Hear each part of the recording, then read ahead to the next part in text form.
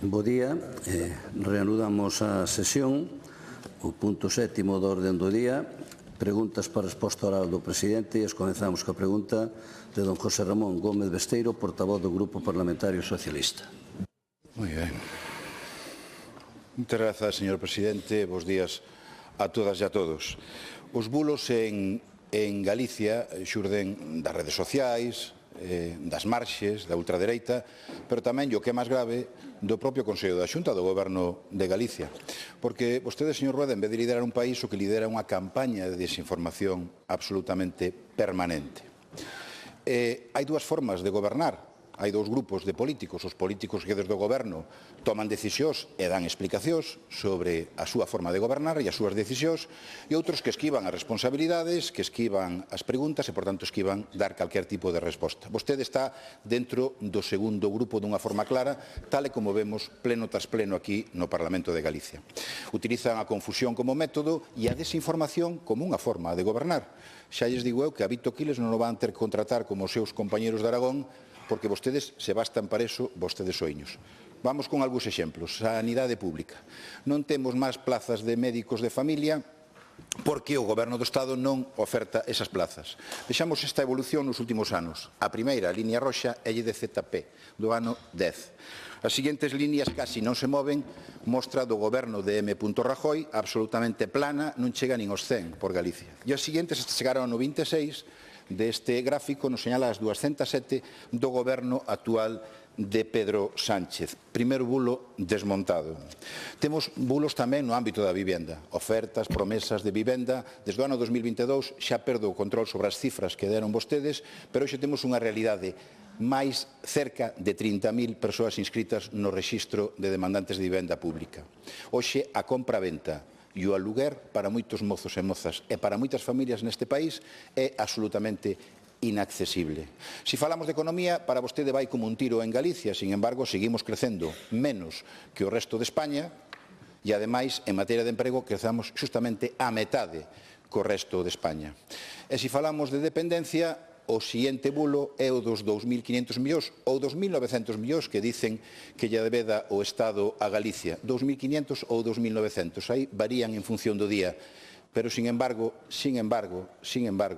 é un bulo claro e evidente, porque unha de dúas, se esas cantidades se lle deben e están acreditadas, o que hai que facer é reclamalas. Se non se fai nin unha cousa nin a outra, se non se fai unha cousa nin a outra, realmente hai que coincidir en que é mentira, unha mentira máis e un bulo máis do seu goberno. No campo da enerxía vamos de bandazo en bandazo con paus de cego, casi máis de 14 modificacións legais da lei do sector eólico. A última, que o último bulo é que non se poden facer repotenciacións no noso país, cando sí se están facendo, con axudas estatais. Outro bulo nunha política realmente e absolutamente errática. Xa falaremos da financiación, habrá tempo para ela e tamén para falar do campo municipal. Sanidade, vivenda pública, dependencia, economía, enerxía. De cada problema, en vez de atopar unha solución, vostede monta unha confrontación e monta unha guerra. Non cree que despois de 17 anos que leva vostede no subido ao coche oficial e vai a facer 4 desde que é presidente da Xunta, Galicia non merece un goberno que non a trolee.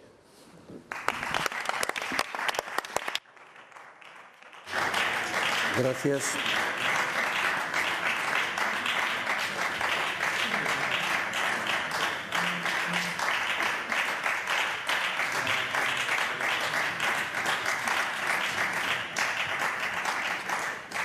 Resposta do presidente da Xunta.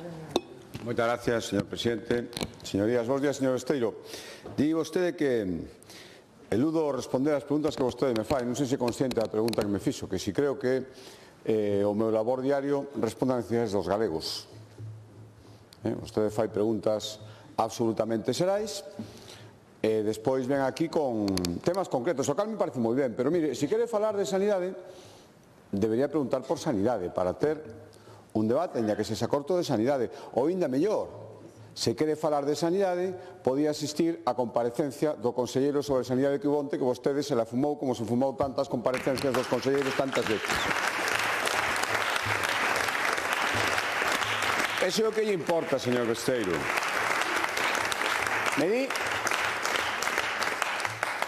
Me di que xa se perdeu coas cifras que damos de vivenda. Vostede especialmente perezoso, é que sempre damos a mesma. Se se perde cunha sola cifra, imos pasar de 4.000 a 8.000. 3.000 xa en diferentes procesos de execución, pero en execución, e as outras 1.000 estarán en execución durante este ano e en 4 anos faremos 4.000 e en 2 anos máis 6.000. Onte o presentábamos en Pontevedra. Vostede probablemente aquí non estaba, en Pontevedra tampouco, vostede sabería onde estaba. Se estivera nun dos dous sitios, probablemente non se perderían as cifras como vostede di. Non quere falar de financiamento, non me extraña, non? Ese tema xa o vai deixando. E vostede a día de hoxe o único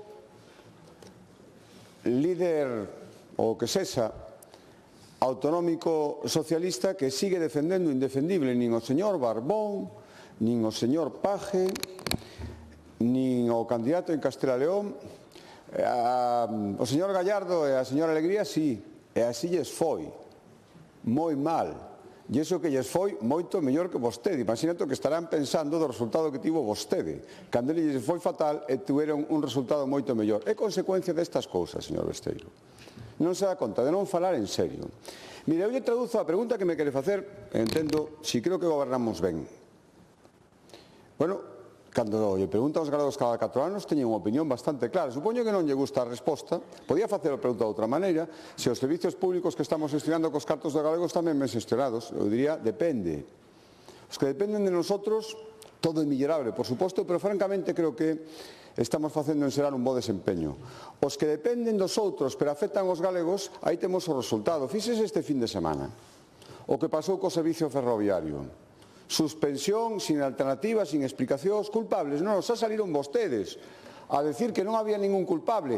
Despois toparon un culpable, a Xunta, por non tapar a incompetencia do Goberno Central poñendo autobuses.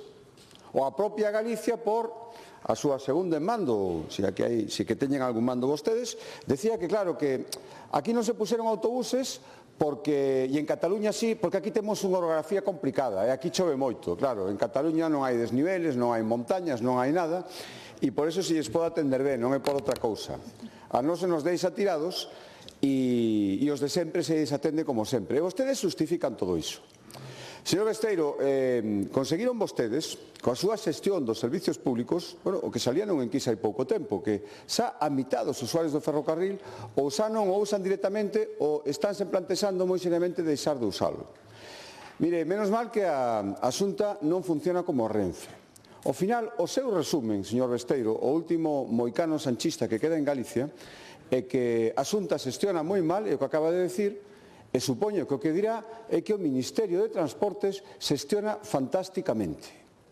Se o resumo do que acaba de decir agora e sobre todo o que acaban de decir e de defender estas últimas semanas. Mire, este é un goberno serio, este é un goberno riguroso e este é un goberno que se toma as súas responsabilidades con moita firmeza. E dende a firmeza, a seriedade e a rigurosidade, lle digo que cada vez é máis difícil tomalo en serio a vostede cando fala de xestión de servicios públicos e cando fala de bo goberno. Mais nada e moitas gracias.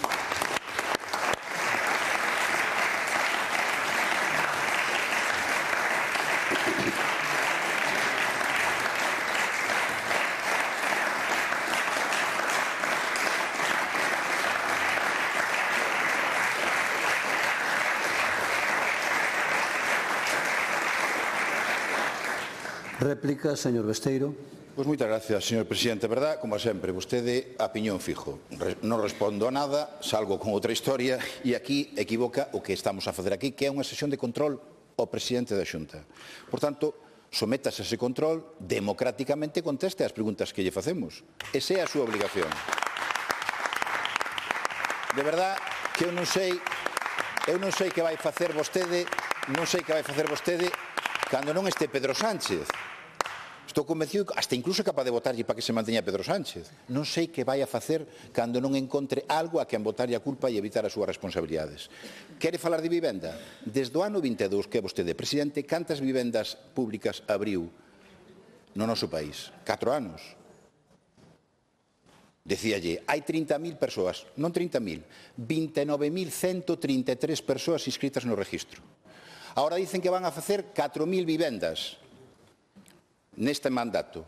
que van a asumir a 6.000. Hoxe xa dicen na prensa que 10.000 no 2030. Bueno, en calquer caso, unha cifra e outra será o 20% ou o 33% da demanda actual que hai dos que están inscritos no registro de demanda de empleo. Que pasa co aluguer en Galicia? Vostede é consciente que o aluguer nas principais cidades de Galicia subiu no último ano un 10%? Vostede é consciente que nos últimos 10 anos o aluguer nesas cidades subiu un 70%? Vostede é consciente de que esa responsabilidade, que é unha responsabilidade que ten vostede como presidente da Xunta, porque é unha competencia da Xunta en materia de vivenda, facilitar ese dereito, é responsabilidade súa? O que acontece fora no mundo non lle preocupa? Non é capaz de dar unha resposta? O respeto a quen eu chamo presidente da Xunta tamén se gana aquí no Parlamento, vindo facer comparecencias e explicar os temas fundamentais do noso país, vindo explicar o modelo, vindo explicar aquí o modelo de financiación que ten o Goberno de Galicia e o Partido Popular para Galicia, non escorrendo bulto, non dicindo fai un ano que era suficiente 500 millóns e hai documentos gráficos que así o acreditan, 500 millóns de financiación para Galicia, e agora decir que 587 sin máis explicacións non é suficiente.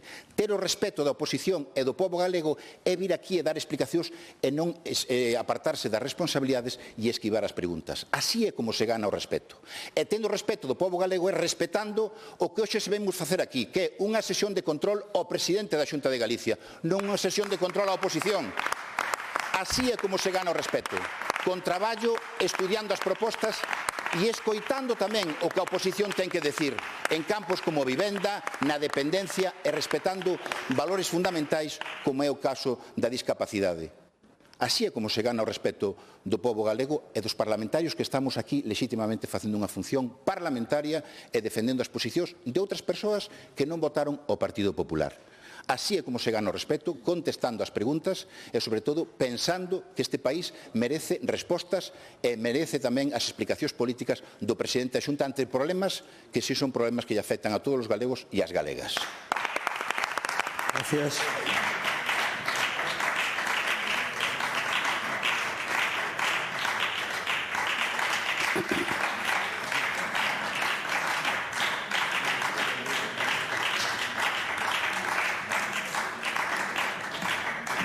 Peche da pregunta, señor presidente. Moitas gracias, señor presidente. Señor Esteiro, de verdade, non se altere. En vez de alterarse, por que non lea as preguntas que vostede fai? E que pode preguntar o que queira. E a mí me pregunta, señor presidente, cree vostede que verdadeiramente está dando resposta efectiva ás necesidades de galegos e galegas coas súas decisións políticas? É o que lle estou explicando. Díndolle que sí, como que non lle responda a pregunta? E que vostede ten, de verdade, un relaxamento tan grande que eu estou convencido de que nin se acorda da pregunta que resistra 2 semanas antes. Como que non lle estou respondendo? Por suposto que sí, lle estou respondendo co que facemos nós e co que nos gustaría que fixeran outros gobernos. Non, eu non vou a votar a Pedro Sánchez en ningún caso. Xa hai moitos socialistas que van votar en blanco. Pero non, eu vou votar en contra.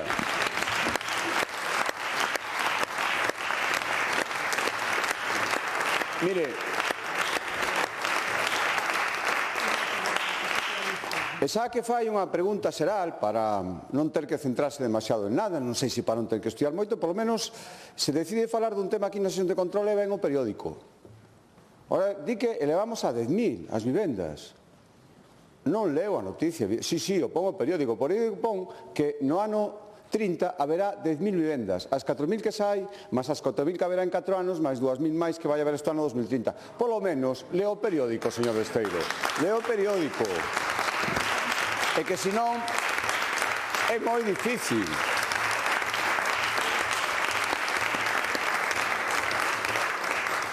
Mire, tema de financiamento. É que, verdade, eu non sei como é vostede capaz de seguir defendendo, pero non se dá conta que é ao seu redor.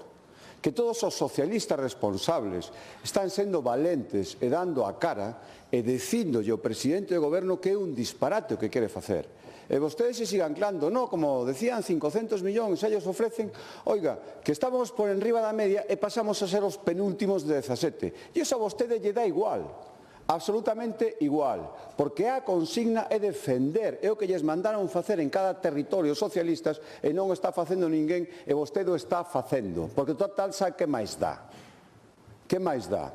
Xa que aquí non pode facer ningún mérito, xa que aquí non lles cree ninguén, a ver se fan méritos en Moncloa para que o saquen de aquí, senón non podo entender cal é a súa postura defendendo isto.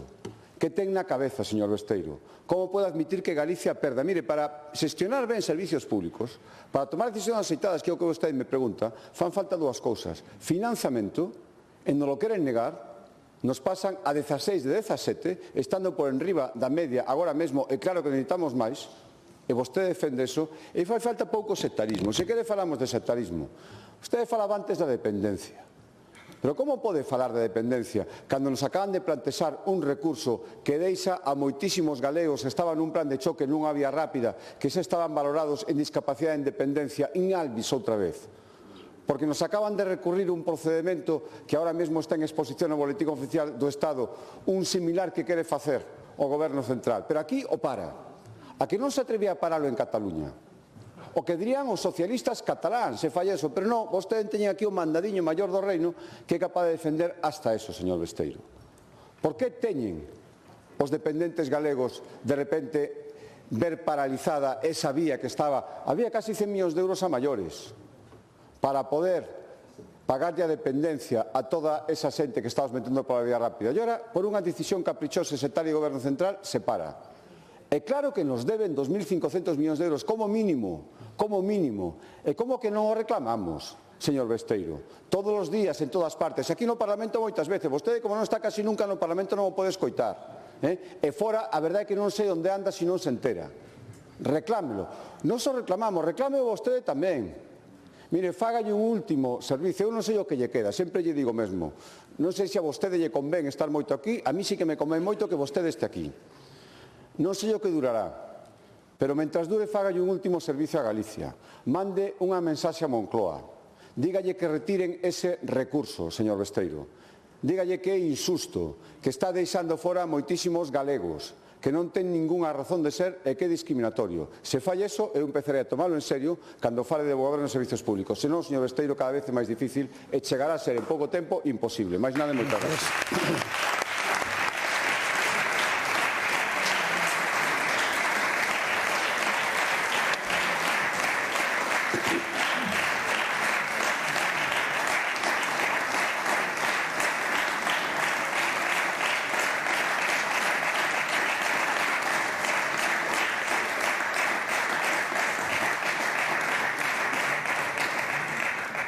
Pregunta de doña Ana Pontón Mondelo, portavoz do Grupo Parlamentario do Bloque Nacionalista Galego.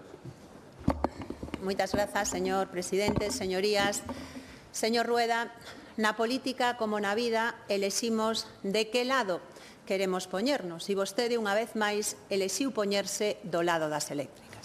Empezaron no ano 2009 anulando con falsidades un concurso que por primeira vez poñía a riqueza eólica ao servizo de Galiza, algo que, por suposto, o Partido Popular non podía tolerar. Seguiron vetando unha tarifa eléctrica galega para que nos beneficiemos desa produción enerxética e se nos compense polos costes ambientais e sociais cunha tarifa máis barata. Tamén dixeron non a unha empresa pública de enerxía, porque, claro, para o Partido Popular é moitísimo mellor que as eléctricas se forren coa nosa riqueza enerxética. E aí segue vostede lexislando o ditado das eléctricas. O último exemplo vémolo no cambio do canon eólico para que paguen menos impostos. En concreto, 1,6 millóns de euros menos só en 2026 e só en 8 parques. Agasallo millonario para as eléctricas, mentres temos a 300.000 persoas en pobreza enerxética que non poden prender a calefacción. Ese é o seu bando, señor Rueda, as eléctricas por diante dos galegos e das galegas.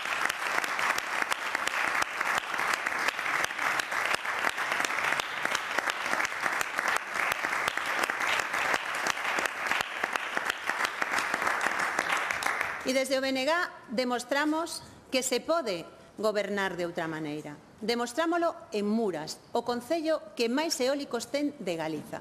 É un municipio moi pequeno, apenas 600 habitantes, pero que ten un alcalde valente que fai o que vostede non se atreve a facer, negociar cara a cara con Iberdrola para lograr un reparto xusto dos beneficios, defender un acordo xusto en lugar de axeonllarse ante as eléctricas, que é o que fai vostede.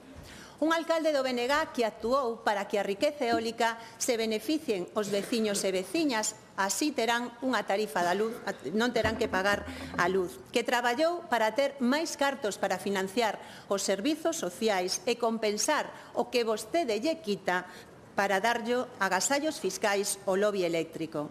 Señor Rueda, vai tomar exemplo ou vai seguir gobernando para as eléctricas, baixándolles os impostos e regalándolles millóns de euros?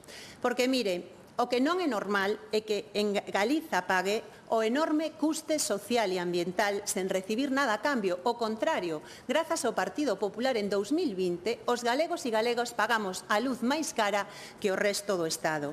E o que tampouco ninguén entende é que, sendo un país que ten riqueza enerxética, teñamos a miles de familias en pobreza enerxética que pasan frío no inverno porque non poden pagar esa factura da luz. Señor Rueda, pídolle que quite a cadeira que teñen as eléctricas no Consello da Xunta e que empece a gobernar para os galegos e as galegas.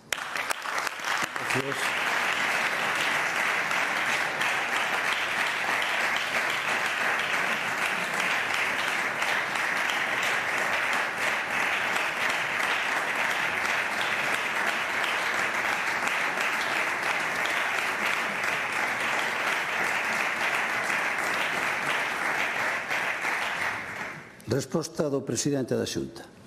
Moitas gracias, señor presidente. Señora Pontón, eu digo sempre, é moi difícil discutir con datos ao chou, inexactitudes, pero xa o de hoxe moito. Supoño que o eixo principal da súa pregunta, ahora falaremos do demais, ademais vostede o dixo, solo este ano a modificación do canon eólico vai supoñer unha perda de non sei cantos millóns de euros. Alguén dos que lle prepara a pregunta lle dixo que o artigo 64 da Lei de Acompañamento di que esa modificación está suspendida e que non entre en vigor en todo o ano, señora Pontón. Enteres un pouco, por favor. É que, claro, é moi difícil. Non o sabía, non o sabía. Sí, non. Exactamente. O sabía.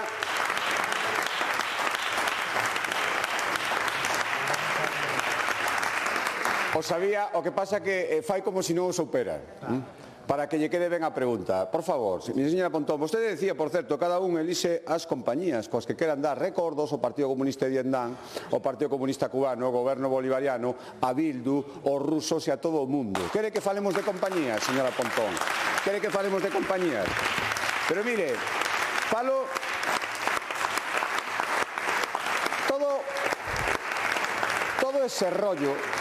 Todo ese rollo que vostede conta sempre, amigos das eléctricas, mire, todo eso nunha asamblea do UPG, donde falan os xefes e os demais escoitan e non poden respostar, o mellor vale, pero isto é un parlamento e se lle pode contestar. E quere que lle conte? E quere que lle conteste respecto ás eléctricas? Vostede poñía de exemplo ese concurso eólico do bipartito increíble, limpísimo, que estaba a punto de cambiar a faciana industrial de Galicia, non pudo ser porque perderon as eleccións e despois... Mire, sabe o que decía o presidente de ese goberno sobre ese concurso eólico? Non é eu, o presidente dese goberno que decía o que dixo, está nun libro que publicou. Estuvo a punto de cargarse, de cesar o conselleiro do bloque que promovía ese concurso porque todo lle parecía moi raro e moi sospeitoso e dunha falta de lealdade, extrema. Tiña moi serias dúbidas sobre a súa legalidade. O propio presidente do goberno que estaba impulsando eso. Tivo claro, dende o principio e moito máis, cando todo acabou, que todo era unha operación para promocionar diante do mundo empresarial e do poder económico o vicepresidente da Xunta do Bloque. Eso decía o presidente da Xunta. Señora Pontón, e vostede ven aquí a poñer de exemplo do que hai que facer iso. Despois do que dixo o señor Touriño, con toda a razón do mundo, fala do canon eólico. E o canon eólico pusemos nós. O concurso que vostedes tiñan en marcha e toda a época bipartita, nin pensou en ningún momento cobrarlle nada ás eléctricas. Sabe canto cobrou o Concello? Sí, pensouno tamén como a modificación, tamén como a modificación. Pensouno, pero non dixo nada. Señora Pontón, que se llevou primeiro moitísimo, de verdade, que a mí me dá hasta un pouco de reparo, Ora resulta que defende o canon eólico que pusemos nós no ano 2010, que o Concello de Muras, por certo, lle deu casi 10 millóns de euros a todos os concellos galegos, máis de 140, e acaba de decir que non tiveron nada, 140 millóns de euros, señora Pontón, 140 millóns de euros. Mire, e remato xa, señor presidente, sabe para que era esa modificación que quedou adiada? Precisamente porque cando hubiera repotenciación as eléctricas seguiran pagando como mínimo igual e probablemente máis. Sabe por que hubo que adialo un ano? Cousa que vostede non tiña nin idea, o teño clarísimo, e todo este Parlamento, incluído os seus tamén. Precisamente porque nos plantearon un recurso dende o Goberno Central, os seus cómplices, os seus aliados. Dixeron vostedes algo diso? Non, en absoluto. Sabe o que creo que pasou nese recurso? Que o Goberno plantexou contra as decisións da Xunta, inducido por algunhas eléctricas, e despois de decir, se facemos isto, o Bloque que dirá? E alguén, con moi boquitelles, diría, tranquilos, o Bloque ten unha bravura ecoloxista e demagóxica en Galicia e unha mansedumbre para todo frente a Madrid que volve a quedar demostrada. Noraboa, señora Pontón, por volver a retratarse. Gracias.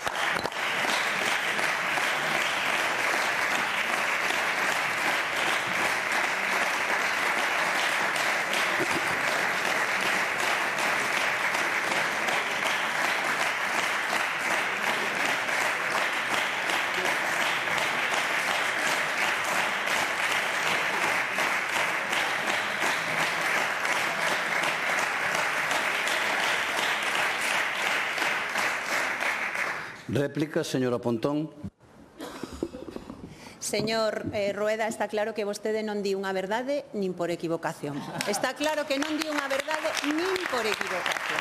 E é que hasta se contradí a vostede mesmo, non? Acaba de facelo agora, non. Di que o adiaron vostede e ora nos di que o adiou o Tribunal Constitucional. En fin, xa se ve cal é o seu rigor, a súa seriedade e como hoxe tuvo que sacar os grandes clásicos, non, para intentar fuxir do que é un auténtico escándalo, señor Rueda. E o que vostede non quere explicar e é que fixo unha modificación do canon eólico que claramente beneficia as empresas eólicas, que nos fai perder millóns de euros na recadación para que eles gañen máis, sí, cunha repotenciación, señor Rueda, que non están paralizadas, que se poden seguir realizando e que, ademais, é que están sendo financiadas con fondos públicos e van facer que as eléctricas gañen máis, o que fai aínda máis bochornoso ese agasallo fiscal ás eléctricas, máis bochornoso aínda. E miren, o BNG está en contra de calquer inxerencia do Tribunal Constitucional no noso autogoberno. En contra. Primeiro, porque non queremos que decidan desde Madrid. E segundo, porque ese Tribunal Constitucional non é un árbitro neutral. É o Tribunal Constitucional do PP e do PSOE que teñen absolutamente, pactado para defender o centralismo. Entón, mire, se vostede non quere inxerencias do Tribunal Constitucional, fágolle un acordo. Fagamos unha proposta neste Parlamento para que o Tribunal Constitucional quite as súas mans do autogoberno galego para que non poidan decidir en Madrid desde o noso autogoberno. Que vai escoller? Centralismo ou defensa do autogoberno galego?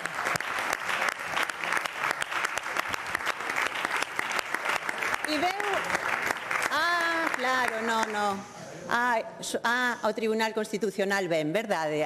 Claro, xa sabemos como funcionan no Partido Popular, ca súa demagoxia e, sí, efectivamente, co seu centralismo, porque son vostedes reféns do centralismo. E mire, faloume do Tribunal Superior de Xustiza de Galicia, faloume vostede aquí do concurso eólico, do bipartito, e di que non había beneficios sociais. Pero, señor Rueda, se vostedes se cargaron o concurso eólico do bipartito, por que Si podo falar, señorías do PP? Sí? Están moi nerviosos cando falamos do tema eólico, verdade? Moi nerviosos, non lles gusta nada este tema. Miren, o que sabemos do concurso eólico do bipartito é que quen o declarou legal foi o Tribunal Superior de Xustiza de Galiza, que deixou en evidencia as súas mentiras. E máis, señorías, tamén sabemos por que lles molestaba tanto ese concurso, porque por primeira vez a enerxía se poñía ao servizo do país e fíxese se iba a haber retorno social e que o 14% dos beneficios iban ir ás arcas públicas, pero vostedes botáronos abaixo porque son os grandes defensores do lobby eléctrico. E mire, nós claro que temos un modelo moi claro. Nós creemos que hai que poñer a enerxía eólica ao servizo de Galiza e non das eléctricas como fan vostede. Por eso defendemos unha tarifa eléctrica galega. Por eso defendemos unha empresa pública de enerxía, igual que teñen outros países do noso entorno, como teñen Francia ou Noruega. E tamén por iso defendemos que as eléctricas teñen que pagar máis. E o que vostede non se atreve a explicar, señor Rueda, é por que lles fai un agasallo fiscal ás eléctricas con esa modificación do canon. Remate, por favor. Sí, unha rebaixa de 1,6 millóns de euros no canon só para 8 parques eólicos. Xa sabemos cal é o custe que teñen as portas xiratorias e estou segura de que pronto saberemos quen é a próxima beamato do seu goberno. Gracias.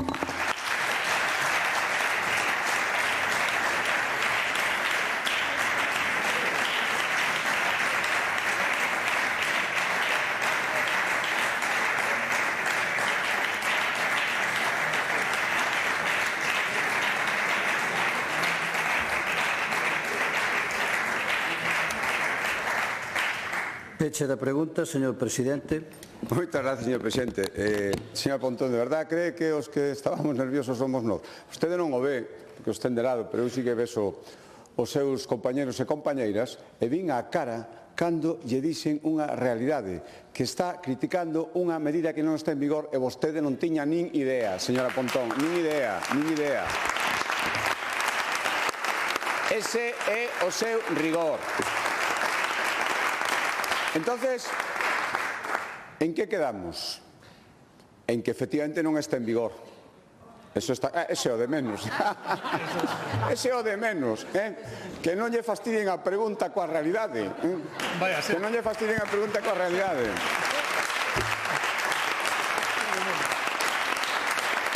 É igual. Por si acaso, como hai que sacar unha cortina de fume cando se mete a patas do fondo e vostede o seu fixo, deixou aquí unha perla. Señor Besteiro, estes son os seus aliados, os seus socios, sí, os seus cómplices. Nada máis e nada menos que o Bloque acaba de propoñer aquí, en Galicia, recado para toda España, que dado que o Tribunal Constitucional é un tribunal parcial, comprado, repartido, político, hai que abolilo en Galicia. Vaya perla, señora Pontón, vaya perla, sí. A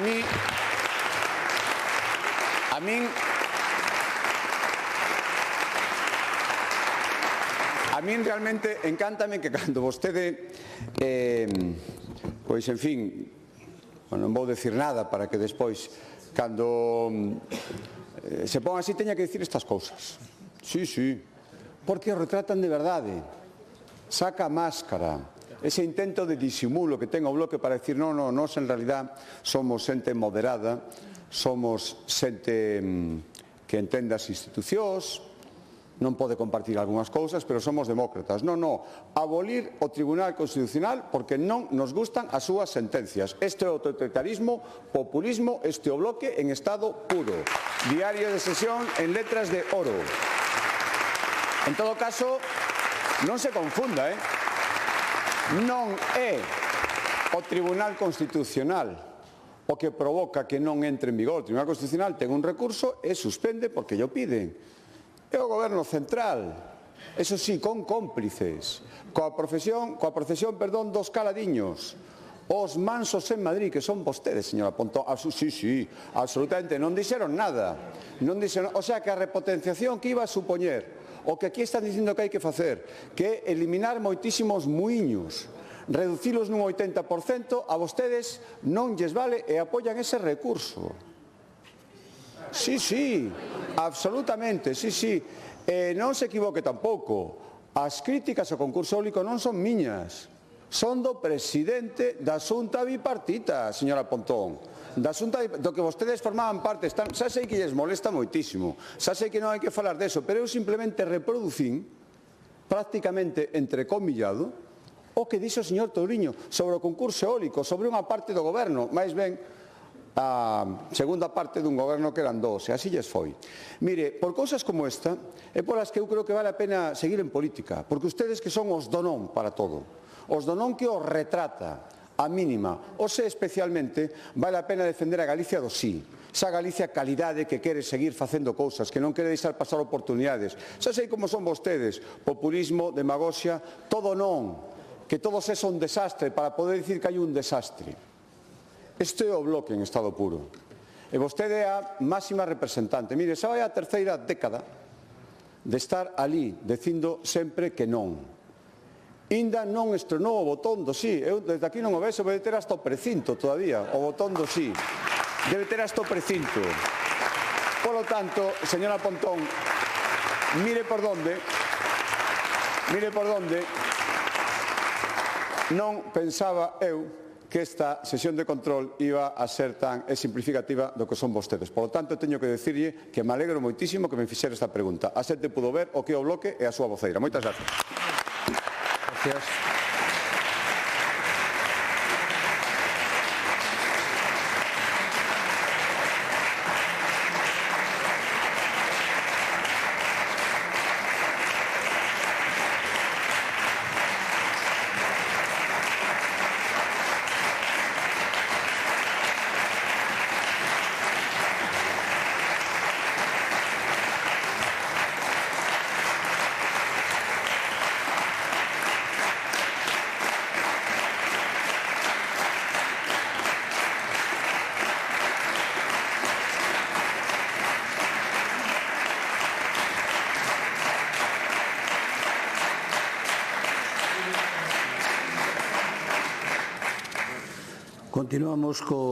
Volvemos ao punto terceiro da orden do día, proposición non de lei, neste caso do Grupo Parlamentario do Bloque Nacionalista Galego, iniciativa de doña Iria Taibo e don Iago Tabarés sobre as accións que debe levar a cabo a Xunta de Galicia en relación coa ocupación de Gaza por parte do Estado de Israel e a situación das organizacións non ONGs que operan en Palestina.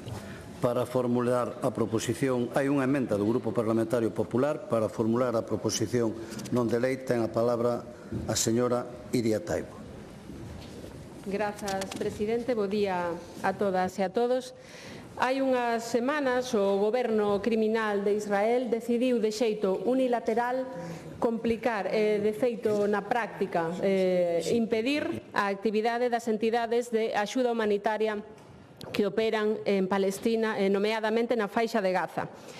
Entre outras cousas, impón un sistema de rexistro obrigatorio que na práctica obriga a estas entidades a saíren da faixa de Gaza e de Palestina en xeral para non comprometer a seguridade das persoas locais que traballan para elas, entre outros impedimentos técnicos. Como lles digo, é unha decisión unilateral do goberno sionista que deixa absolutamente abandonada a poboación civil nun momento especialmente dramático, como é ben coñecido por toda a sociedade, tamén pola sociedade galega.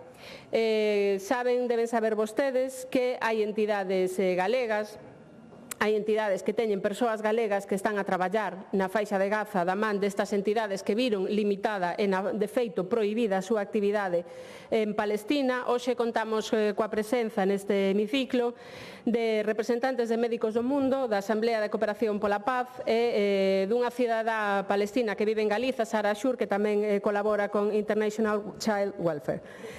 Esta decisión unilateral de Israel ven nun momento especialmente dramático no que informes da Axencia da ONU para os Refuxiados de Palestina, a UNRWA e outras entidades, as condicións de vida para a poboación en Gaza son extremadamente dramáticas.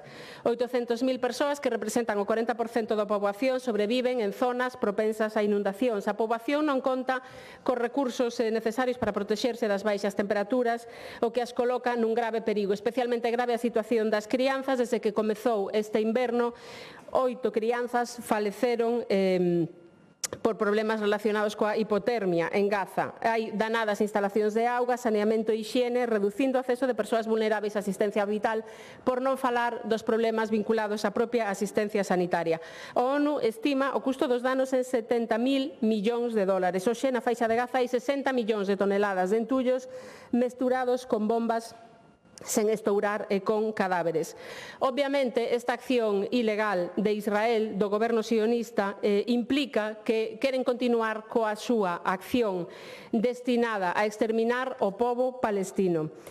Por outra banda, demostra tamén que non queren testemunhas. Xa aconteceu coa matanza de xornalistas denunciada tanto por Reporteiros Sen Fronteiras, que afirma que desde que comezou a ofensiva do Estado de Israel no mes de outubro de 2023, máis de 200 xornalistas foron asesinados. Francesca Albanese, relatora da ONU para os territorios palestinos ocupados, afirma que desde esa data Israel matou máis xornalistas en Gaza que a suma total de reporteiros e reporteiras falecidas na Primeira e Segunda Guerra Mundial e nos conflitos de Vietnam, Yugoslavia e Afganistán.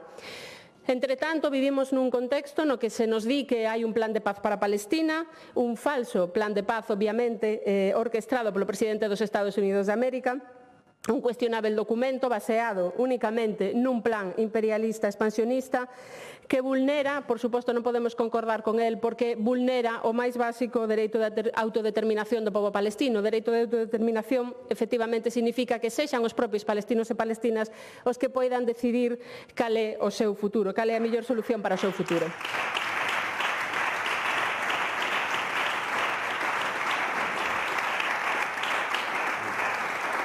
Obviamente non podemos concordar con este plan de paz tampouco polas persoas que compoñen esta denominada Xunta para a Paz, que teñen moitas delas unha trayectoria moito máis vinculada con ese imperialismo que con calquera plan de paz xusto para a sociedade. Por outra banda, hai algúns aspectos do plan que poderían ser útiles para a poboación civil, mas precisamente eses non se están a cumprir. O primeiro deles é o obxecto desta proposición non de lei que traemos hoxe, que é o da entrada e distribución da axuda humanitaria, que xa vemos que non se está a cumprir tal e como se establece no denominado plan de paz. Mais hai outro máis grave aínda, que é o de cesar o fogo. Dísenos que este plan entrou en vigor o 10 de outubro de 2025, mas desde entón Israel, o exército de Israel, o exército asesino do Estado de Israel, asasinou máis de 500 persoas, só desde o cesar o fogo. Outros exemplos moi claros de que esta parte do plan non se está a cumprir. O 6 de xaneiro, o exército de Israel irrumpiu no campus da Universidade de Birzeit en Cisxordania, asasinando en pleno horario lectivo alumnos e alumnas e persoal universitario con munición real, granadas aturdidores e gases lacrimóxenos. A propia sede da UNRWA, da Axencia das Nacións Unidas, o 20 de xaneiro, despois de ter o Estado de Israel declarado tamén de xeito unilateral que esta organización, que esta entidade é ilegal, entrou no complexo que teñen en Sheikh Jarrah e comezou a destruir esta sede. En teoría, os edificios das Nacións Unidas son invioláveis e son inmunes a calquera forma de interferencia. Porén, nada aconteceu. As autoridades de Israel continúan a provocar deliberadamente unhas condicións de vida calculadas para causar o exterminio da poboación palestina en Gaza. Israel limita a entrada de suministracións ao restablecemento de servizos esenciais para a supervivencia, igual que as evacuacións médicas. A poboación palestina segue a ser sistemáticamente expulsada dos seus fogares e terras cultiváveis. Recentemente vimos que en Cisxordania, onde xa desde outubro de 2023 o Estado de Israel asasinou máis de 1.100 palestinos e palestinas, recentemente o Departamento de Seguridade de Israel aprobou unhas normas para aumentar o control de Cisxordania, implicando unha anexión de facto deste territorio. nunha clara e perigosa tentativa de legalizar a ampliación dos asentamentos que xa son ilegais e da súa colonización. Obviamente, todos estes exemplos que estou a dar son a realidade do día a día dos palestinos e palestinas e non poden considerarse parte de ningún proceso de paz que se poida chamar así. Desde outubro de 2023, o Exército de Israel recoñece, admite o propio Exército de Israel que asasinou de xeito directo máis de 71.000 persoas. Hai outras voces que falan de cifras moito máis estarrecedoras. A propia Francesca Albanese fala de case 700.000 persoas. Estamos a falar non só de persoas asesinadas pola acción directa do Exército Criminal de Israel, estamos a falar de persoas desaparecidas, de persoas que morren debido á fame, a falta de servizos básicos, a falta de atención sanitaria. O propio Tribunal Internacional ordenou o arresto de Benjamín Netanyahu por crimes de guerra e de lesa humanidade. Porén, temos que facer mención, como sempre que falamos aquí de Palestina, de que a ocupación non comeza en 2023. A ocupación ilegal de Palestina por parte de Israel comeza en 1948, co desprazamento forzoso de máis de 700.000 persoas. Hoxe en día, hai case 6 millóns de persoas desprazadas de Palestina. Obviamente, a solución para o problema do que estamos a falar hoxe aquí, a única solución é a fin do xenocidio. Por iso traemos hoxe aquí esta proposición non de lei, porque consideramos que este Parlamento e o Goberno galego deben manifestar, por unha banda, de xeito claro e inequívoco, a súa condena do xenocidio que está a cometer o Goberno criminal de Israel contra o pobo palestino. E, por outra parte, temos que afirmar tamén que neste proceso, como dicía antes, hai implicadas organizacións non gubernamentais con persoal galego.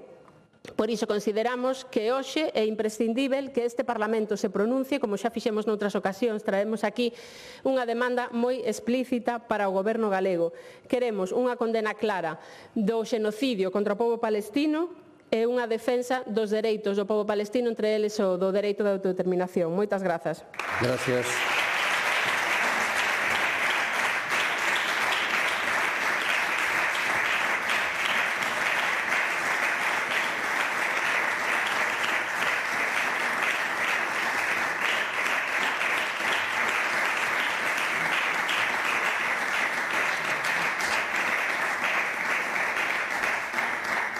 Grupo Parlamentario Popular, señora Varela Fernández.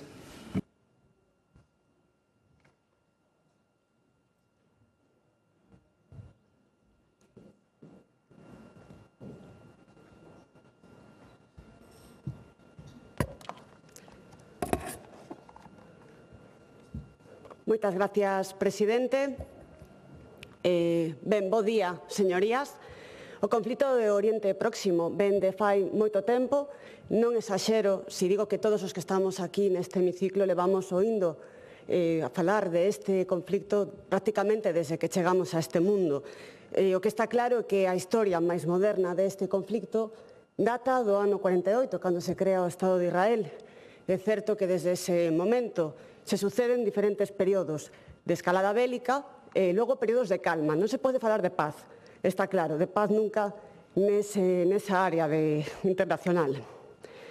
Pero sí de que houve intentos por parte da comunidade internacional sempre de que houbera paz en Oriente Próximo. O certo é que o contexto histórico deste conflicto, enquistado durante décadas con múltiples intentos de paz implicando a países de comunidade internacional, dan conta da dificultade que entraña valorar a situación que se vive aquí. O que temos claro é unha cousa, que buscar soluciones fáciles para conflitos difíciles é populismo. O último período de maior continxencia bélica comeza o 7 de outubro de 2023, cando o grupo terrorista Hamas vulnerou a fronteira de Israel para perpetrar un grave ataque terrorista contra a poboación civil que se cobrou a vida de 1.195 civis e o secuestro de outros 251. Ademais de atentar contra obxectivos civis, o que se pretendía era dinamitar as negociacións entre Arabia Saudí e Israel para no marco dos denominados Acordos de Abraham, que perseguen precisamente a paz nesa área. O goberno israelí, en resposta a este ataque, ordenou unha campaña militar na fraixa de Gaza co obxecto de deter os culpables e poder recuperar os reféns. Non obstante, co paso de tempo, esta campaña militar derivou nunha campaña xeneral desproporcionada e indiscriminada que provocou a morte de decenas de miles de palestinos. un incontable número de feridos, ademais do éxodo masivo da poboación gazatí. E non podemos esquecer como o sufrimento da poboación civil viuse agravado pola negativa do goberno israelí a permitir a chegada á zona de axuda humanitaria e, consecuentemente, a severa privación de alimento, auga, medicamentos e outras suministracións básicas dunha poboación civil extenuada. O Grupo Parlamentario Popular sempre tivo claro condenar este ataque desmesurado do goberno israelí despois deses ataques terroristas. Sempre tuvo claro. Pero o que non queremos son titulares nin rédito político a costa dos conflitos internacionais. Cando o Grupo Parlamentario Popular denuncia unha situación internacional de vulneración de dereitos humanos, faino sempre por moral, ética e principios, sen sectarismos. Porque para nós non hai vítimas. Non hai vítimas nin de primeira nin de segunda. Para nós todas as persoas son iguais independentemente da súa orixe, da súa etnia, da súa religión ou da súa ideoloxía política. Non creo que outras forzas deste Parlamento poidan decir o mismo. Señores do Bloque Nacionalista Galega, non escoitamos condenarlles con contundencia nos últimos anos as vulneracións de dereitos humanos que se produciron en Venezuela no seno da ditadura de Nicolás Maduro. Non lles escoitamos falar das miles de persoas que morren en Irán por defender os seus dereitos. As mulleres iranís sufrindo a policía da moral e non son capaces de firmar unha declaración institucional aquí neste Parlamento precisamente para condenar o que sucede ali. Non se atreven a entrar no debate da invasión de Rusia a Ucrania. Eso sí, tardan segundos prácticamente en salir todos dignos cando Estados Unidos entra en Venezuela. Moito lles costa falar dos ataques terroristas, como neste caso, no que pasou, e ben o vemos de decir, o 7 de outubro de 2023. Tamén é lamentable que levemos 2 anos en poder firmar unha declaración institucional de condena ao holocausto xudío. Porque, señorías do Bloque Nacionalista Galego, teñen culpa os milleiros de xudíos que morreron torturados fai 70 anos do que está a acontecer actualmente na Franja de Gaza. Nós queremos que non. Miren, efectivamente, tal e como decía a señora Taibo, é verdad, eu presenciei unha reunión con ela e con outra deputada do Partido Socialista, coa coordinadora do ONG, onde nos falaban da situación actual en Oriente Próximo e na Franxa de Gaza. É certo que hai un alto fogo firmado, pero nos decían que non estaba a chegar esa axuda humanitaria. Pero ben, como decía, hai un alto fogo firmado, por certo, entre unha banda terrorista e un Estado democrático, un alto fogo que se pacta no Plan de Paz para Oriente Próximo firmado nun acto o 13 de outubro o que asiste o noso presidente de goberno. Porque estamos representados no plano internacional polo goberno español. É certo que ao noso partido igual lle gustaría que o representante do Estado español foise outra persona, pero o certo é que Pedro Sánchez. E como partido democrático, constitucional e institucional que somos, respetamos ao goberno actual. E precisamente Pedro Sánchez, representando a España, recoñeceu o éxito dese acordo de paz e validouno coa súa presencia. E vostedes, además, son socios necesarios de que ese goberno siga en vigor. Polo tanto, a emenda que nos presentamos é nese senso, é pedirlle ao goberno de España que faga cumplir ese acordo, porque precisamente ese acordo tiña entre os seus puntos, aparte de, por suposto, o alto fogo e o alto a violencia, pois que chegara esa axuda humanitaria. Algo que nos, desde logo, reivindicamos, participando sempre activamente naquelas reuniones que nos convocan as diferentes ONGs galegas, e o saben, porque además nos interesa saber ese financiamento de cooperación internacional que existe na Xunta de Galicia ou como se traballa nas diferentes zonas de actuación, e agradecemos cando nos convocan a esas reuniones e nos contan o que fan nesas zonas. Pero o certo é que precisamente, como ben decía a señora Taibo, nesa última reunión nos trasladaban que seguía habendo moitas dificultades para o chegamento de axuda humanitaria.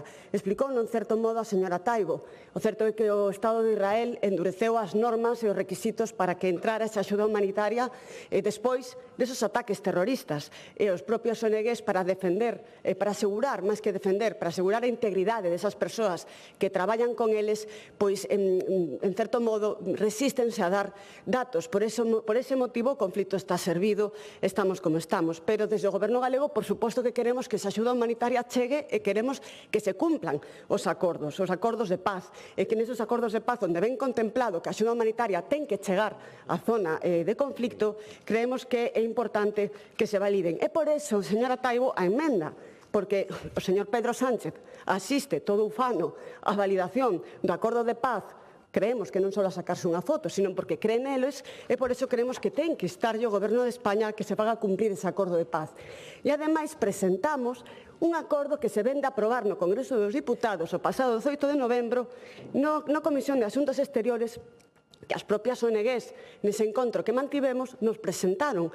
Foi un acordo dunha PNL presentada polo Partido Socialista que o Partido Popular enmendou e que se conseguiu chegar a un acordo. E creemos que é máis axetado, máis completo, ademais, esa emenda onde lle pedimos ao Goberno de España que faga cumprir os acordos, velamos pola integridade, por suporto, daqueles galegos que poidan estar exercendo ese traballo na zona da Franxa de Gaza, e sempre tendo en conta esos acordos que se firmaron e, sobre todo, esa PNL na que se chegou un acordo no Congreso dos Diputados. Por iso, señora Taibo, animo a aceptar a emenda que nos parece moito máis adecuada. Pola miña parte, nada máis. Moitas grazas. Gracias.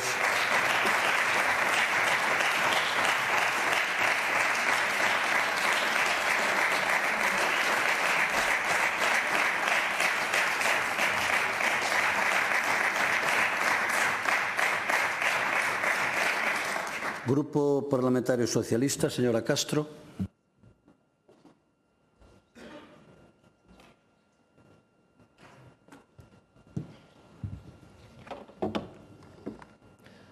Grazas, presidente. En primeiro lugar, quero saudar a todos os representantes das ONGs que se atopan aquí no hemiciclo. Un saludo para eles. E así tamén quería iniciar a miña intervención. O pasado 22 de xaneiro acudimos os tres grupos con representación aquí nesta Cámara a unha xuntanza coa Coordinadora Galega de ONGs e outras organizacións que traballan no territorio palestino, ante o que eu valoreo como unha chamada desesperada. Non unha chamada desesperada para expoñernos a situación na que se atopan e, sobre todo, para decirnos que non nos esquezamos deles.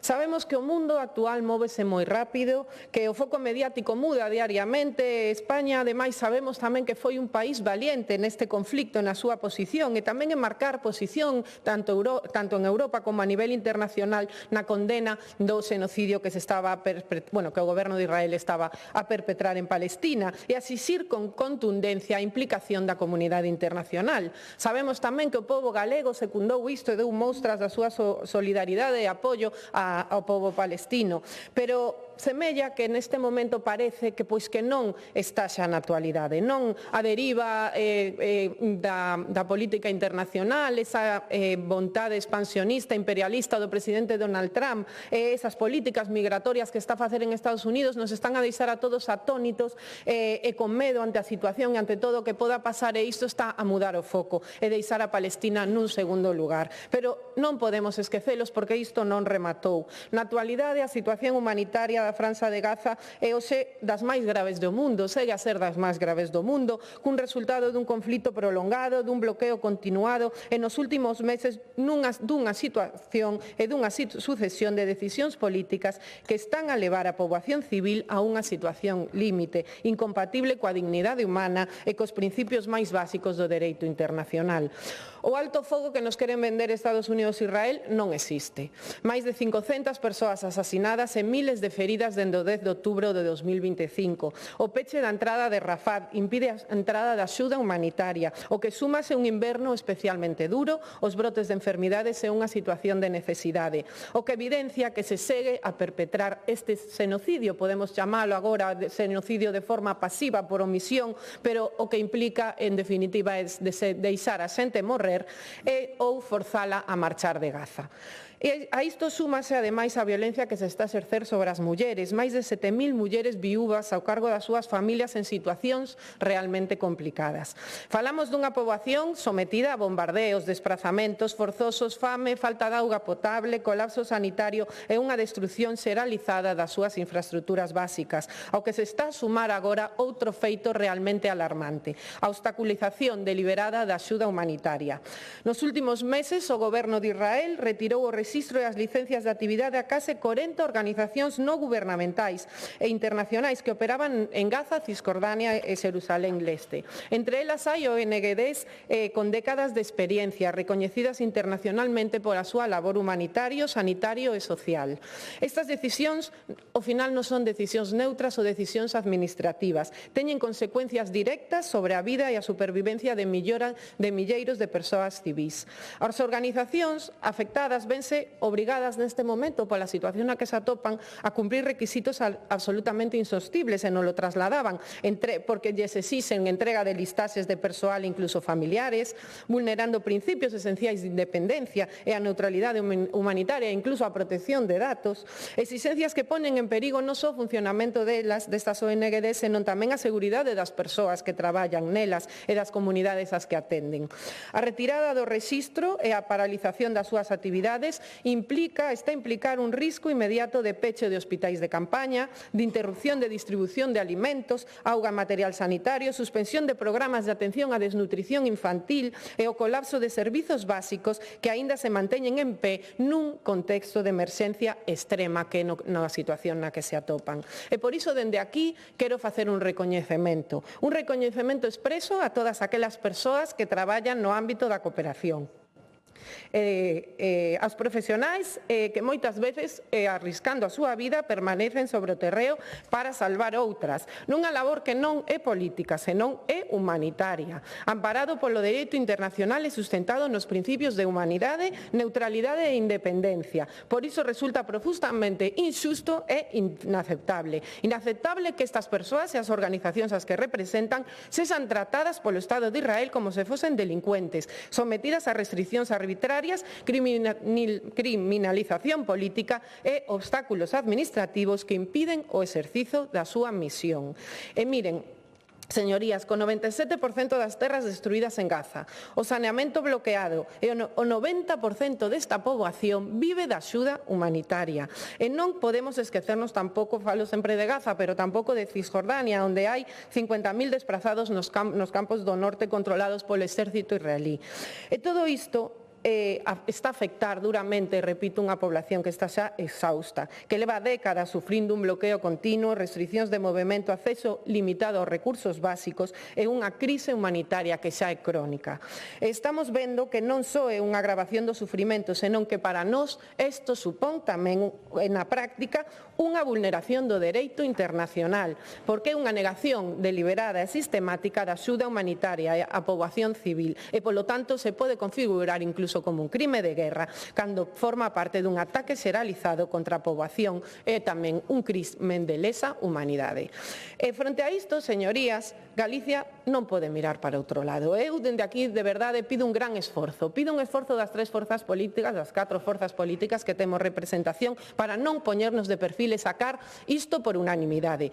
Entendo que tenemos que sacar isto por unanimidade porque é unha mostra desta condena grave ao dereito internacional que se está a facer neste momento polo Goberno de Israel. E creo que temos que dar exemplo dende Galicia como sociedade que sempre recoñeceu os valores de xustiza, solidaridade e respeto ao dereito humano. Polo tanto, creo que temos que condenar isto e dende o Grupo Socialista o temos claro. Galicia ten que manifestar a súa solidaridade coa población civil palestina, a súa condena ás políticas que dificulten o acceso á axuda humanitaria e o seu apoio ás organizacións que no marco do dereito internacional continúan traballando para aliviar o sufrimento da poboación, porque obstaculizar este acceso non só agrava o sufrimento da población, senón que, ademais, como dicía antes, senta un precedente moi perigoso para todo o sistema de protección humanitaria internacional. Está en contra de todo o que se acadou na Convención de Xinebra, na última Convención de Xinebra. Polo tanto, reclamamos dende aquí e creo que nos temos que posicionar de forma clara e unánime con a exigencia a Israel de reanudación total da entrega da axuda humanitaria en Gaza,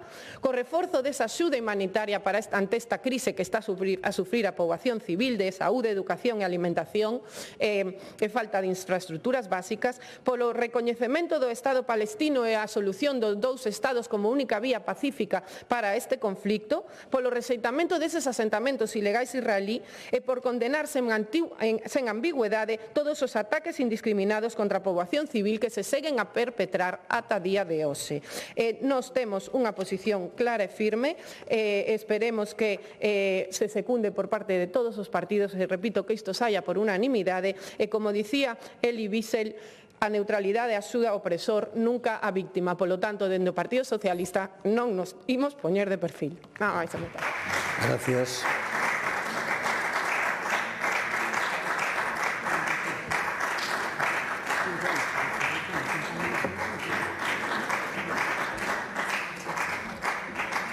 Grupo autor da proposición non de lei, señora Taibo.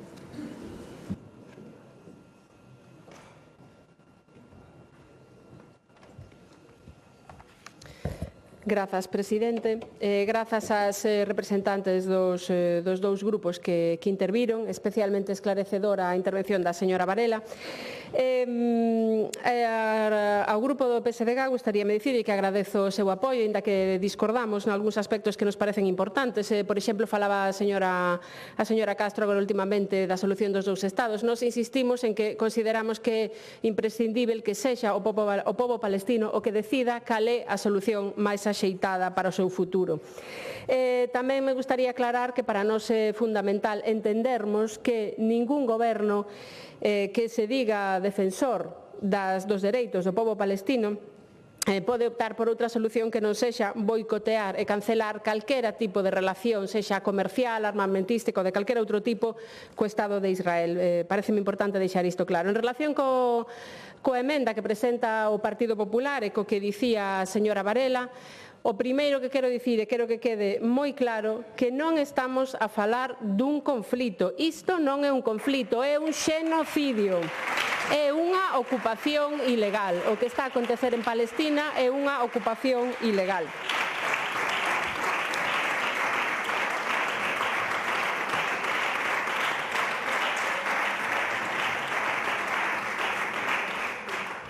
A partir de aí, sí que lle podo recoñecer que pode haber algún aspecto concreto da súa emenda coa que poderíamos concordar, mas partimos dunha diferenza de base fundamental. Nós sí consideramos que o Goberno galego ten competencias, nós sí consideramos que este Parlamento serve para algo, e por iso traemos aquí esta proposición non de lei na que o que demandamos é que sexa o Parlamento galego que se pronuncie claramente e que lle pida ao Goberno galego tanto que interceda polas organizacións de traballo humanitario que están presentes en Palestina, que están a ver impedido o seu traballo, tanto polas que teñen participación galega como por todas as demais, como que cremos que o Goberno galego e o Parlamento galego teñen que pronunciarse claramente en contra do xenocidio que se está a producir en Palestina. Parécenos especialmente importante esta parte do xenocidio. Falaba a señora Varela de que delegan, que consideran que estamos suficientemente representados polo Goberno do Estado. Cando se reuniron, por só poñer un exemplo de todos os vínculos que ten o Partido Popular e o Goberno galego co Estado de Israel, co Estado criminal de Israel, podemos poñer o exemplo que xa trouxemos aquí noutras ocasións da reunión, da entrevista que tivo o Director Xeral de Relacións Exteriores e a propia vicepresidenta deste Parlamento co representante da Embaixada do Estado sionista en España. Daquela sí que non tiveron problema en entrevistarse e en exercer e facer uso das súas competencias. Eu non sei se estiveron vostedes presentes na intervención de María do Pilar García Negro, que estivo moi atinada, e fixo unha petición ao Partido Popular, que é que asuman vostedes a súa autonomía. E nós o que pedimos é efectivamente isto, que asumamos que o Goberno galego, que este Parlamento teñen unha función e teñen que exercela. Mais nada, moitas grazas. Gracias.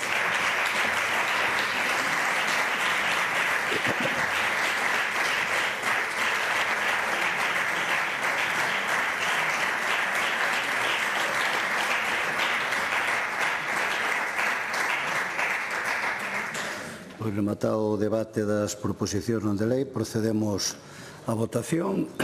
Comezamos votando a do Grupo Parlamentario Socialista, iniciativa de doña Lara Méndez sobre as accións que o Goberno galego debe pôr en marcha co obxectivo de promover a agricultura e gandaría regenerativa. Non se acepta a emenda do Grupo Parlamentario do Bloque Nacionalista Galego. Votamos.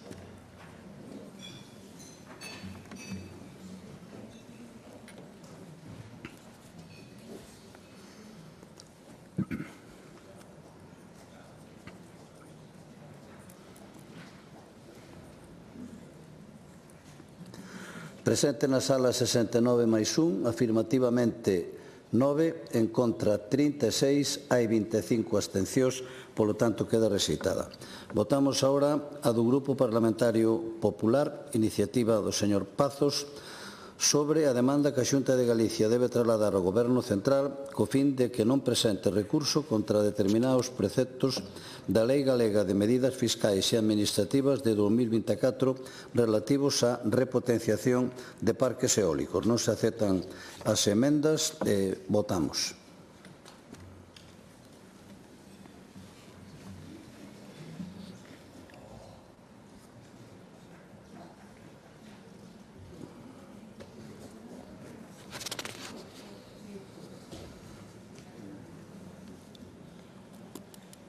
Presente 69 máis 1, afirmativamente 36, 9 en contra e 25 abstencións, polo tanto queda aprobada.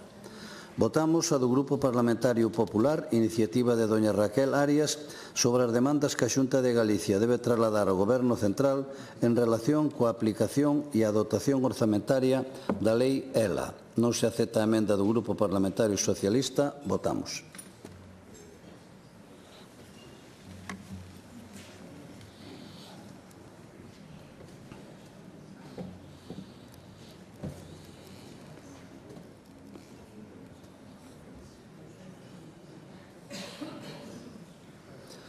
Presentes 69 máis 1, votan afirmativamente todos os 70, polo tanto queda aprobada esta iniciativa. Votamos a do Grupo Parlamentario Socialista, iniciativa de doña Silvia Longueira sobre a demanda dirixida ao Goberno... No, perdón, creo que a fixo o señor Bouza, non? Sí. O señor Bouza sobre dirixida ao Goberno galego para que realice unha avaliación urxente da dotación actual de profesorado de pedagogía terapéutica, audición e linguaxe e cuidadores e cuidadoras nos centros educativos públicos galegos. Votamos.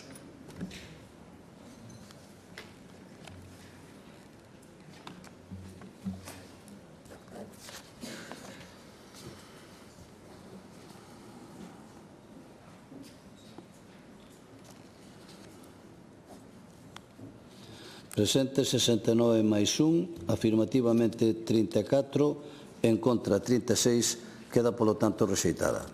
Votamos a do Grupo Parlamentario do Bloque Nacionalista Galego, iniciativa de don Iago Suárez sobre a planificación que debe desenvolver a Xunta de Galicia antes do fin actual do período de sesións destinada a combater a emigración xuvenil. Votamos.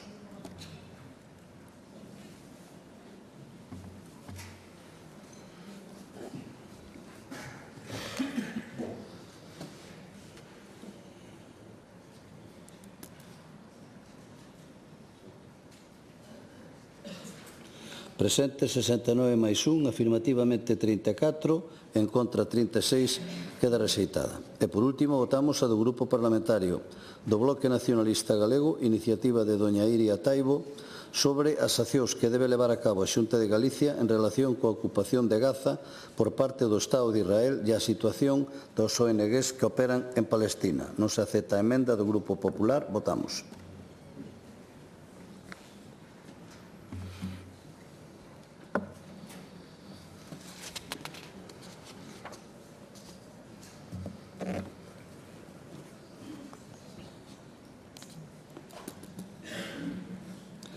Presente 69 máis 1, afirmativamente 33, en contra 36, hai unha abstención, polo tanto queda rexeitada. Remataron aquí as votacións. Continuamos co punto 6 da orde do día, que son os de interpelacións. Avisai a Fabiola. Hai que avisar a Conselleira de Política Social.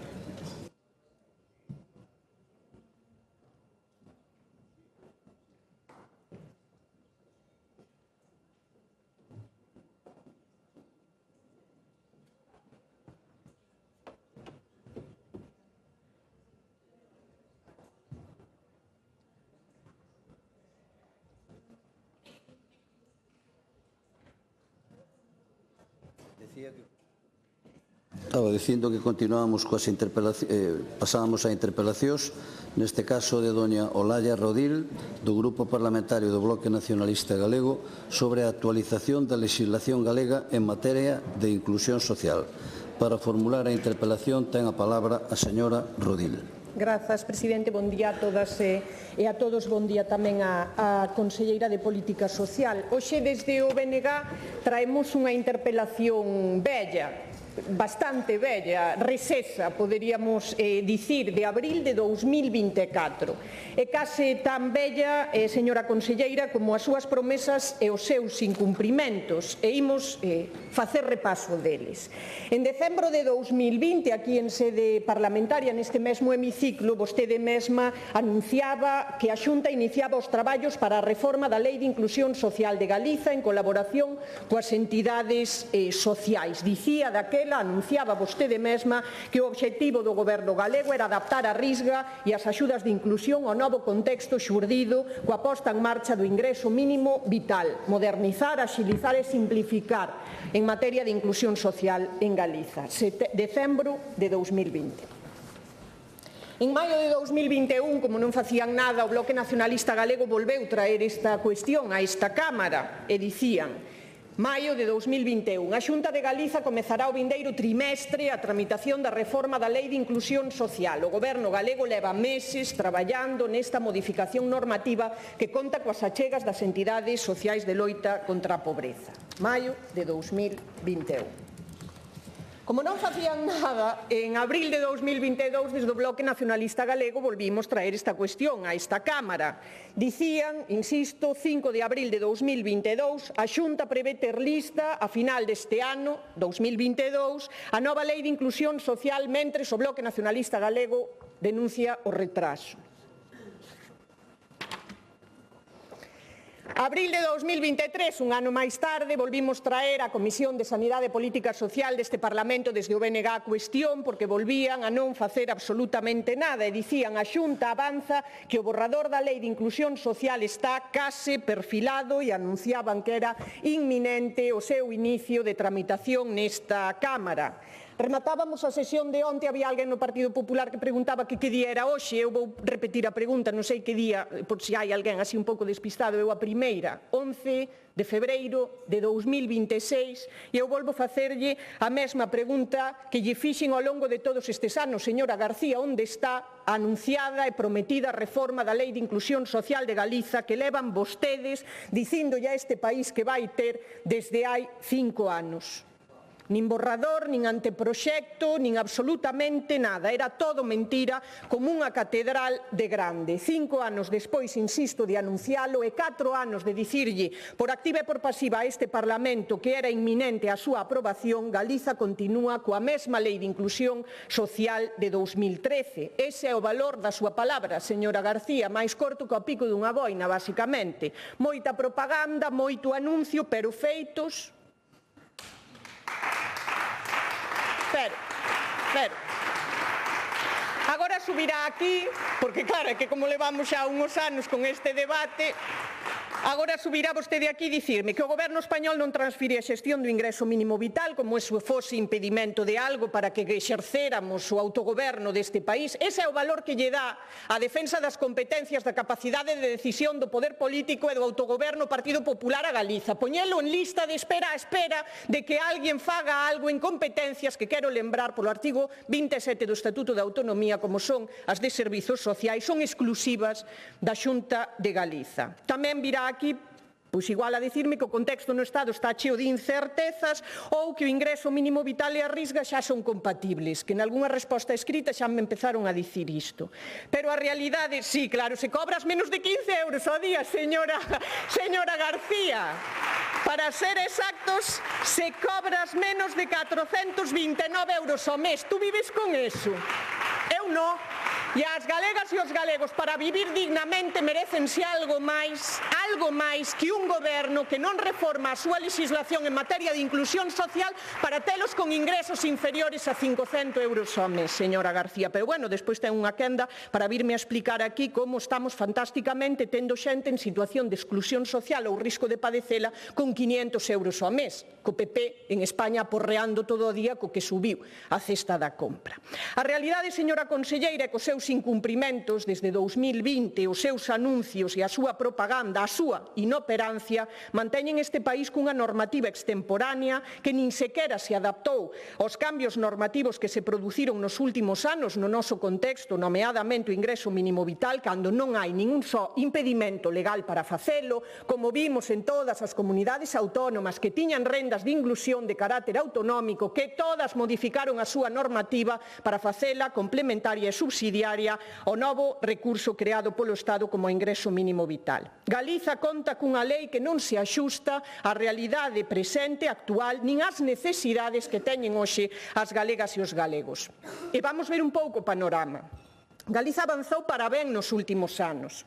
Eso é un feito, é medible e é constatable. Reduciuse notablemente os índices de pobreza e de exclusión social, situándoos nos niveis máis baixos das últimas décadas, malia o leve repunte rexistrado en 2025. Iso, insisto, é un dato obxectivo, un feito medible e constatable, como tamén o é que aínda persiste moita desigualdade no noso país e, sobre todo, que a precariedade pasou de ser algo excepcional, algo marxinal, se me permite, algo que estaba nas marxes da sociedade a atravesala no seu conxunto. Dicían estes días as entidades de loita contra a pobreza do terceiro sector de acción social, dicía o Cáritas ou a Rede Galega contra a Pobreza, que fixeron os seus informes correspondentes ao ano 2024-2025. Insisto, é unha realidade tamén que persiste moita desigualdade no noso país. Casi un terzo da poboación non pode afrontar gastos imprevistos, case 300.000 persoas, como denunciaba e sinalaba a portavoz nacional do BNG agora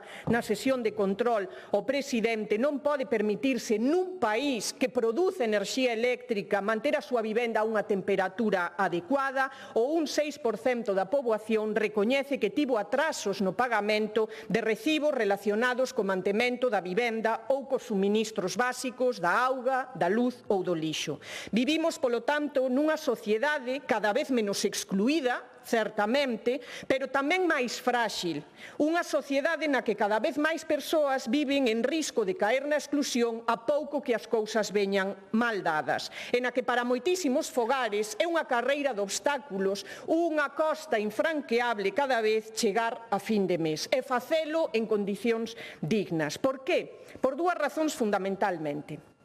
A primeira, ter traballo hoxe, que foi o elemento fundamental para garantir a inclusión social até o de agora, ter un emprego, é unha nómina, é un contrato. Hoxe non significa ter un posto de traballo, cobrar unha nómina a fin de mes, que tú teñas recursos económicos suficientes para enfrontar, para facer fronte aos gastos básicos da túa vida diaria, para poder vivir en condicións dignas polo encarecemento do custe da vida fronte a un incremento salarial absolutamente pírrico. Incrementos salariais que, se lles descontamos o que se encareceu o custe da vida, o IPC, en moitos casos son menos do que se percibían hai uns anos. E a segunda das razóns polas que dicimos que a sociedade galega é cada vez máis frágil é porque a vivenda, que é un dereito social, que sempre foi un elemento de protección, cando falamos en termos de exclusión, hoxe é unha enorme aspiradora de recursos. É un dos principais, e non o principal, elemento de exclusión social que hai na sociedade galega. Ter unha casa deixou, insisto, de ser, como di esa sacrosanta Constitución española, que todo o mundo se tira o pico da cabeza, pero que despois vemos para qué. Para a unidade de España é dura, pero para garantir o dereito social á vivenda eso ya é relativo. Ese dereito social de acceso a unha vivenda é un factor que xera desigualdade e exclusión social. Desde as entidades sociais de loita contra a pobreza e desde o Bloque Nacionalista Galego levamos case 6 anos, señora García, señorías do Partido Popular, reclamando de maneira insistente esa reforma da Lei de Inclusión Social de Galiza, non por deporte, senón porque é unha necesidade, unha urxencia adaptar o marco normativo galego á realidade actual. Primeiro, os cambios normativos do noso entorno e non mater a Galiza como se isto fose unha illa no deserto e aquí non nos afectase ou non tivese ningunha implicación as mudanzas que se producen no marco normativo do Estado, pero tamén é unha necesidade facer esa adaptación, esa modificación, ese avance a unha nova lei de inclusión social de Galiza para que poida adecuarse á realidade social e económica das galegas e dos galegos hoxe, que non é nin a de 2013 nin moito máis atrás. E, sobre todo, para o BNG é esencial facer esa modificación normativa para dotar a este país de máis e mellores ferramentas para garantir o dereito de calquera persoa a ter uns ingresos mínimos que che permetan vivir dignamente, enfrontar os gastos de manutención e de supervivencia básica, pagar as facturas ou poder ter unha vivenda. Porque o que temos hoxe, segundo os informes das entidades de loita contra a pobreza, segundo o informe FOESA ou da Rede Galega de Loita contra a Pobreza, é que hoxe hai persoas con traballo, fogares con ingresos axustados, familias con nenas e nenas ou moita poboación galega que procede de outros países que o que está é aos pés dos cabalos sin ter nin sequera acceso aos recursos fundamentais para garantirlle unha vida digna. Por iso, e con isto remato, señora conselleira, a pregunta é clara: cando vai impulsar a Xunta de Galiza a reforma da Lei de Inclusión que levan prometendo desde 2021. Máis nada. Moitas gracias.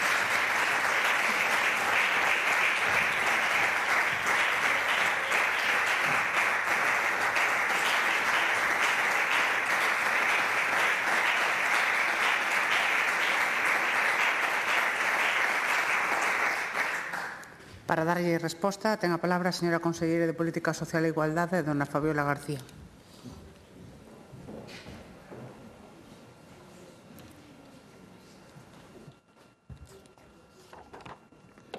Moitas gracias, presidenta, deputadas e deputados, moi bons días. Señora Rodil, gustaríame comezar hoxe a miña intervención con rigor, tamén facelo con datos e non en ningún caso con consignas, nin con un relato interesado da realidade social de Galicia. Porque cando falamos de inclusión social falamos de persoas, pero tamén falamos de políticas públicas e falamos sobre todo de resultados. Galicia non é en absoluto a terra que o bloque nacionalista galego pretende debusar. Os indicadores oficiais mostran unha comunidade que, a pesar das dificultades compartidas no conxunto de España, logrou conter mellor que outras comunidades o impacto de exclusión social. Mentres o bloque nacionalista galego insiste nun discurso catastrofista, os datos reflicten unha realidade máis complexa, pero sobre todo unha realidade máis xusta co esforzo realizado.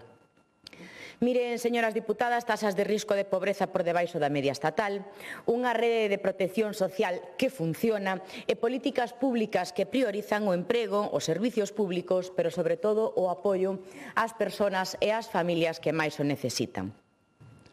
Negar estes avances non axudan en absoluto a quen se atopa nunha situación dura, nunha situación clara de vulnerabilidade. Soamente serve para alimentar o relato político que non se sostén cando contrasta coa realidade. Mire, eu vou a dar os datos hoxe, señora diputada, datos que penso que vostede xa coñece. A última enquisa do INE revela que a situación de Galicia sigue sendo mellor que a media de España. A taxa AROPE é 3,6 puntos inferior á media nacional e a nosa comunidade está nestes momentos un punto por debaixo na incidencia da carencia material severa.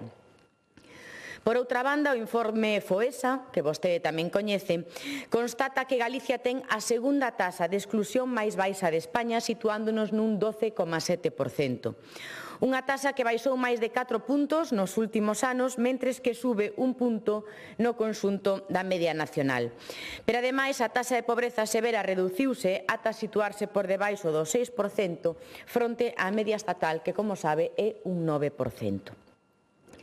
Independentemente do debate sobre as cifras, o certo é que o Goberno galego está sempre ao carón das persoas, de todas esas persoas que están a atravesar unha situación de dificultade económica. Mire, proba disto é que neste ano 2026 blindamos os orzamentos destinados á inclusión social con preto de 130 millóns de euros. E a metade deste orzamento destínase directamente a axudas directas para as familias, pero sobre todo para as persoas máis vulnerables.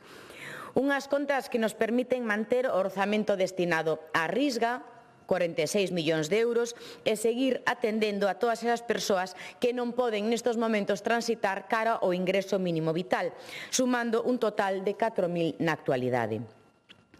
Unhas contas que nos permiten consolidar o complemento autonómico ás pensións non contributivas con 8 millóns de euros para 36.500 persoas coas pensións máis baixas e tamén unhas contas que nos axudan a impulsar a xestión do programa básico con 7,3 millóns de euros que nos permitirán apoiar o ano preto de 8.000 persoas.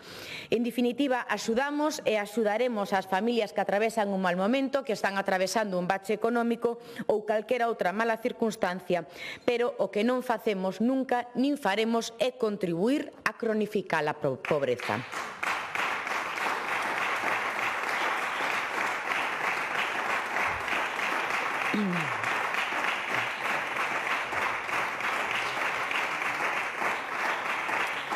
Por iso, dende o Goberno galego apostamos pola creación de emprego, apostamos pola inserción laboral, entre outras políticas que faciliten ás persoas construir os seus propios proxectos persoais e tamén vitais. De feito, as persoas máis vulnerables tamén se benefician das medidas de outros departamentos da Xunta de Galicia en ámbitos como o ámbito da educación, o ámbito da vivenda, do emprego, entre outros moitos. Polo que o feito de non aprobar polo momento a modificación da Lei de Inclusión non significa que non se estea apoiando a todos eses fogares que teñen máis dificultades, senón todo o contrario. Teña por seguro, señora Rodil, que as necesidades dos galegos e das galegas están atendidas nestos momentos. E o seguiremos facendo así, con medidas que se desenvolvan sempre de forma planificada, de acordo co establecido nesa Estrategia de Inclusión Social de Galicia 2023-2030, que é o noso marco de referencia das políticas de inclusión social en Galicia. Señora Rodil, a Xunta de Galicia aposta pola planificación e aposta pola coherencia. Non apostamos, en ningún caso, como fan vostedes, pola improvisación. A nova ocorrencia do Bloque Nacionalista Galego é crear unha nova renda de inclusión social galega. Un auténtico despropósito que demostra que non teñen ningunha experiencia na xestión e improvisan constantemente. Mire, o que debería facer o Bloque Nacionalista Galego non é pedir a creación doutra renda máis, senón apoiar a Xunta de Galicia na nosa demanda ao Goberno Central para o traspaso da xestión do ingreso mínimo vital a Galicia. Un compromiso polo que levamos máis de 2 anos agardando. Moito máis. Mire, vostede doume unha fecha, eu vou a dar outra. 20 de xaneiro do ano 2022, cando o ministro Escrivá veu a Galicia a comprometerse coa traspaso do ingreso mínimo vital. E aquí seguimos esperando esa xestión do ingreso mínimo vital, señora Rodil.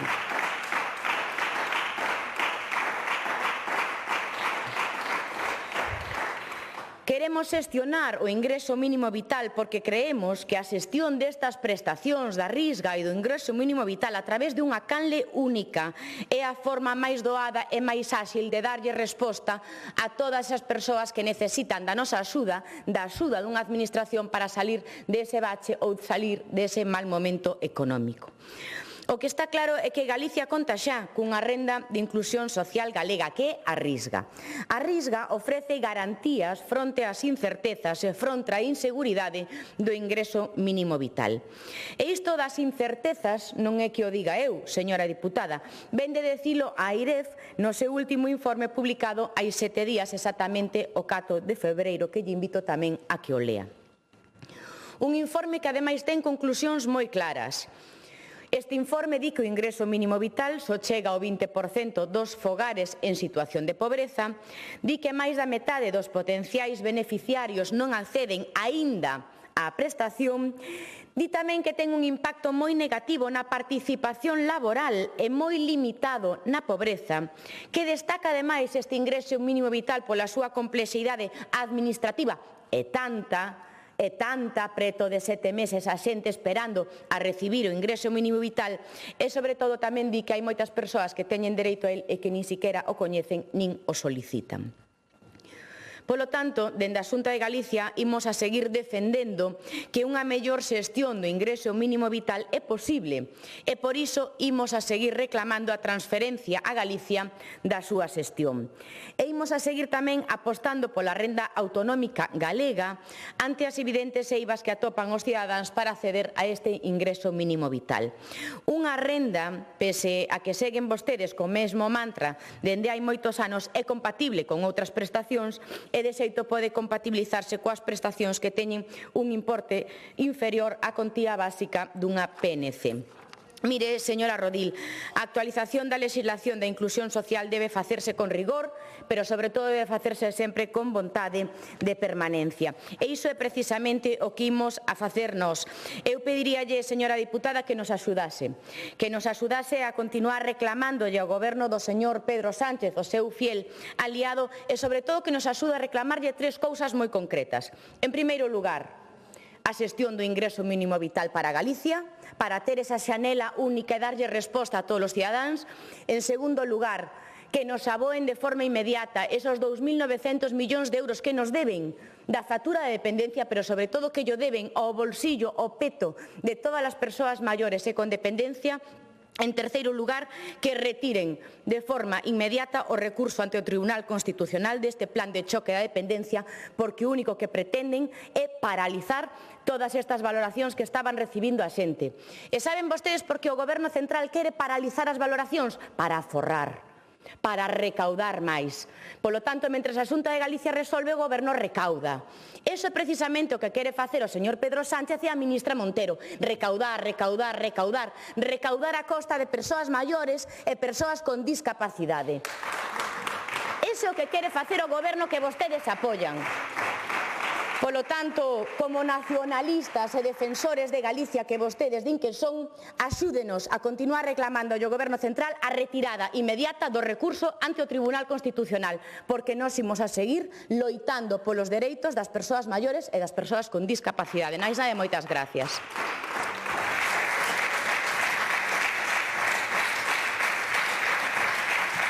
Moitas gracias. Segundo turno, rolda de réplica, señora Rodil.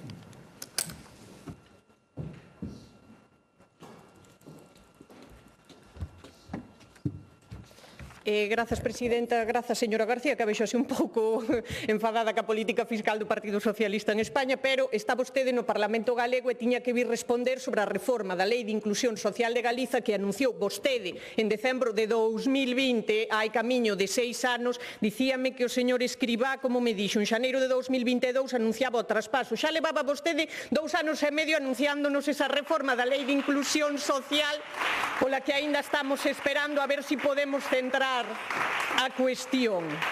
Eu creo que o peor que pode facer un en xeral na vida e na actividade política e parlamentaria máis é non querer escoitar.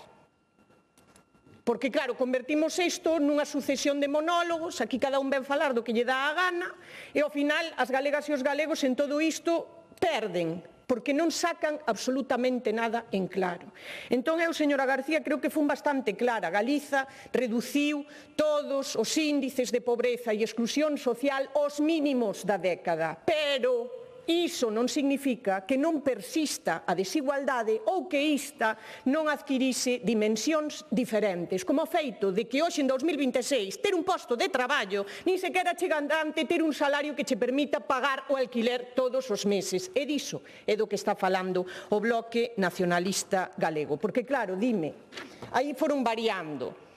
Eu teño todas as, deixeinas no escano, eu teño todas as respostas, tanto aquí oralmente en sede parlamentaria como as respostas escritas que vostedes mandan, e pasamos de que a reforma da Lei de Inclusión estaba acabada e cales eran os elementos sobre os que iba a pilotar esa reforma. Eso foi o 21, o 22 e o 23. O 24, 25 e o 26 xa empezaron a decirnos que tampouco facía tanta falta porque xa era, volveuno dicir vostede, tanto interrompéndome a mí na miña primeira intervención como agora na segunda súa, sobre a compatibilidade que xa existe entre a risga e o mínimo vital, e eu volvo a dicirlle iso mesmo. Sempre que te manteñas por baixo de 429 euros ao mes, nin 15 euros para gastar ao día. Eu volvo a facerlle a mesma pregunta. Vostede viviría con iso? Somos capaces, as persoas que estamos dentro deste arco parlamentario, de vivir con menos de 429 euros ao mes neste país? Porque se non somos capaces de vivir así nosotros, queremos que viva a xente que está en situación de exclusión social ou en risco de padecela fora desta Cámara. Deso é do que está falando o Bloque Nacionalista Galego. De garantir rendas mínimas para poder vivir en condicións dignas. Dicíame vostede, non imos contribuir a cronificar a pobreza, como se garantir unha renda digna para poder vivir, pagar o alquiler, pagar as facturas e poder sacar a túa familia adiante fose un regalo, señora García, cando é un dereito básico e fundamental para calquera ser humano.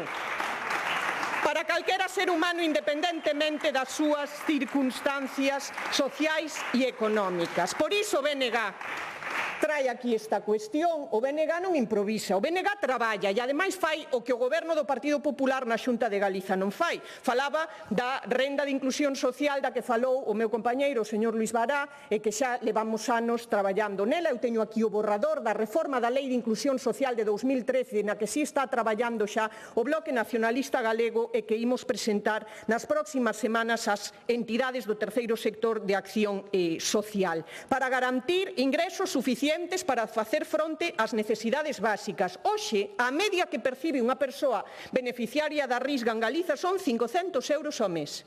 500 euros ao mes. Iso é unha miseria. Nun país onde temos o precio medio do aluguer en calquera cidade galega que non baixa dos 600 euros. Esta é unha miseria e por iso desde o BNG o que propoñemos é que o limiar da pobreza sexa o límite mínimo infranqueable que poida percibir unha persoa beneficiaria dunha renda de garantía mínima de ingresos. Por iso, desde o BNG vinculamos as prestacións económicas e propoñemos e defendemos vinculalas ao mínimo básico para vivir. Pero claro, que me vai dicir vostede, señora García, se vostedes racanearon todos estes anos ata na miseria que prevén na súa propia Lei de Inclusión de 2013. A Lei de Inclusión, que igual hai xente que non o sabe, de 2013, prevía que se puidese percibir como un complemento de vivenda até o 25% do IPREM, para axudarlle ás persoas que están en risco de exclusión social a pagar o alquiler. Esos son 150 euros ao mes, contantes e sonantes. Sabe canto lle pagan vostedes, señora García? 10%. 60 pírricos euros para facer fronte ao custe de aluguer nun país, insisto, onde pagar todos os meses unha vivenda non está por baixo dos 600 euros. Este país necesita, e con isto remato, que é do que ven falar hoxe aquí o BNG, ferramentas de inclusión social que garantan que as persoas, independentemente das circunstancias que teñan, poidan contar cuns ingresos mínimos básicos para poder vivir dignamente, porque é un dereito humano fundamental ter unha casa e poder comer todos os días. Moitas gracias.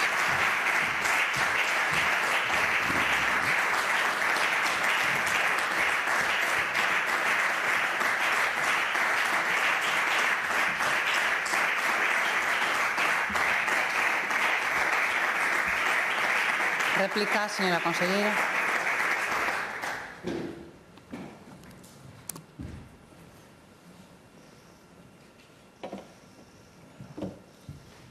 Gracias, presidenta. Mire, señora Rodil, non se pode vir aquí, subir a este escano, a esta tribuna, a falar de Galicia como un territorio de exclusión social sen faltar á verdade, sen ignorar deliberadamente os datos publicados.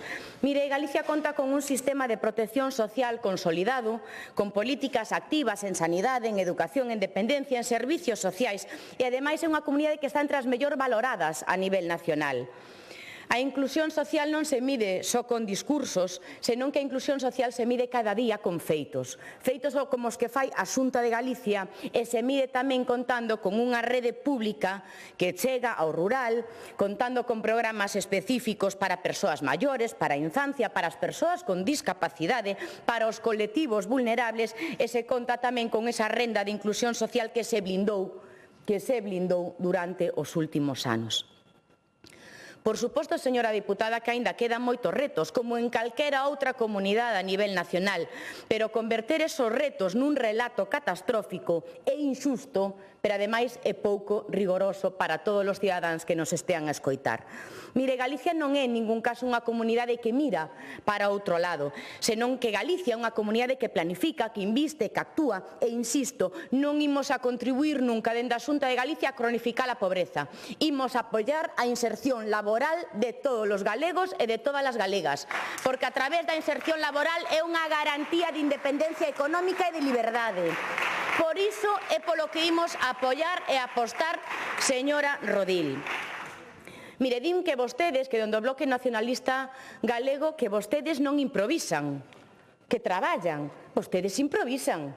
Un día din unha cousa e outro día din a contraria. Eu non sei que me está a enseñar aí, señora diputada, pero que lle vou a enseñar vou a ser eu. Desde novembro do ano 2025, que pasou ese día? Ese día o Bloque Nacionalista Galego presentou unha emenda aos orzamentos da Xunta de Galicia pedindo un incremento presupuestario do servicio de axuda no fogar. Agora queren boicotear e néganse a firmar ese acordo que a Xunta de Galicia vai a firmar ou acaba de firmar coa Federación Galega de Municipios e Provincias para subir a financiación do servicio de axuda no fogar ata os 18 euros. Que pasou o 10 de novembro, señora Rodil?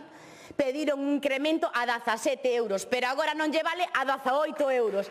Esa improvisación do Bloque Nacionalista Galego, señora Rodil.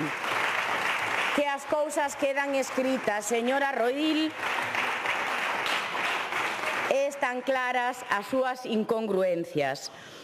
Miren, señorías, o fácil sería que a Xunta de Galicia mirase para outro lado, impulsar unha modificación, como di vostede, da Lei de Inclusión Social, reformular o mapa de prestacións autonómicas sen ter en conta o panorama que hai a nivel nacional. Esa sería a opción do Bloque Nacionalista Galego, que é a opción rápida e a opción fácil, pero non sería nunca a opción responsable. Non sería a opción responsable, porque a opción responsable pola que optou a Xunta de Galicia é pedir a xestión do ingreso mínimo vital e facer un mapa único de prestacións a risco do ingreso mínimo vital e que todas as persoas que necesitan de axuda e de apoio por parte da Administración conten con unha Administración con unha única porta a que chamar para solicitar esa axuda para salir dese mal momento económico ou dese bache. Polo tanto, non podemos mirar cara a outro lado cando existen milleiros de persoas que seguen a depender da risga como único ingreso económico. Nin podemos tampouco mirar cara a outro lado cando existe unha prestación a nivel nacional que está a crear inseguridade e incertezas a moitas persoas vulnerables da nosa comunidade. Miren, ante a mala xestión por parte do Goberno central do ingreso mínimo vital, a obriga da Xunta de Galicia é seguir velando polo benestar daquelas persoas que están en risco de exclusión social. Porque para deseñar, como decía, ese mapa de prestacións do futuro, é necesario que existan sempre nese mapa prestacións presentes e que estas funcionen correctamente. Pero mentras iso non acontece, señora Rodil, o Goberno galego non vai de elixir a fuxida cara adiante e seguirá atendendo cada día as necesidades de todas as persoas que o necesitan, pero sobre todo ali onde o precisan. Máis nada e moitas gracias. Moitas gracias ao Círculo Conselleiro, conselleiro Vázquez.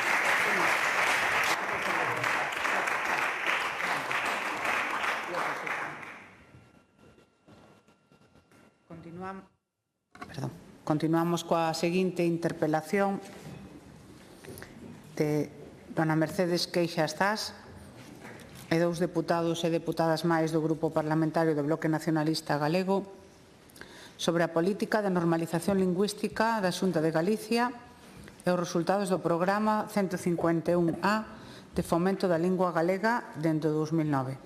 Para a interpelación ten a palabra a señora Queixas.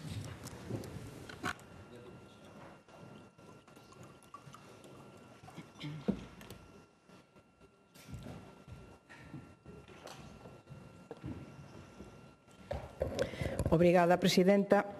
Moi bons días, señorías. Señor conselleiro, parece que non tiña moita gana de vir a esta interpelación. Ben, señor conselleiro, vostede, que é un profesional dos números e de botar as contas, sabe que representa o número 667? Seguro que non. 667, digo eu, son exactamente os días que vostede leva exercendo como máximo responsável na Consellería de Lingua, como conselleiro de Lingua. Xa van alá case 2 anos e xa van alá tamén case a metade da legislatura fora. Estou segura que concordará comigo que se vostede fose o máximo responsável, por exemplo, dunha empresa privada, poñamos por caso bancaria, porque a cultura bancaria era o seu ramo profesional antes de dedicarse á política activa, pois estou segura que case 2 anos despois tería vostede que enfrontarse a unha avaliación do resultado do seu traballo e da súa responsabilidade. Estou segura tamén que máis ben pensará que iso xa estaría feito antes de 2 anos. Así que de avaliar é do que trata esta interpelación, de botar contas sobre os resultados do seu traballo como Consellería de Lingua, como digo, nestes case 2 anos de legislatura. E vostede coñece as 2 preguntas moi concretas, moi concisas que están formuladas nesta interpelación. A primeira é que avaliación fai do impulso do Goberno galego á normalización lingüística, por tanto, ao avance da normalización da nosa lingua dentro dese programa 151A de fomento da lingua galega. E a segunda pregunta é se considera que cumpriu este programa o mandato do Estatuto de Autonomía e da Lei de Normalización Lingüística que di que ten que garantir o uso normal e oficial do galego e potenciar o seu coñecemento e o seu emprego en todos os ámbitos. Estas son as 2 preguntas. Comprendo que vostede me poida dicir, e con razón, que non pode asumir a responsabilidade dos seus precedentes no exercicio do cargo desde 2009, en que a Xunta volveu o Partido Popular, volveu ao goberno da Xunta, e que só me vai poder responder por eses 667 días en que a política lingüística do goberno galego leva a súa marca e a súa asignatura como máximo responsável. Son 667 días desde a súa chegada como o novo conselleiro, a nova consellería que o presidente Rueda xustificaba como unha resposta, literalmente, á vontade de darlle máis presenza á política lingüística no goberno galego. É certo que o presidente Rueda en ningún momento explicou se esa maior presenza da lingua galega no goberno galego era unha cuestión de altura política ou de profundidade de campo nas medidas que ia implantar a partir dese momento. É certo tamén, e teño que dicilo con moitísima tristeza, que Rueda nestes 667 días, con vostede á fronte da Consellería de Lingua, nunca, en ningún momento, de forma pública, fixo ningún tipo de compromiso con ningunha medida que significase avanzar a nosa lingua. Pero non o explicou Rueda, pero sí que o explicou o tempo, e este tempo conta moitas evidencias. Nestes 667 días, a política lingüística do goberno do Partido Popular, do señor Rueda, tivo unha presenza insignificante e rutineira no DOGA, día tras día. Ningunha soa acción nova, renovadora, de impulso á lingua galega no peor momento da súa historia. Tivo unha representación irrelevante nos consellos de goberno. É vostede, un feito público, é vostede o conselleiro que menos veces interviu xunto ao presidente Rueda nas roldas de prensa posteriores á celebración do Consello de Goberno. Apenas 3 ocasións en case 2 anos e xa case sendo igualado pola conselleira do Mar que foi nomeada hai pouco máis de 6 meses. Moi significativo isto. E tivo tamén a política lingüística do goberno liderado por vostede uns orzamentos que seguen completamente recortados e tamén irrelevantes no proxecto orzamentario da Xunta de Galiza. Para 2026, a partida dedicada á política lingüística apenas chega a ser o 40% da que había en 2009 cando a Xunta, o Partido Popular volveu gobernar a Xunta de Galiza. Uns orzamentos onde ademais non hai ninguna partida nova, diferente, onde se vexa plasmada esa vontade real de abrir un tempo novo para a normalización lingüística e nunha consellería que, reitero, xa yo teño dito, volve ser por segundo ano consecutivo a última consellería do goberno de Rueda. Aí está a relevancia e a significación que lle dá Rueda e o Partido Popular á política lingüística. Iso sí, non perdeu vostede, agardo que non tardemos moito en ver que tamén se desfai das competencias en política lingüística lingüística no ámbito da normalización da lingua, como se acaba de desfacer das competencias dende a súa consellería na xestión da conservación e da protección do patrimonio cultural. Ben, realmente o que nos demostraron estes 667 días con vostede á fronte da Consellería de Lingua é que Rueda segue acelerando o proceso para desgaleguizar Galiza, para construir esa súa Galiza imaginaria, Galiza sen galego. Polo tanto, eu pregúntolle se este é o papel que Rueda escolleu para vostede, se este é o papel que vostede aceptou e co que se comprometeu e se, polo tanto, vai continuar esa política do non a calquera avance do galego, esa política que empezou, que inaugurou o presidente Rueda á fronte daquela manifestación tan indecente en contra do galego hai 16 anos e reproducindo unha ideoloxía claramente antigalega e antigaleguista que é a que está representando o Partido Popular neste momento en Galiza. Eu non sei se vostede hoxe vai volver a escudarse na súa intervención, como fixo recentemente nas anteriores, en que poden facer isto, poden traballar políticamente en contra do galego porque teñen maioría absoluta. É un discurso que está utilizando vostede aquí nesta Cámara continuamente. Entón, eu creo que hai que ser honestos e honestas cos galegos e hai que saber que están facendo vostedes coa súa confianza. Que fixo o Partido Popular coa maioría absoluta que os galegos e as galegas, efectivamente, aínda que cada vez menos, e segue baixando, lle deron ao Partido Popular hai 2 anos cando comezou esta legislatura. Votaron aquí en contra nesta Cámara do uso do galego no Congreso e nas institucións europeas. Votaron en contra do uso do galego no Senado en todo tipo de intervencións. Votaron en contra en moi poucos días da incorporación da lingua galega ao currículo informativo da formación profesional. Votaron en contra de desenvolver centos de medidas que están perfectamente vixentes no actual Plan Xeral de Normalización da Lingua Galega, o último grande acordo de país pola lingua que vostedes, o Partido Popular, decidiron meter nun caixón e prescindir dese acordo. Votaron a favor de seguir eliminando e dando cada vez máis pasos o coñecemento do galego como requisito para acceder á administración pública e, como non, a través da lei de acompañamento. Votaron a favor de abrirlle a porta a linguas diferentes ao galego na nosa radio e na nosa televisión públicas, porque o Partido Popular lle parece que é moito que poidamos ter unha canle na radio ou na tele onde se fale só na nosa lingua.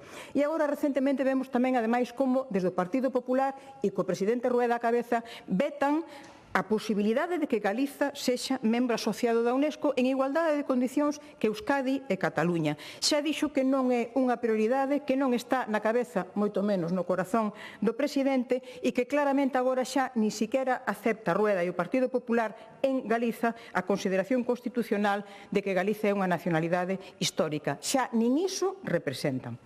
Polo tanto, ante todo isto, a vostede non lle escoitamos dicir nada en contra, o que cala outorga, e entendemos que vostede está de acordo con todo isto, con todos estes votos en contra, con todo este non sistemático ao galego que practica o Partido Popular en Galiza.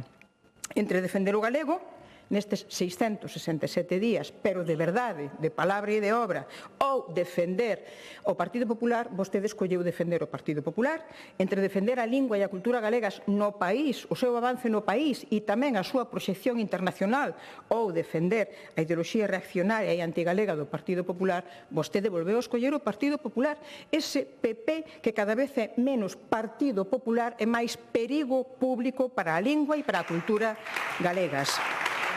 E para rematar xa, volvendo á cerna desta interpelación, fágolle 2 preguntas, conselleiro. En que mellorou a lingua galega baixo a súa responsabilidade como conselleiro de lingua e que nova política en positivo impulsou vostede nestes case 2 anos a favor da lingua? Eu imagino que vostede volverá a defenderse co proceso de actualización do Plan Xeral que está en marcha, que xa anunciou hai máis de 15 meses, do que seguimos sin coñecer absolutamente nada. O que sí sabemos, o que sí confirmamos, faino vostede mesmo, é que como conselleiro de lingua non ten palabra, porque vostede nesta Cámara en varias ocasións, comprometeuse a facer público ese novo plan antes de que rematase 2025 e non hai nada de nada. E o peor é que non é que nós no BNG non coñezamos ese documento base ou proposta inicial, é que incluso moitísimos membros que participaron nesas comisións non saben absolutamente nada de como está ese procedimento.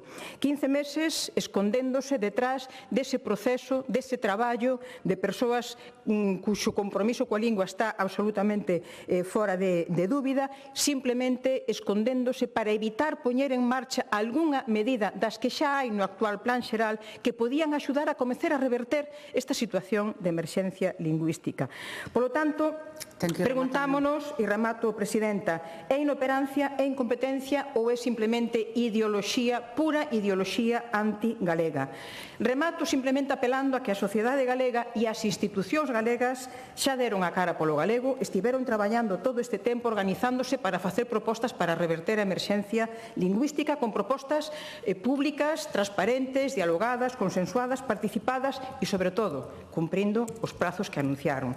O Foro Un País coa súa lingua do Consello da Cultura Galega xa foi presentado públicamente como se comprometeran o pasado outubro, xa foi, ademais, presentado aos grupos parlamentarios desta Cámara. O Proceso Social Lingua Vital xa anunciou que rematou os seus traballos e que os vai facer públicos o próximo 14 de marzo, polo tanto, só falta vostede, señor conselleiro, falta a peza fundamental que é o goberno deste país. Remato, polo tanto, preguntándolle cando vai comezar a facer algo diferente a política lesiva que leva practicando o Partido Popular os seus predecesores no cargo durante os últimos 16 anos, cando vai presentarlle á sociedade galega ese realmente compromiso para reverter a emerxencia lingüística na que estamos, que vai facer para que o galego deixe de ser, por fin, a única lingua do Estado que perde falantes. Moitas grazas.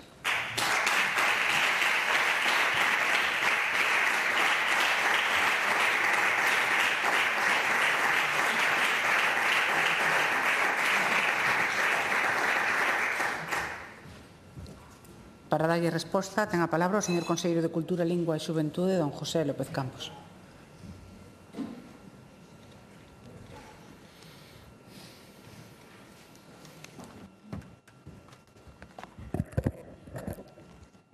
Que tal? Moi boa tarde, ou moi bo día, perdón, a todos e a todas. Moitas gracias, señora presidenta. Bueno, señora Queixas, eu mire se teño gañas de debatir con vostede que levo aquí toda a mañán, dende as 9:30 da mañán no Parlamento, preparando cuestións, aproveitando tamén para facer distintas reunións, podolle garantizar que disfruto moito debatendo con vostede. Para mí non é un problema, ao contrario.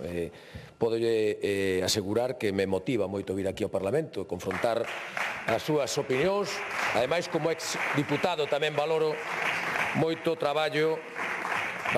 traballo que fan aquí nesta Cámara e, por lo tanto, lle dou toda a importancia e intento preparar os asuntos o mellor posible para poder chegar aquí e confrontar, como debe de ser, as distintas posicións, os distintos posicionamentos que temos políticamente. Falaba vostede, lle dou moita relevancia a esos 667 días, que para min, por suposto, igual que o de vir a esta Cámara, é un auténtico orgullo, un auténtico privilexio poder formar parte de un goberno que ademais é apoiado de forma mayoritaria pola sociedade galega. Non son os casos que estamos vendo como os procesos de maiorías nos distintos territorios cada vez son máis complexos, cada vez son máis difíciles. Falaba vostede desa quimera de que o Partido Popular ganou as eleccións cada vez con menos apoio. Esta é unha cuestión que, mentres que vostedes reflexionen desa maneira, a nós millor nos irá. Eu entendo que lles fastidia moito, sinceramente, que o Partido Popular, cando está pasando e o que estamos vendo noutros territorios, como decía antes, saque 40 diputados dunha Cámara de 75. Creo que non é unha cuestión menor e debería de facelos reflexionar un pouco sobre cal é a súa estrategia e cales son os asuntos e a posición que ocupa o BNG en relación a algúns temas. Eu creo que non podo explicarme mellor en canto ás cuestións orzamentarias. Sinceramente, creo que a frase de que o medible non é opinable é unha realidade máxima. Dende logo, como ben vostede decía, utiliza habitualmente que eu veño do mundo das letras, ou do mundo das ciencias, perdón, dicirlle que os números falan por si solos, non? Este goberno acadou un compromiso claro dende o primeiro momento, que era establecer unha senda orzamentaria de crecemento no que son as políticas lingüísticas, nun escenario de incremento orzamentario en torno a un 2 ou un 3%, o que sí podemos acreditar, e isto é indiscutible, indudable, non? Que os orzamentos da Xunta de Galicia nestes 2 últimos anos incrementaron en torno a un 18%, non? Solo o que está vinculado ás cuestións de políticas no ámbito lingüístico. Tivemos un incremento de en torno os 2 millóns de euros, pasamos dun orzamento, e isto non é cuestionable, isto é a realidade, e, por tanto, vai ser indiscutible, que pasamos dun orzamento no 2024 de 11.049.000 euros, ano da miña chegada como conselleiro, a un orzamento para este ano 2026 de algo máis de 13 millóns de euros. Por tanto, un incremento neto de 2 millóns de euros, unha porcentaxe de en torno ao 18%. Para que? Bueno, pois evidentemente, como pode entender vostede, para aplicar políticas, as nosas políticas, evidentemente, non as súas políticas, porque para eso están vostedes na oposición e nós estamos no goberno. As políticas do Partido Popular, por suposto, que ademais veñen refrendadas non só por un programa, non só por un compromiso ca sociedade galega, sino que ademais tamén con un resultado electoral do que nós temos que dar debida conta. E en que o estamos utilizando? Pois, yo decía antes, non? Estamos poñendo en marcha por primeira vez cursos de lingua e cultura galega para máis de 1.500 persoas procedentes de fora da nosa comunidade autónoma. Puxemos por primeira vez na historia, somos a primeira comunidade autónoma que temos en marcha os exames de celga en liña. Creo que é unha ferramenta importantísima nestes tempos para que dende calquer sitio, dende calquera lugar, e calquera persoa poida acreditar as súas competencias en lingua galega. Incrementamos sustancialmente tamén o número de cursos de linguaxe administrativa, impulsamos tamén e puxemos en marcha e reforzamos o apoio en 3 ámbitos que para nós son importantísimos e nos que algún deles non temos a competencia exclusiva, como poden ser na educación, na sanidade e na xustiza. Na educación, ademais de con un reforzo no ámbito educativo, tamén nas actividades fora dos currículos, no que implementamos e puxemos en marcha e apoiamos programas como Falamos Máis, 21 días co galego e máis, ou o Galego sin fronteiras. No ámbito sanitario tamén nos centramos moito en potenciar o uso do galego nun ámbito onde sabemos, certamente, e así o din todos os datos, que non é un ámbito amable para o uso do galego, pois puxemos en marcha os novos cursos de lingua para sanitarios con fin de incrementar o seu uso. Puxemos en marcha tamén os formularios, toda a parte formulario que vostedes tamén nos teñan comentado, e nos impulsamos tamén con sanidade, e quero agradecer o compromiso do propio conselleiro para poñer en marcha esos formularios que poderán estar tamén en galego para todos os usuarios da sanidade galega, ou na xustiza tamén para sensibilizar a todos os operadores do ámbito judicial para a posta en marcha tamén de cursos especializados para xuíces e fiscais. Ademais, temos en marcha distintas propostas novedosas no ámbito social, no ámbito das novas formas de socialización. Estamos traballando na man para fomentar a inclusión do galego no ámbito dos videoxogos e das aplicacións educativas. Tamén estamos fomentando a organización de concursos que creen contido en galego e se están facendo xa programas moi importantes, moi interesantes, como o programa Xuventude Crea, no que participan milleiros de persoas novas que queren desarrollar os seus proxectos culturais tamén no noso idioma en galego, ou a creación de series ou programas específicos en galego, a colaboración, a coordinación ca CRTVG, ou tamén a mellora na aprendizaxe do galego a persoas nacidas de fora. O balance de todo isto falan os propios datos, como decía antes. Máis de 2 millóns de euros que vamos a ter neste ano 2026 con respecto ao ano 2024 nos orzamentos da Xunta de Galicia. Esta é unha realidade incuestionable, polo tanto, aquí ten unha primeira máxima que non van a poder negar, ainda que xa sei que a súa estrategia é a contraria e o intentarán facer así, pero esa é a realidade que nos vai a permitir implementar todas estas políticas, poñer en marcha tamén ese plan xeral de normalización da lingua galega e, ademais, por exemplo, que 1.500 alumnos de ata 34 nacionalidades distintas participaran nos 92 cursos de Lingua e Cultura Galega postas en marcha pola Xunta de Galicia e, dende logo, creo que vamos a poder xa, e podemos anunciar que neste senso, hoxe publicamos no Diario Oficial de Galicia a convocatoria de 50 novos cursos preparatorios, en total 14 deles presenciais e 36 deles en liña, para un total de 1.750 novas plazas de acreditación do galego, na que a modalidade online xa está consolidada para que calquer persoa de calquer lugar do mundo poida aprender, non só certificar, sino aprender tamén as súas competencias en lingua galega. Por lo tanto, en resumen, cal é o camiño percorrido durante estes 2 anos. Eu creo que basase, se falamos dos datos cuantitativos, está claro que hai un bo dato, un incremento que nos permite chegar a estos 13 millóns de euros no orzamento nas políticas lingüísticas, por certo, cuestión que non contou co voto favorable do Bloque Nacionalista Galego na súa estrategia orzamentaria, ou ao desenvolvemento de políticas concretas, como falábamos do voluntariado lingüístico, dos cursos en lingua galega, dos cursos en liña en lingua galega, ou de distintos ámbitos nos ámbitos sociais galegos. Eu creo que este é unha realidade actual e agora nos enfrontamos, por suposto, a un reto de futuro importante. O decía e o comentaba vostede fai un momento en ese gran pacto pola lingua. É curioso, resulta certamente curioso, que aqueles que non só non quixeron participar en este proceso, vostedes están opinando, son os opinadores externos deste proceso, non quixeron participar en absoluto neles, así como agradezco unha vez máis ao Partido Socialista e a Democracia Orensana que sí tiveron a ben participar en este proceso con máis de 130 profesionais de cualificado prestixio, porque non só os que traballan nos seus programas e os seus proxectos de apoio á lingua galega son os vós e os que poden defender as políticas lingüísticas, senón que tamén hai moita xente. A sociedade galega ten ganas de que academos un gran pacto.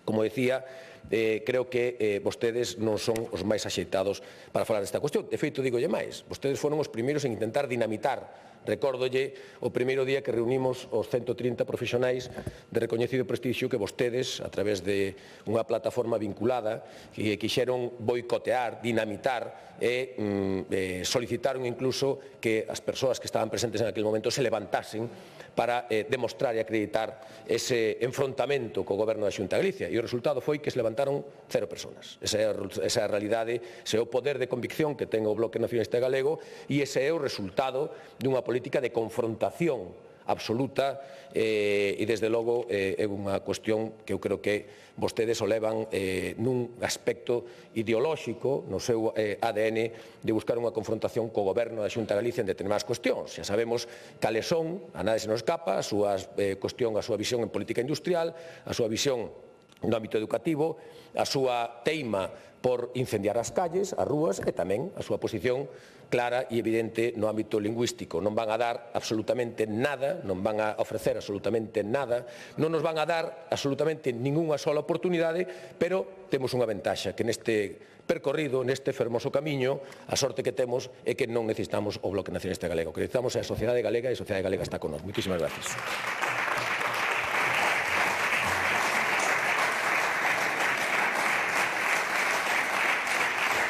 Gracias.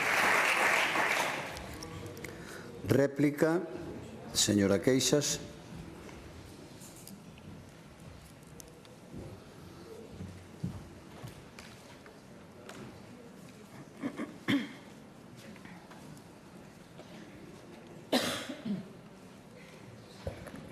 Obrigada de novo, presidente. Señor conselleiro, eu recordeille, por si non as tiña claras as dúas preguntas que eu lle facía nesta interpelación ao comezo da miña intervención, preguntámoslle desde o BNG cal é o seu plan para reverter a emerxencia do galego. E vostede responde o BNG. Pois moitas grazas por recoñecer que a solución será o próximo goberno do BNG. Xa falta menos, xa o dixo Castelao, nós confiamos no noso pobo e o noso pobo moi logo confiará en nós. E si, asegúrolle que no ADN do BNG, isto é algo que ningún galego e ningunha galega dubida, están os dereitos lingüísticos como os dereitos dereitos fundamentais da sociedade e da humanidade. Asegúrolle que sí, que está totalmente acertado aí. Fálame vostede de que aumentaron os orzamentos. Claro, efectivamente, ese é o obxectivo. Sí, ese é o obxectivo, que aumentaron algo, como é tan obxectivo que non chegan a ser nin o 40% dos que tiñan no 2009. Iso tamén é o obxectivo, non mo negará, que vostede tamén entende de números. Pero sabe cal é o problema? Que non sabemos para que aumentan. Que se vai facer? Porque non se ve nada. Vostede nestes casi 2 anos fixo a mesma política lingüística que fixeron os seus antecesores e que leva facendo o Partido Popular nos últimos 16 anos, porque ese é o ADN do Partido Popular en Galiza e non outro. E só me fala, porque só pode falar, claro, dunha novidade, que son os Celga en liña. Teño que dicirlle que só foron capaces de facelo para o Celga 4 e que dos 73 persoas que se presentaron só aprobaron 4. Este é o resultado da súa política lingüística, señor conselleiro.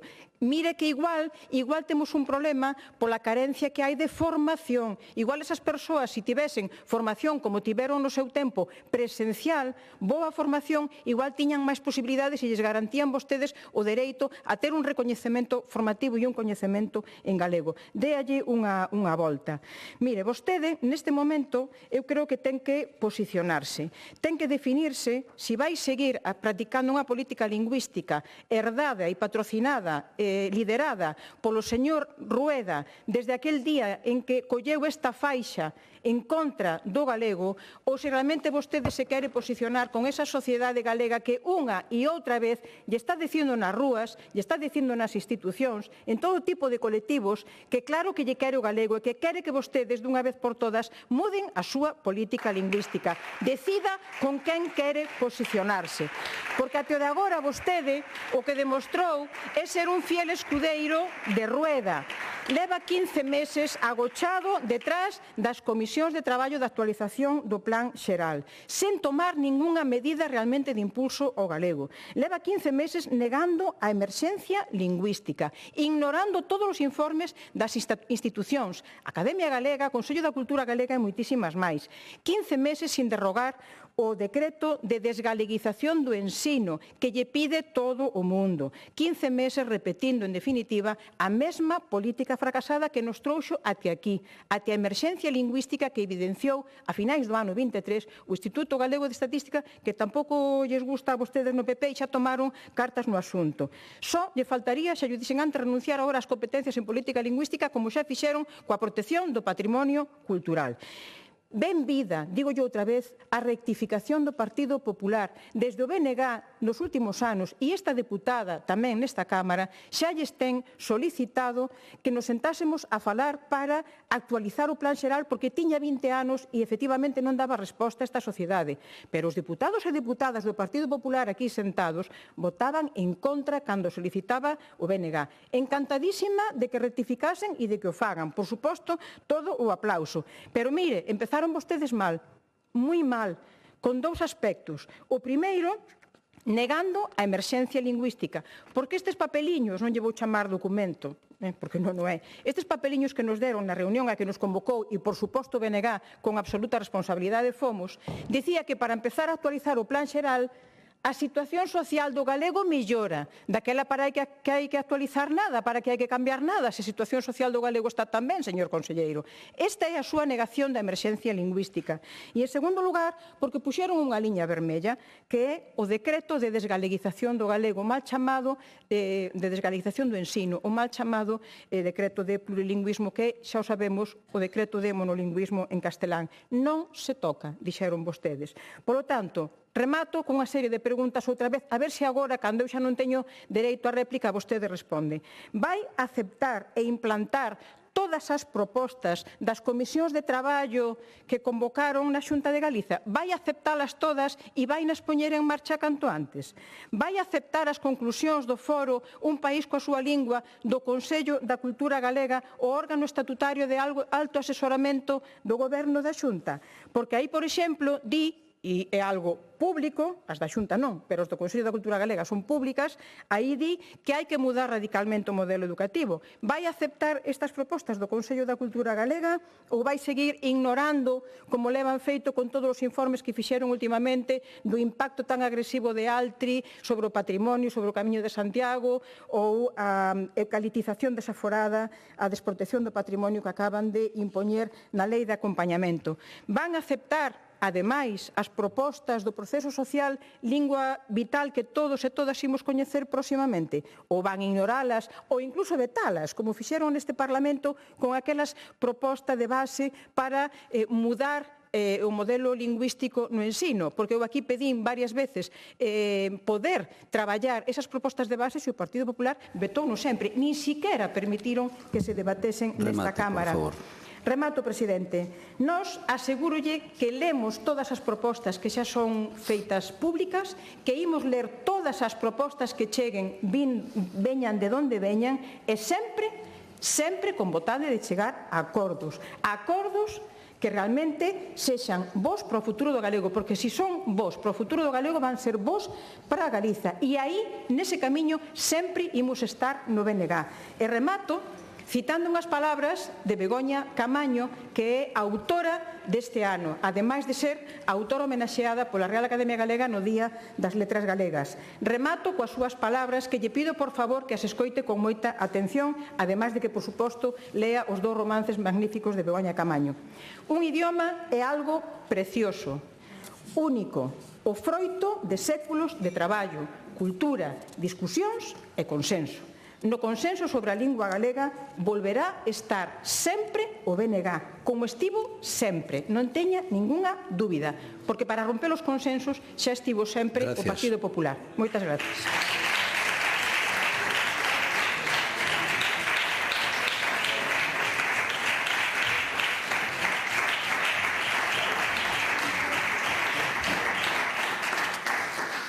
Peche da interpelación, conselleiro de Cultura. Moitas gracias, señor presidente. Señora Queixas, dúas aportacións. Se a solución ao galego é que goberne o Bloque Nacionalista Galego, creo que iba a ter moi mala vida o galego no futuro, porque creo que vostedes, me parece que vostedes, non porque non foran a defender o galego, sino porque non van a gobernar este país nunca. E polo tanto, esas quimeras son difíciles de creer.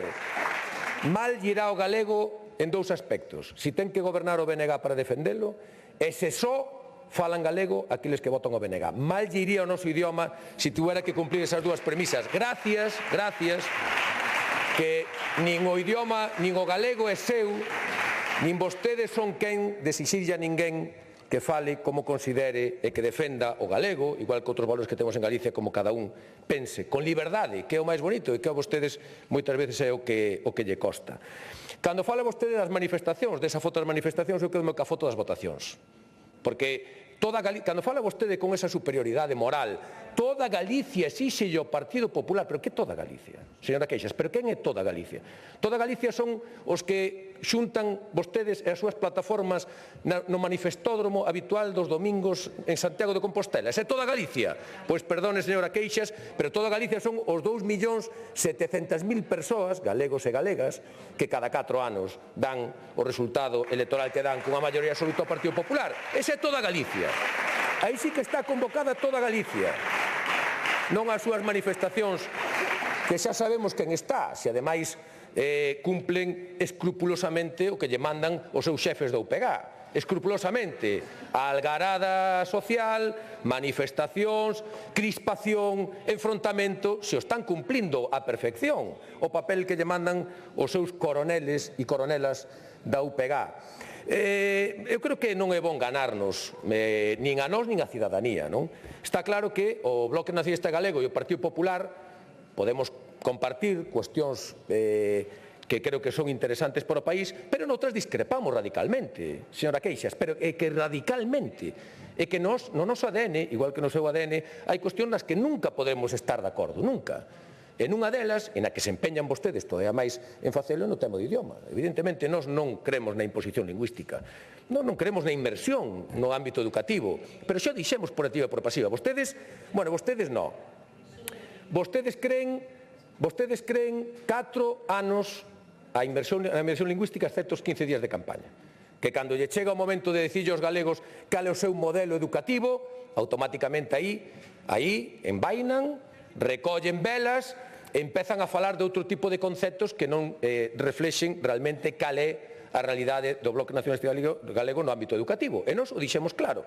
Nós creemos na liberdade lingüística, nós creemos no equilibrio, nós creemos na capacidade que teñen as persoas, os galegos e as galegas, de querer o seu idioma, o galego, da maneira que consideren oportuno. E vostedes, vostedes teñen un claro reflexo ideolóxico en relación a este tema, non? Que define claramente cal é a súa posición. Que é a súa posición? Que é a súa posición? Non é a posición da sociedade galega, é a posición do Bloque Nacionalista Galego. Nin o Goberno, nin a sociedade galega está neses supostos debates que vostedes queren abrir, nesas aldraxes, nesas afrentas, nesas palabras grosas, nese manual do que tiran habitualmente cando falan de determinadas cuestións, co único fin de ter un discurso dunha sociedade victimizada, triste, gris, que a que queren trasladar vostedes desde o Bloque Nacionalista Galego, que lles vale despois para aproveitar e para saborear nos seus comités políticos, nos seus consellos nacionais, ese café para os moi cafeteros, que teñen no Bloque Nacionalista Galego, na UPG, que son os que lle marcan a estrategia e os que lle din cal é o camiño que teñen que seguir. Voulle decir, creo que este goberno ten clara cal é a súa folla de ruta, como dixen antes, temos posta en marcha moitas iniciativas de apoio ao galego, temos unha proposta, un acordo sin apriorismo. Me decía vostede que vai a facer cas resolucións que adoite ese proceso que fixo a plataforma do Bloque Nacionalista Galego en relación á lingua. Pois xa lle vou dicir o que vamos a facer, o que non imos a facer. O que non imos a facer é non respetar os seus dereitos como cidadáns, non ir a boicotearlle, nin ir a insultar a ninguén, a ningún acto público cando defenda a súa posición, por moito que difira da posición do Partido Popular. Eso sí que non imos a facer, señora Queixas. Non imos alí a insultar, a maltratar, a intentar dinamitar un proceso no que nós respetamos profundamente as persoas que participen en él. Outra cousa é que estemos máis de acordo ou menos de acordo que as resolucións que aí se establezcan. E que lle quede moi claro unha cousa, mire, negociación, sí, acordos, sí, imposicións, nin a primeira, señora Queixas, non lle vamos a aceptar, nin a primeira. Clases de superioridade moral ou política ou intelectual do Bloque Nacionalista Galego, ningunha. Xa yo digo tamén, esa é a posición que ten o Partido Popular. E acépteme un consello. Non perdan o tempo por intentar impoñer, nin por intentar presionar o Partido Popular en estes temas, que de 4 en 4 anos recibimos o maior aval que podemos recibir, que é o apoio dos galegos e as galegas. Reserven esas leccións de superioridade moral para os seus órganos internos que boa falta lles fai, seguramente. Moitísimas gracias. Gracias.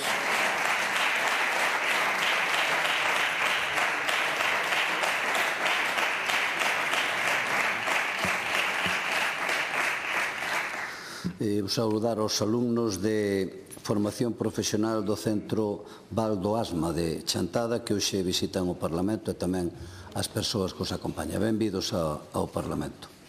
Continuamos agora coa outra interpelación, neste caso de doña Silvia Longueira, do Grupo Parlamentario Socialista sobre a planificación dos vindeiros 10 anos que leva a cabo a Xunta de Galicia en materia de cuidados e servicios sociais.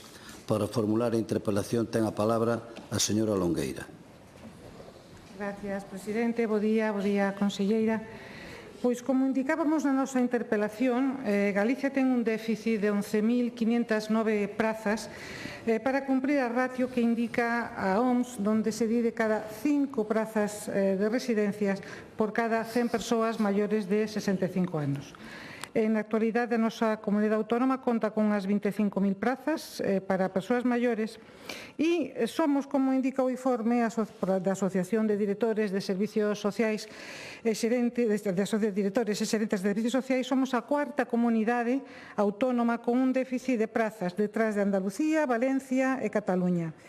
Son datos do ano 23, onde se fala que das 25.000 prazas totais en residencias galegas, o 76% están en centros públicos, o 23% restante son de financiación privada e, ademais, cada residencia ten unha media de 78,5 prazas, que está por enriba do tamaño medio estatal de 73,5.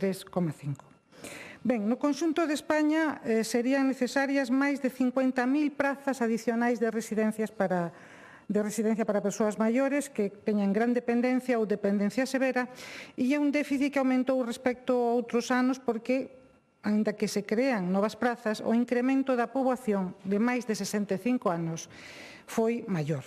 E aquí ven o xiro da acción, que Galicia ten hoxe máis de 700.000 persoas maiores de 65 anos, posiblemente con unha expectativa de vida que mellore e alongue o ámbito do que ven sendo a terceira idade.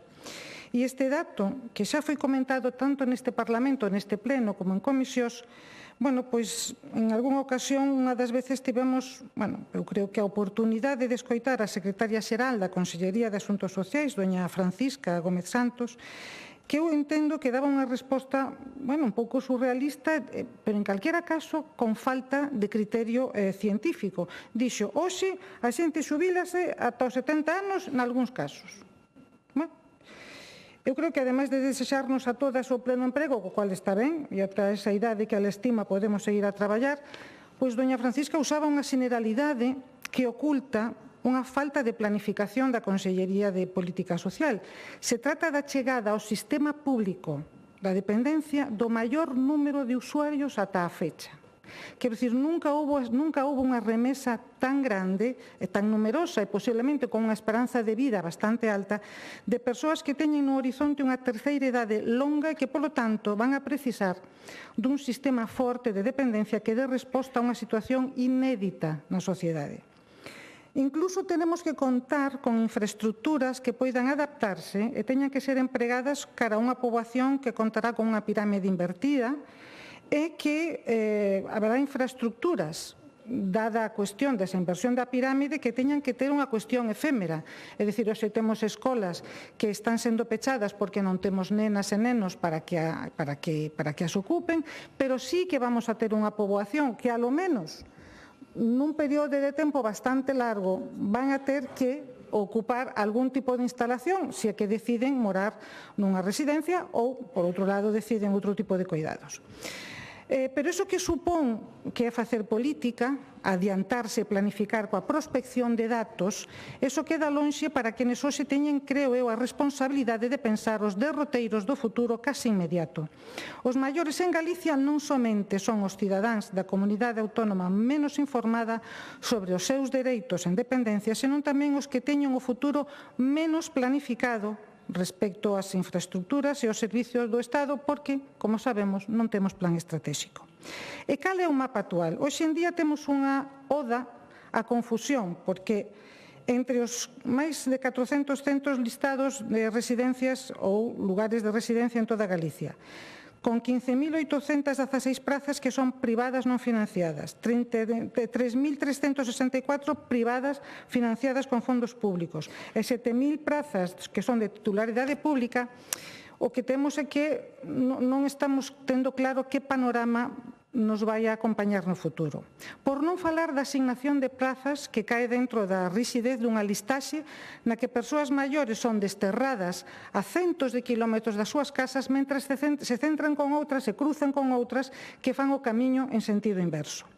E tamén temos outra variante na que o sistema sanitario é o solucionador da urxencia sobrevida. Unha persoa maior pode estar ingresada até máis de 3 meses nun centro hospitalario sin ter outra patoloxía que non sexa que non hai unha praza nunha residencia pública de maiores. E o curioso é que o investimento máis importante na construción destas infraestructuras en residencias de maiores fai un particular que entrega a Xunta chave en man inmobles boísimos, por certo, para a súa xestión, privadas con ánimo de lucro ou pública man un tropo.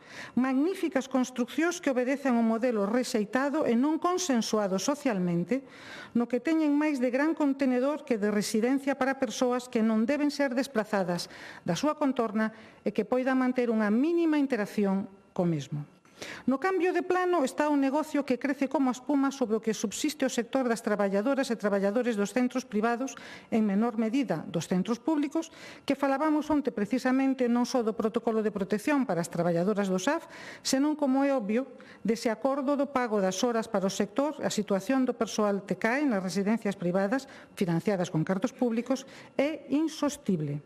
Salarios que rondan os 950 euros ao mes súmanselle un acúmulo de horas e tarefas, no caso de que cumpran coas ratios, que xeneran un risco para a saúde das traballadoras. Ou tamén temos a variante do peche de residencias por neglixencias, como as 5 que foron pechadas nos 5 últimos anos tras inspeccións e incumprimentos varios da normativa, incluindo problemas de hixiene e alimentación nos residentes. Inspeccións que en centros privados sabemos que son avisadas con antelación á visita. Caso aparte é tamén o acontecido na residencia en Oleiros e moitas outras, donde, sendo xestión da Xunta, a Inspección de Traballo cuestionou que sucedía ali tras a fuga dun residente con deterioro cognitivo, sinalando deficiencias organizativas e de seguridade e requerindo melloras nas instalacións e protocolos. Recordar o ingreso, sobre todo, de persoas con problemas de saúde mental que non contan co persoal sanitario adecuado para o seu cuidado. E para que non queden dúbidas de que é un problema de quen manda, insistimos que bastante fan que nes día a día teñen que estar de dique de contención desta situación que por veces é surreal e a veces grotesca.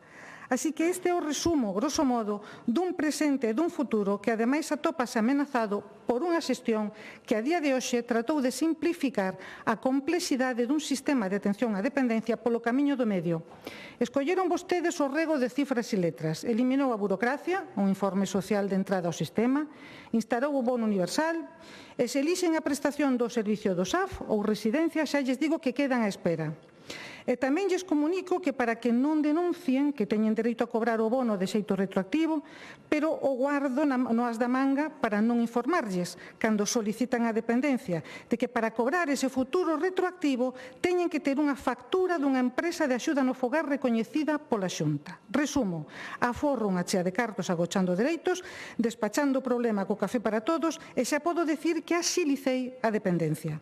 Comprenderá que a confusión é máxima porque se o modelo de cuidados vai ser a bonificación permanente, cada vez haberá máis cartos para bonos e menos para a prestación de servicios dos dereitos da poboación. Están vostedes usurpando o que por lei teñen que darlles as galegas e galegos e xa sabemos que as familias están a coller os bonos, é evidente. Vostede está obrigada ou está a obrigarlles a que elixan entre o malo e o peor, a segmentos da poboación que hoxe en día teñen o seo familiar probablemente problemas suficientes ca vivenda e cos salarios e non poden estar á espera dun SAF que non sabemos cando vai ser concedido ou dunha praza residencial que para os galegos o meu mesmo que o mito para os descubridores de América cando estaban á procura do Eldorado. Exactamente o mismo é o que está a acontecer cas familias e cos dependentes galegos. Así que este é o camiño que teñen vostedes deseñado e moito nos tememos que é o que queren deixar como legado de xestión nesta Consellería que seguramente de política ten moito, pero de social habería que redefinir o término. Eu creo que sería maravilloso que nos podera sorprender cun xiro inesperado dos acontecementos. Eu non sei se o plan estratégico sería un exemplo que vostede en algún momento podería contemplar.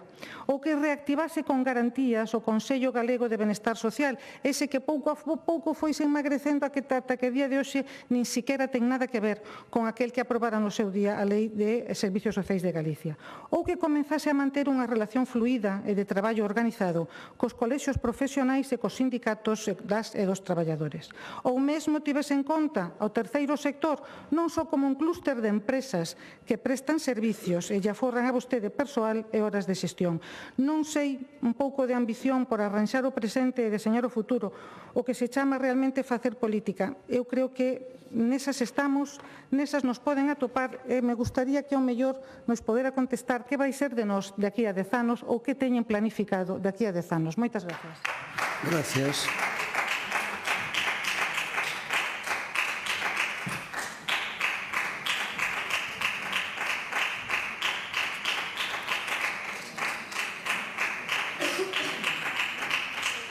Resposta da conselleira de Política Social e Igualdade, doña Fabiola García Martínez.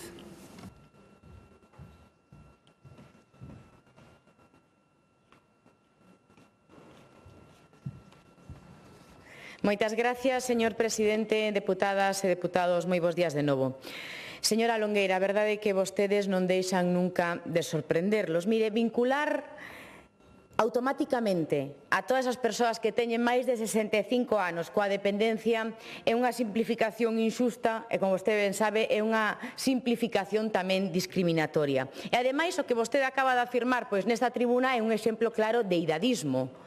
Eu convido tamén a que lea a nova estrategia contra o edadismo que acaba de aprobar a Xunta de Galicia.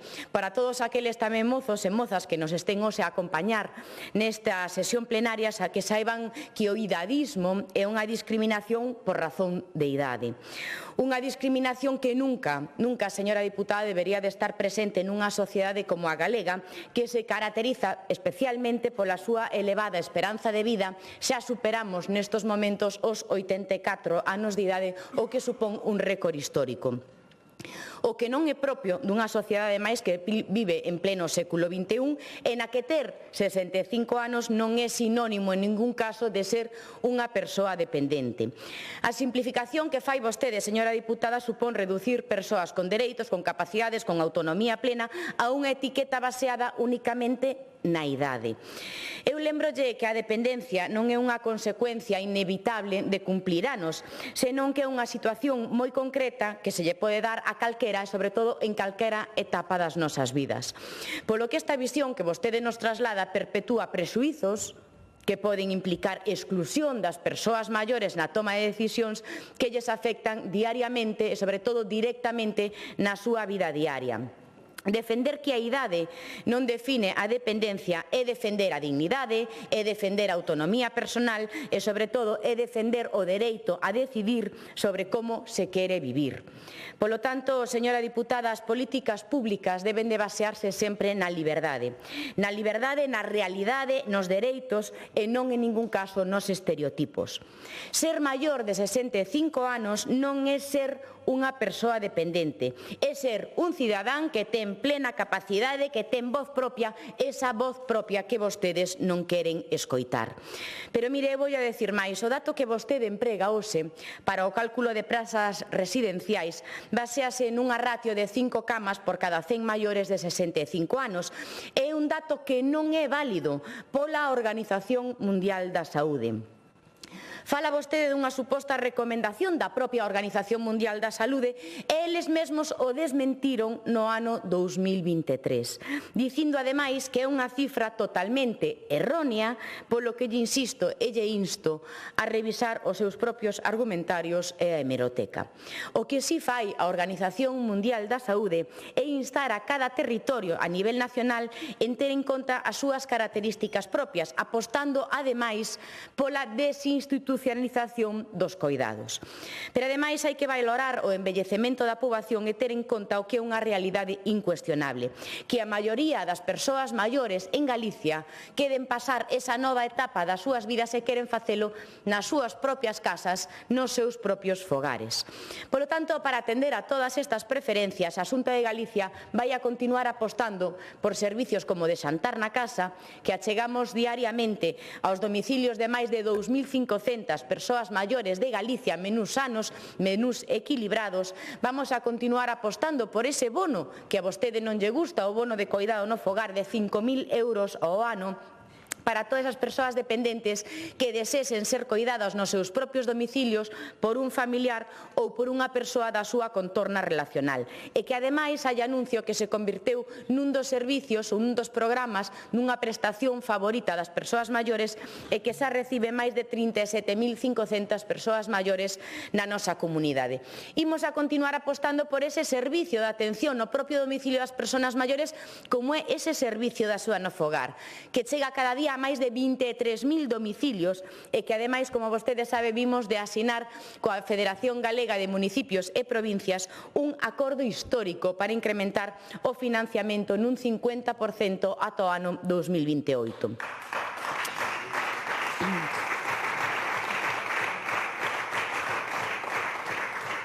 Un acordo que, ademais, apoian os alcaldes do Partido Socialista, tamén recordarlle que moitos alcaldes do Bloque Nacionalista Galego, e gracias a este acordo a Xunta de Galicia inxectará 150 millóns de euros adicionais nas arcas municipais ata o ano 2028. Un acordo histórico, pero que critica, como é algo habitual, se está contaxando non a todo do Bloque Nacionalista Galego, e agora este acordo critica tamén o señor Besteiro, ao que se lle ve que non lle gusta ou que lle gusta sempre nadar contra corrente e ir en contra de todos menos en contra do Bloque Nacionalista Galego. Por iso eu hoxe quero agradecer públicamente a altura de miras do presidente da Federación Galega de Municipios e Provincias ante unha cuestión que é vital e que era necesaria para todos os concellos, pero sobre todo para as arcas municipais.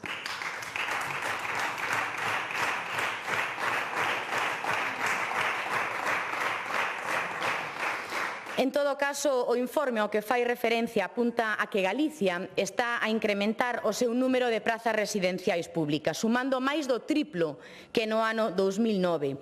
Un compromiso que tamén seguimos e seguiremos reforzando precisamente nesta legislatura para continuar situando a Galicia como un referente nacional na atención a todas as persoas maiores. Por iso, ata o ano 2028 estamos a impulsar máis de 3.500 novas prazas públicas residenciais en cada recuncho de Galicia.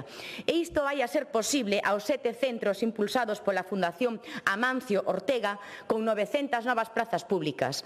Mire, señora Longueira, lle pido que hoxe retire deste diario de sesións as súas verbas. Non é aceptable que vostede lle chame a unha residencia da Fundación Amancio Ortega na que levan investidos máis de 200 millóns de euros que lle chame grandes contenedores. Eso é unha vergoña, señora diputada. É unha auténtica vergoña e é unha barbaridade. As 7 residencias que está construindo, equipando, entregándonos a chave en man a Fundación Amancio Ortega son as mellores residencias públicas de Europa. Gracias a esta Fundación Amancio Ortega, gracias a preto de 200 millóns de euros, Galicia ten nestes momentos 900 plazas públicas residenciais para atender aos nosos pais e atender aos nosos avós. Señora Longueira, mire, eu tamén celebro que por fin o Concello da Coruña lle concedese a licencia de primeira ocupación tras máis de 7 meses de espera, por iso non puidemos abrir a residencia de maiores de Coruña. E mire, son tan necesarias as prazas, pero a veces a burocracia dos concellos socialistas é así. E a estas plazas imos a sumar tamén a nova residencia pública de Ribeira, a nova residencia de Antas de Ulla, 150 prazas públicas, a través tamén desa rede de plan de investimentos de novas residencias que estamos construindo principalmente na provincia de Ourense para dotar de plazas residenciais aos concellos máis pequeniños de Galicia e aos que máis lle costaba impulsar unha residencia de maiores, e a todas estas prazas lle imos a sumar 1.800 novas prazas nos novos centros proxectados a través dese plan de residencias da Xunta de Galicia anunciado nesta mesma Cámara polo presidente Alfonso Rueda.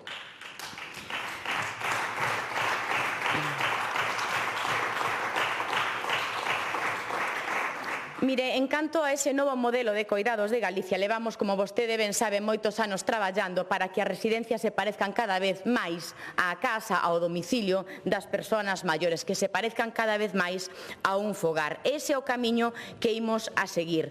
Apostar por esa maior coordinación sociosanitaria, aproveitar as oportunidades das novas tecnoloxías e que os centros sexan máis humanos e máis funcionais.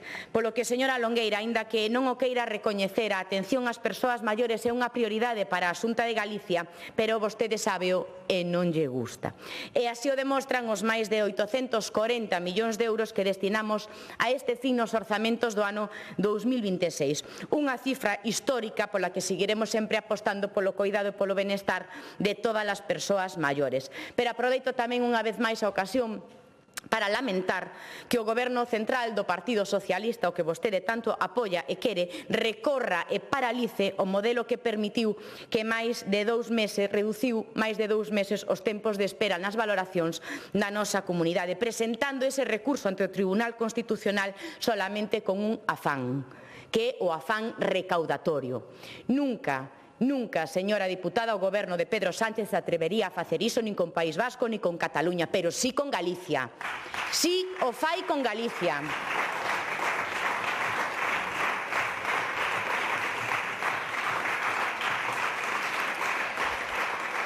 O que si deberían de facer vostedes dende o Partido Socialista e o seu líder, o señor Besteiro, é apoiar a Xunta de Galicia e demandarlle ao Executivo Central que retire ese recurso ante o Tribunal Constitucional, que cumpra coa Lei de Dependencia, que nos abone os 2.900 millóns de euros. Non é un bulo, señora Longueira, é unha realidade. 2.900 millóns de euros que o Goberno de España, o Goberno de Pedro Sánchez lle debe ás persoas maiores en Galicia. Non é un bulo, é unha realidade, señora diputada. Polo tanto, en resumo, señora Longueira, vostede ten que saber que cumprir 65 anos non implica nunca necesariamente unha situación de dependencia, senón que é unha etapa vital para moitísimas persoas. E o que imos a seguir facendo en a Xunta de Galicia é garantir ese modelo de coidados que queremos, que cada un teña a liberdade de escoller onde se quere facer maior. Máis nada e moitas gracias. Gracias.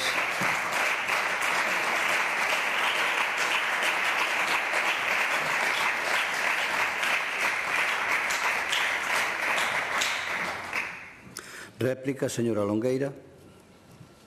Gracias. Bueno, a ver, eu creo que a persoa que ten que ter cuidado coas palabras é o seu jefe, o señor Alfonso Rueda, que hoxe delatouno as palabriñas, así como cando dixo que tiña que pagar a dependencia. Non se trata de pagar a dependencia, son dereitos. Quen ten que pagar a dependencia? O que ten que dar é os dereitos.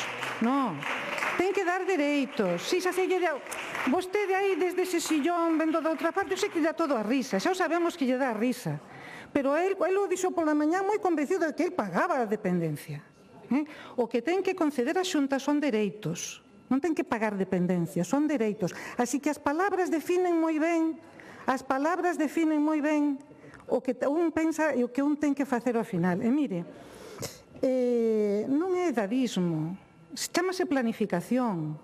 Igual que temos, ao mellor, mulleres embarazadas ou non embarazadas, e temos que planificar os nenos e as nenas que veñen.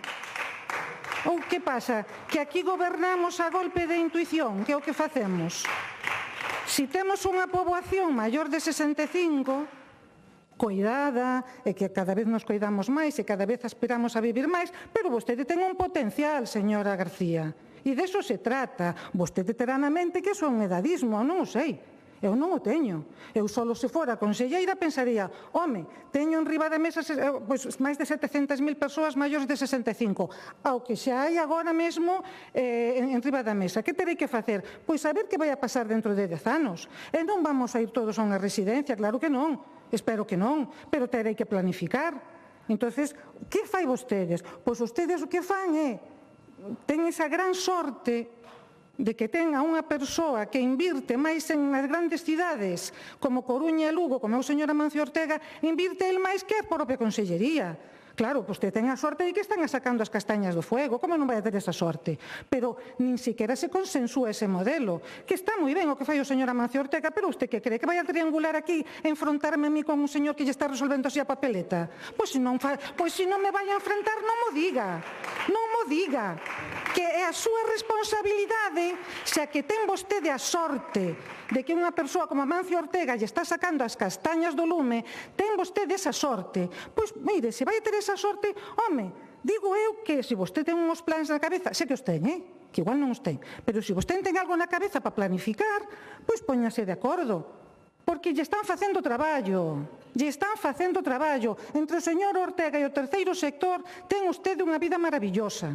E claro, ahora me vai a decir a min que o que se fai desde o goberno temos que procurar que non se recurra. Pero vamos a ver, vostedes aclárense, porque ten vostede un compañeiro en Madrid que é presidente porque non quere, moi respetable, pero ten outro aquí que espera gobernar donde outro non goberna.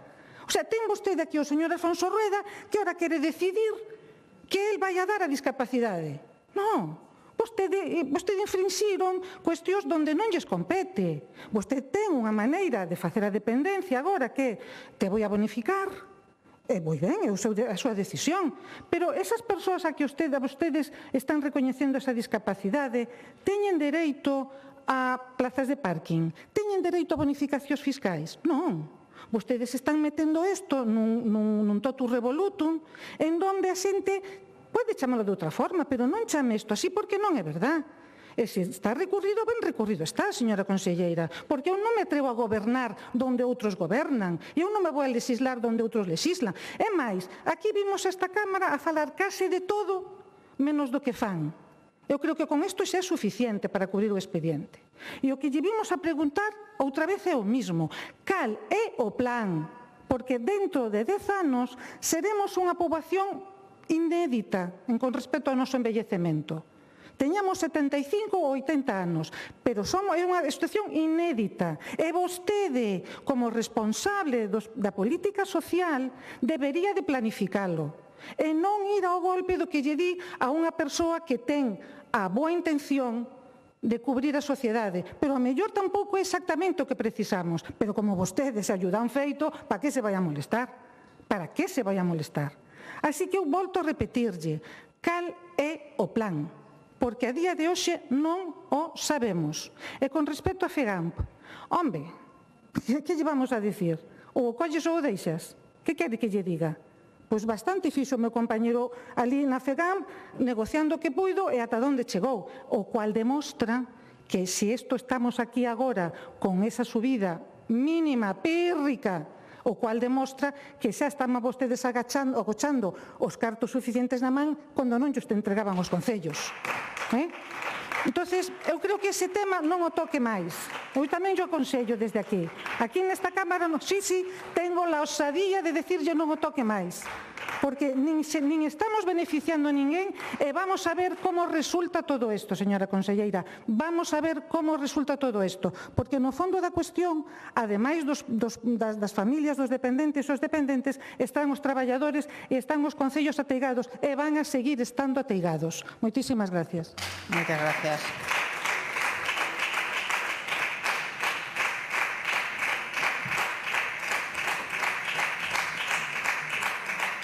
Rolda de réplica, señora conselleira.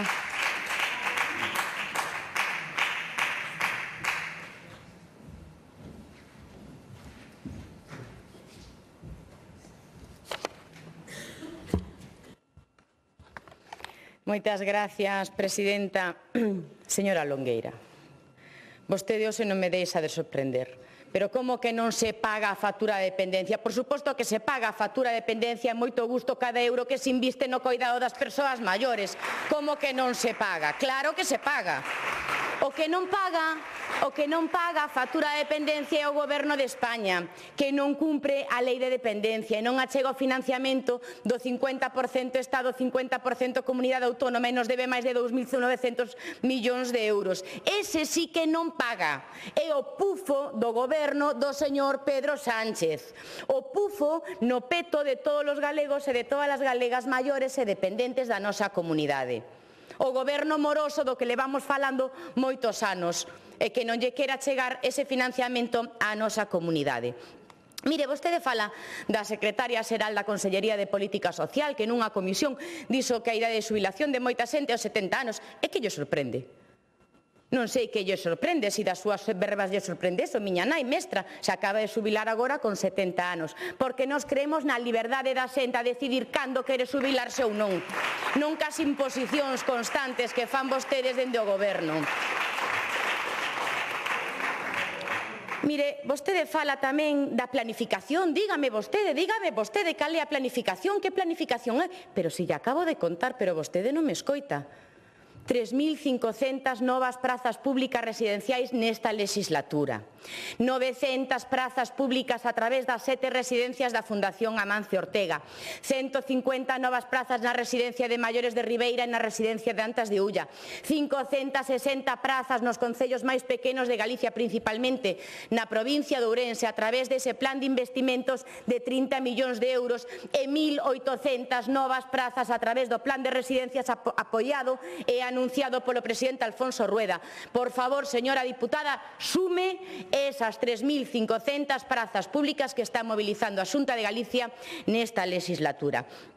Mire, fala vostede tamén do recurso ante o Tribunal Constitucional, que claro, que o Goberno fai o que tiña que facer, que o señor presidente Alfonso Rueda non é ninguén para dar graos de discapacidade, pero si é competencia da comunidade autónoma valorar a todas esas persoas e darlle o seu grado de dependencia ou o seu porcentaxe de discapacidade, é competencia da Xunta de Galicia, por iso temos os equipos de valoración da dependencia e da discapacidade.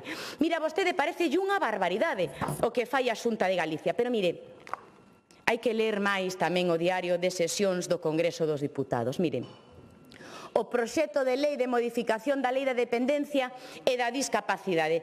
A vostede lle dá a risa, a min non, pareceme gravísimo. Mire, xa lle avanzo, páxina 3. Este é o que di o seu goberno do Partido Socialista. No hay ninguna duda de que una persona que se encuentre en situación de dependencia es reconocible de forma automática, é dicir, o que está facendo a Xunta de Galicia, como persoa con discapacidade. Isto é o que di o Goberno de España nesa modificación da lei da dependencia.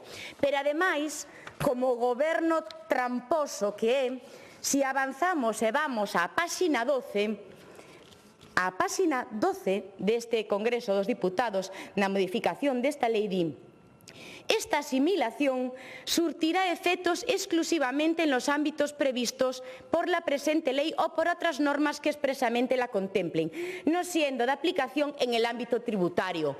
Aforrar e recaudar a costa das persoas maiores e das persoas con discapacidade non teñen límites, señora Longueira, non teñen límites. Pero nós vamos a continuar loitando por valorar cada vez de forma máis áxil as persoas maiores e as persoas con discapacidade na nosa comunidade, porque a única prioridade que ten este goberno é continuar atendendo a todos os maiores, valoralos de forma máis áxil, crear máis plazas residenciais, dar máis servicio de axuda no fogar incrementando en 150 millóns de euros o seu financiamento, pactando coa Federación Galega de Municipios e Provincias este incremento, lle guste ao señor Besteiro ou non.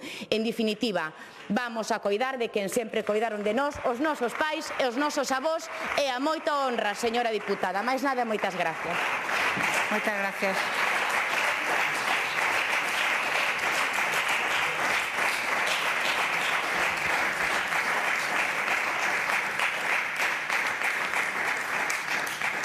Continuamos coa orde do día de preguntas ao Goberno, neste caso de don Iago Tavares Pérez Piñeiro e 10 deputados e deputadas máis do Grupo Parlamentario do Bloque Nacionalista Galego sobre a posta en marcha da oficina xudicial nos tribunais de instancia dos 7 grandes partidos xudiciais de Galicia. Para formular a pregunta, como sabe, por 3 minutos ten a palabra o señor Tavares. Gracias, señora vicepresidenta, señor conselleiro.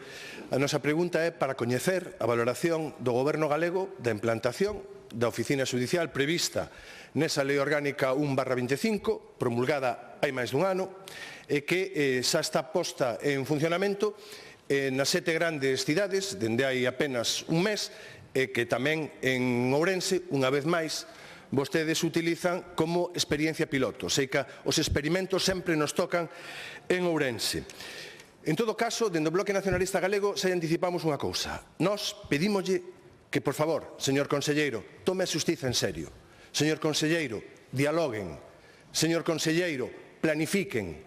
Señor conselleiro, tomen medidas urxentes ante a situación que se está a vivir nos tribunais de instancia e fundamentalmente por ser a experiencia e por eso ser pioneiro no Tribunal de Instancia de Ourense. E dende o Bloque Nacionalista Galego decimoslle isto despois de falar coa xudicatura, despois de falar cos LACs, despois de falar con funcionarias dos corpos de auxilio, de tramitación e de xestión, despois de falar coa abogacía e coa procura, despois de falar cos distintos sindicatos. E créame, todas absolutamente empregaron a palabra caos.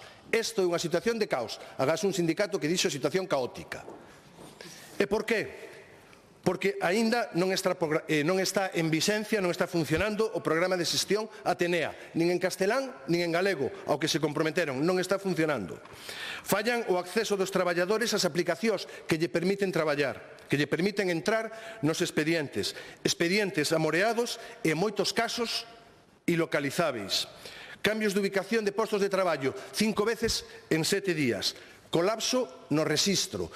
Está pendente de rexistrar actuacións, demandas de, por exemplo, de novembro. Incluso algún compañeiro atopou a firmeza nunha resolución que estaba recorrida, pero que ocurre que non se deu nin siquiera rexistro a esa apelación. Hai funcionarias realizando tarefas que non lle corresponden por lei. Por exemplo, agora os auxilios son os que fan os poderes a Pudacta, algo por lei restringido ás letradas da Administración de Xustiza. Lembrarlle as manifestacións dun sindicato que non sei se considerarán un satélite do Bloque Nacionalista Galego, pero, en todo caso, vou a dicir, o presidente de Deputación deste sindicato era liberado hai apenas uns meses, hai apenas uns anos. Ese sindicato di: o persoal está perdido nos seus postos e nas súas funcións. Pilas de expedientes amoreadas no chan. Problemas de repartición do traballo con cambios de normas varias veces no mesmo día. Falla de coordinación, problemas materiais de todo tipo. Unha foto non é do BNG, ilustra. Isto é da Voz de Galicia, non sei se tamén é satélite do BNG, e isto é da región. As funcionarias... Moitas gracias.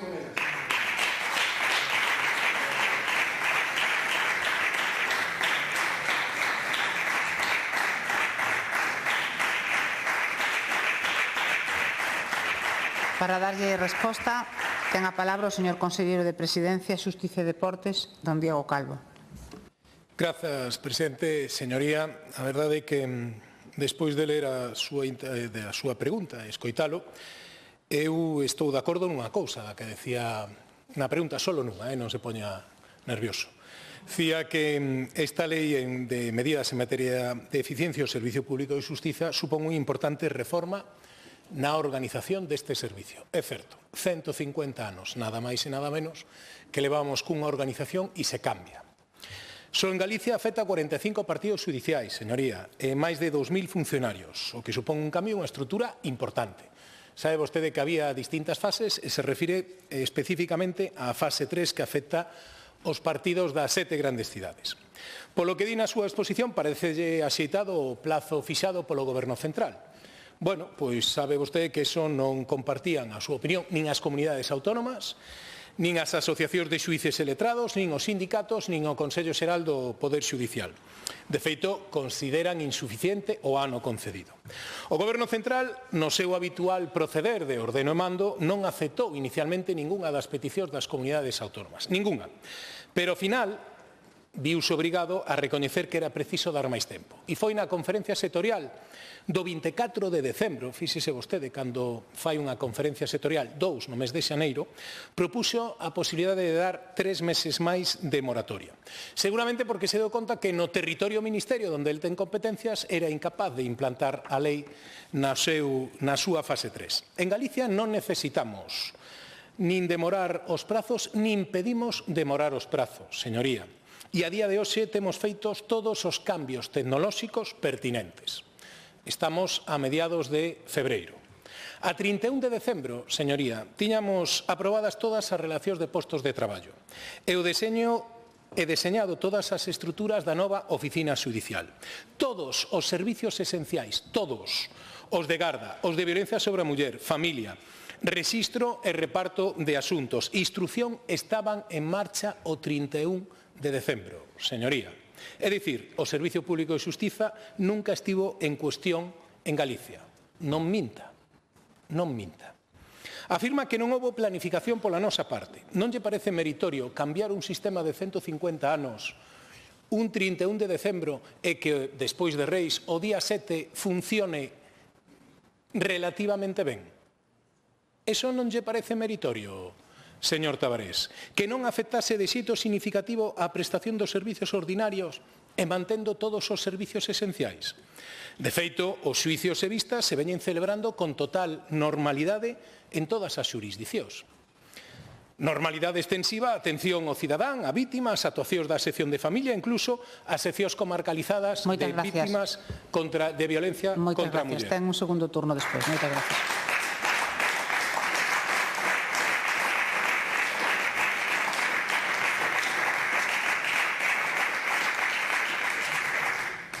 Réplica, señor Tavares. Señor conselleiro, insistía, tome a xustiza en serio. O mellor tiña razón cando en 2007 decía que facía falta unha consellería específica. Non é certo que este sistema leve 150 anos. Este sistema foi implantado, máis menos, na Lei 19 de 2003. Gobernaba no Estado quen? Voulle dar unha pista. Ten relación co equipo económico. Está imputado en Tarragona e ten 10 compañeiros máis tamén imputados. É unha lei de 2003 que establecía os servizos comuns, por exemplo, de tramitación e os servizos de apoio directo. Esta oficina judicial, que si reforma, desaparecen os xulgados e crean tribunais de instancia, pero en esencia xa estaba no 2003, despois profundado na lei 13/2009. É dicir, os deberes xa os tiñan que ter feito, pero de hai moitos anos. Non só vostede, sino tamén o seu inepto antecesor, que tampouco fixo moito por a xustiza. Pero non todo é culpa do Goberno de Estado. Hai culpa da súa falta de previsión. Cando falamos de falta de previsión, de que estamos a referir? Estamos a referir dos seus orzamentos de 2026. Para este plan da oficina judicial, sabe canto estaba orzamentado? 50.000 euros. Non se orzamentaron pouco, sino que mesmo votaron en contra das propostas do BNG. En materia de persoal, non é que incrementaran persoal sabendo que ia facer falta, sino que diminuíron en aproximadamente 40 efectivos, tanto no corpo de xestión como no de tramitación, como no de auxilio. Si quere, doulle dato en concreto, 12,23 e 7 de menos. Prevén crear máis unidades judiciais e van a facer como a comarcalización do xulgado de violencia, onde únicamente para esa unidade judicial crean 2 plazas e para o resto das plazas as detraen de outras unidades judiciais. Non, señor conselleiro, non está a funcionar ben. Está sendo un auténtico caos e non lle di o Bloque Nacionalista Galego. Fale, vaise, está na súa responsabilidade. Fale cos diferentes operadores jurídicos. En todo caso, unha vez que o constate, poña... Moitas gracias. Moitas gracias.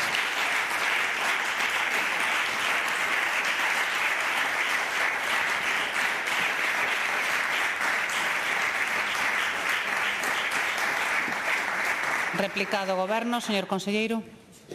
Mire, señor Tavares, vostede di que utilizamos a Ourense de novo como unha experiencia, chego a decir, apunte por aquí, como unha experiencia piloto, pero así denigrando. Non é certo. Buscamos a cidade de Ourense porque polo seu tamaño e a súa organización podíamos poñela en marcha antes que no resto das cidades. Ese é o motivo. Di vostede que está todo a funcionar mal. Non é certo. Non é certo.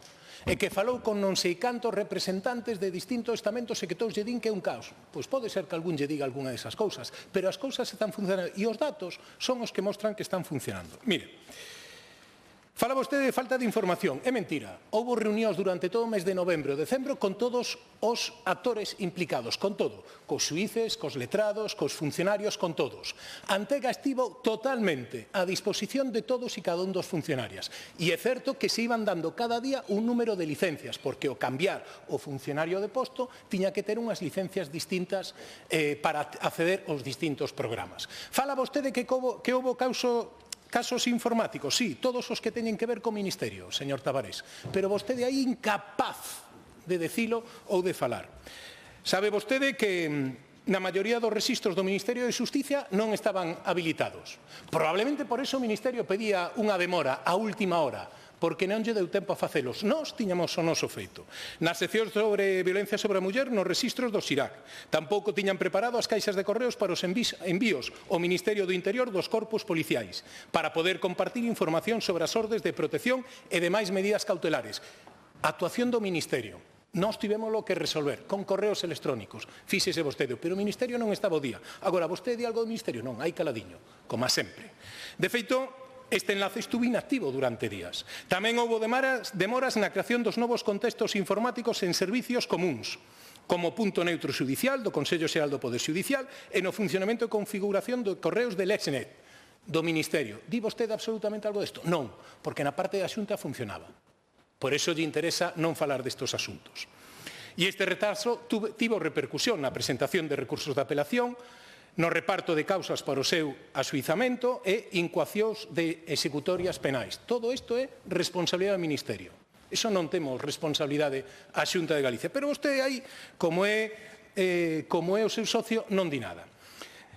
No que respecta ás tramitacións, tampouco é verdade o que vostede di na súa pregunta. Mire, en Galicia, en xaneiro do ano 2026, se contabilizaron 467.742 notificacións judiciais. No ano 25, un 4% menos. Non está mal cambiar toda a oficina judicial e un 4% menos, pero vamos a ver en comparación con outros territorios. En anotacións nos registros administrativos, un 2,3% menos. Bueno, non está mal. Son resultados moi bons, porque a media nacional nun e outro é un 10% e noutro o 6%. Pero vamos a falar Cataluña, que ten doulle os datos cando quera e poderá comprobar que iso non... Moitas gracias. Grazas.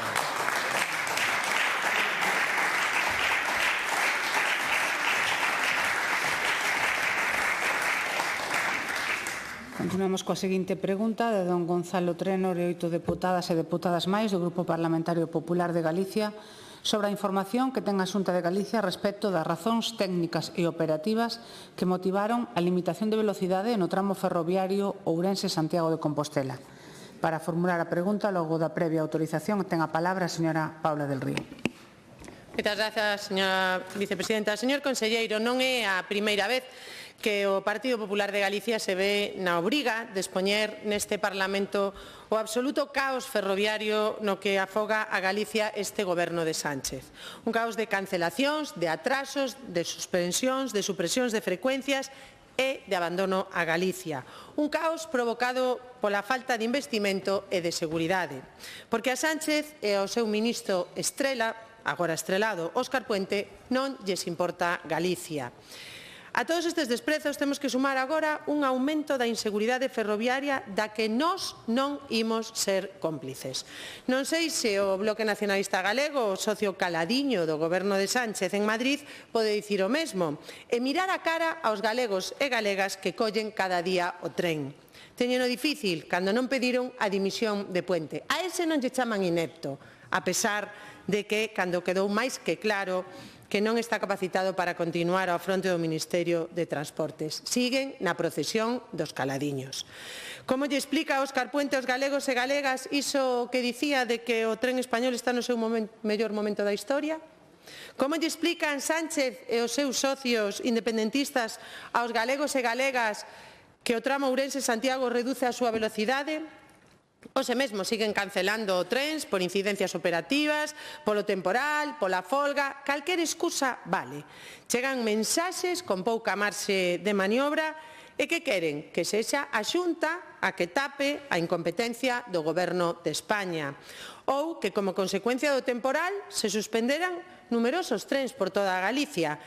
A limitación de velocidade prodúcese tras varias alertas de maquinistas de posibles deficiencias na infraestrutura. É un asunto moi grave. Non temos xustificacións, transparencia, ningún dato. E todo isto coa grave traxedia de Andalucía e de Cataluña na memoria recente dos cidadáns.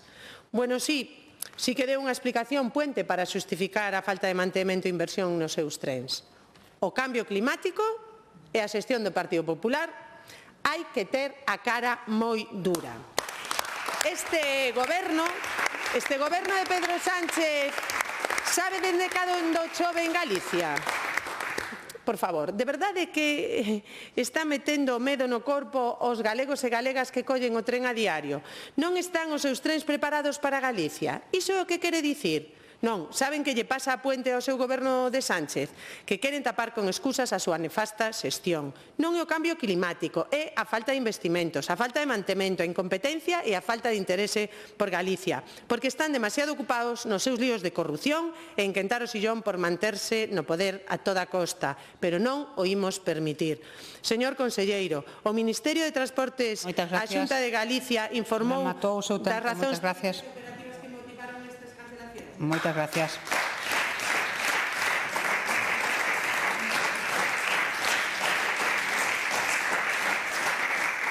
Para darlle resposta, ten a palabra o señor conselleiro de Presidencia e Xusticia e Deportes.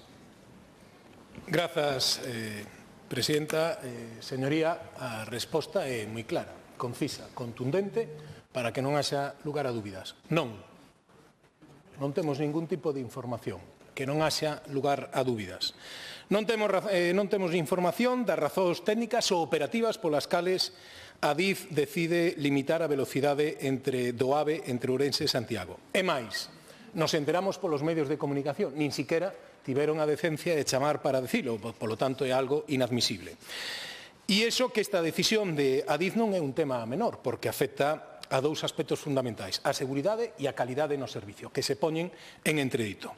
Que non tivemos coñecemento, ademais é moi grave por tres razóns. Primeira, porque se trata dunha infraestructura estratégica que condiciona a mobilidade de miles de galegos. Ademais, tendo presente que corresponde a Galicia, a parte de protección civil, é perentorio que contemos coa información precisa e detallada sobre calquer tipo de incidencia relacionada coa seguridade. Supoño que eso o terán na cabeza. En segundo lugar, porque a limitación de velocidade en un tramo de 28 km de longitude é unha medida excepcional a raíz das advertencias dos maquinistas e, en consecuencia, un indicador das deficiencias da infraestructura que require un análisis exhaustiva e unha corrección inmediata. Algo sobre o que levamos moito tempo pedindo información, pero o Ministerio decide que non somos relevantes para darnos información. E, en terceiro lugar, a falta de transparencia sobre este asunto non é unha excepción, señoría. Saben vostedes que non se trata desta limitación da velocidade, nin no que pasou este fin de semana. Trátase, si botamos a ollada atrás, dos últimos meses, donde os atrasos, as averías, as cancelacións, houbo días que ningún tren chegaba en hora ou salía en hora, acerca de todos esta situación, nunca nos deron ningún tipo de explicación ao goberno galego. Nin Renfe, nin Adif, nin o Ministerio facilitaron ningunha información á Xunta de Galicia. E isto non é porque a Xunta de Galicia non se dirixira ao Ministerio ou aos responsables para pedirlles información. O fixemos en moitas ocasións, por escrito, falando con eles en distintas reunións e a última carta pois enviada o 23 de xaneiro, pedíndolle explicacións a Adif unha vez máis acerca de tantas, solicitando información sobre varios aspectos críticos. O estado das infraestructuras. Necesitamos saber se o estado está ben das infraestructuras ou non, ou se eles advertiron algunha deficiencia. O resultado das últimas revisións feitas aos trens, o material rodante, pola limitación da velocidade. Pero, a día de hoxe, saben vostedes que non contestaron, porque o ministro Puente considera que a súa xestión, como dixo no Congreso ou no Senado, é espectacular. Polo tanto, para que se vai a parar neste tipo de cousas?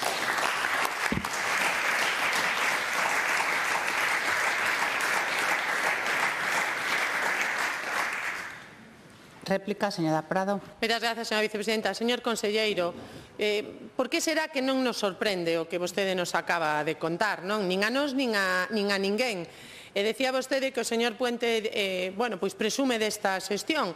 A verdade é que ninguén lle critica a xestión mediática que fixo do tema, porque a verdade é que estuvo moi interesado en manter un relato que despois se lleveu abaixo, pero en realidade nós e todos os españois o que estamos é pedindo responsabilidades ao ministro Puente non polo que fixo despois da traxedia, sino polo que non fixo antes da traxedia.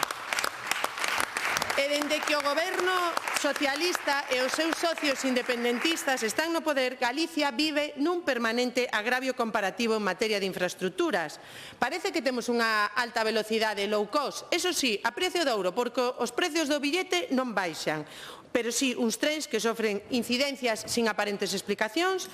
E digo aparente porque explicación ten que haber. Outra cousa é que non la queiran ocultar ou nos queiran contar milongas. Pero sabe cal é a explicación? A incompetencia.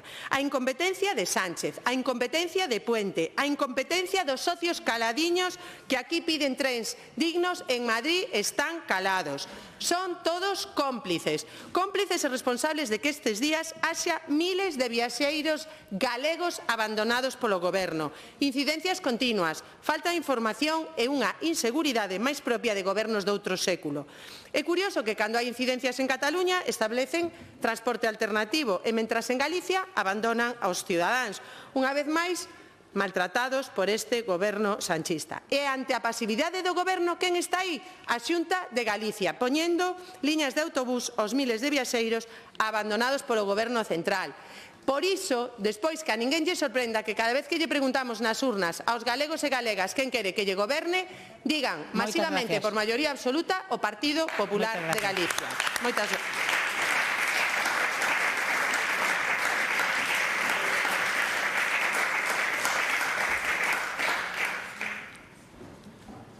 Réplica, señor conselleiro.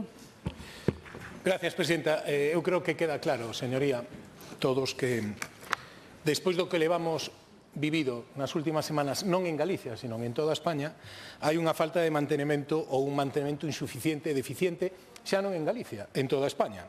A tenor da cancelación dos servizos producidos de xoves a domingo, por mor dos temporais en Galicia, tamén se demostrou que esa previsión e planificación era deficiente, é dicir, chove sobre mollado. Pero nós non imos a cuestionar ningunha medida que adopte Adif ou Renfe por mor da seguridade. Faltaría máis. O que ten que facer Adif ou Renfe cando toman este tipo de decisións é comunicalo e explicarnos cal é o problema. Iso é normal entre calquer tipo de relación en administracións. Sin embargo, nesta ocasión non o fixeron.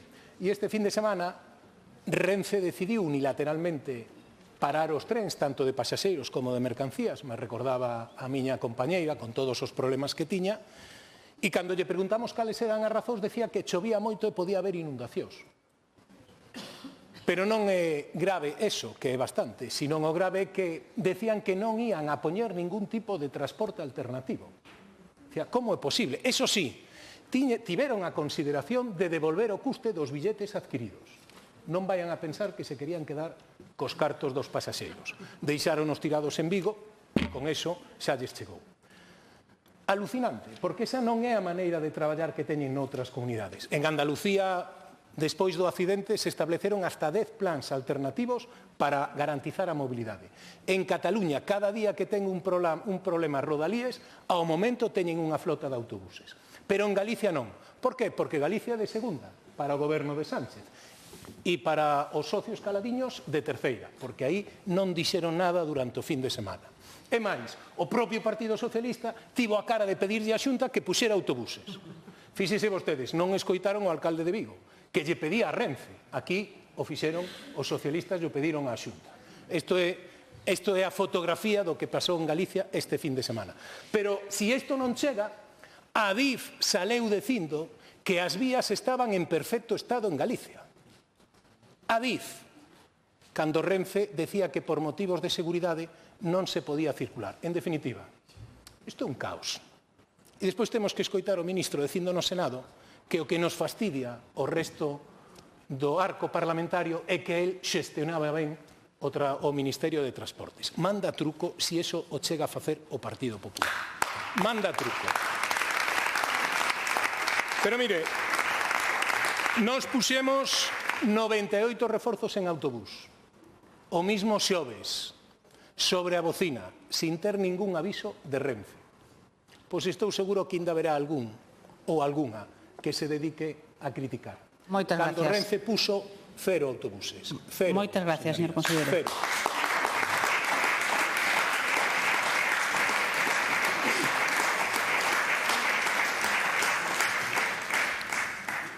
Continuamos coas preguntas ao Goberno. Neste caso, a pregunta de don Gonzalo Trenor e 8 deputadas e deputadas máis do Grupo Parlamentario Popular de Galicia sobre a información da que dispón o Goberno galego respecto dos 62 proxectos presentados ao Plan Social polo Clima. Para formular a pregunta, ten a palabra o señor Rodríguez. Gracias, presidenta. Conselleira, bos días de novo. Como vostede ben sabe e coñece, en maio do pasado 2025, a Xunta de Galicia presentou 62 proxectos ao Plan Social polo Clima por un importe de case 2.000 millóns de euros, para que servisen de base para a aplicación en España do Fondo Social para o Clima. O Goberno de España, tan riguroso, tan serio, tan traballador, tiña que ter presentado este plan ante Europa antes de que rematara o mes de xuño do ano 2025. E claro, non o fixeron. Como comprenderá, esta é unha cuestión que xenera gran preocupación en Galicia pola magnitude dos recursos que estamos a falar. Repito, señorías, 2.000 millóns de euros, que non é pouco. E, de feito, formulamos unha pregunta recente sobre esta mesma cuestión no pasado mes de setembro. En resposta, vostede mesma explicou que tamén estaban preocupados pola posible perda destes fondos, motivada pola mala xestión do goberno do señor Pedro Sánchez. E ante a falta de información e transparencia amosado polo Ministerio para a Transición Ecolóxica e Reto Demográfico. Nese asunto, por culpa diso, a Xunta o que fixo, unha administración seria e responsable, dirixiuse directamente a Europa.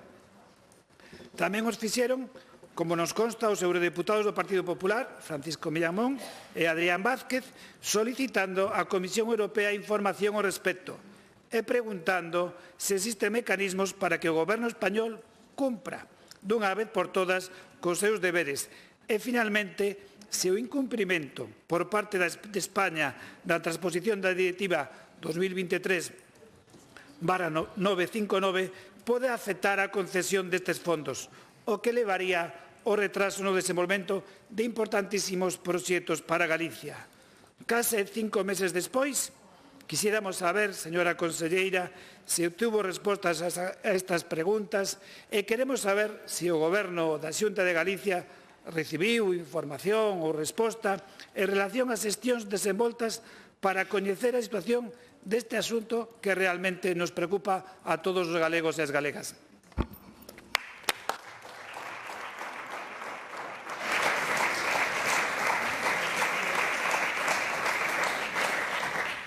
Para darlle resposta, ten a palabra a señora conselleira de Medio Ambiente e Cambio Climático.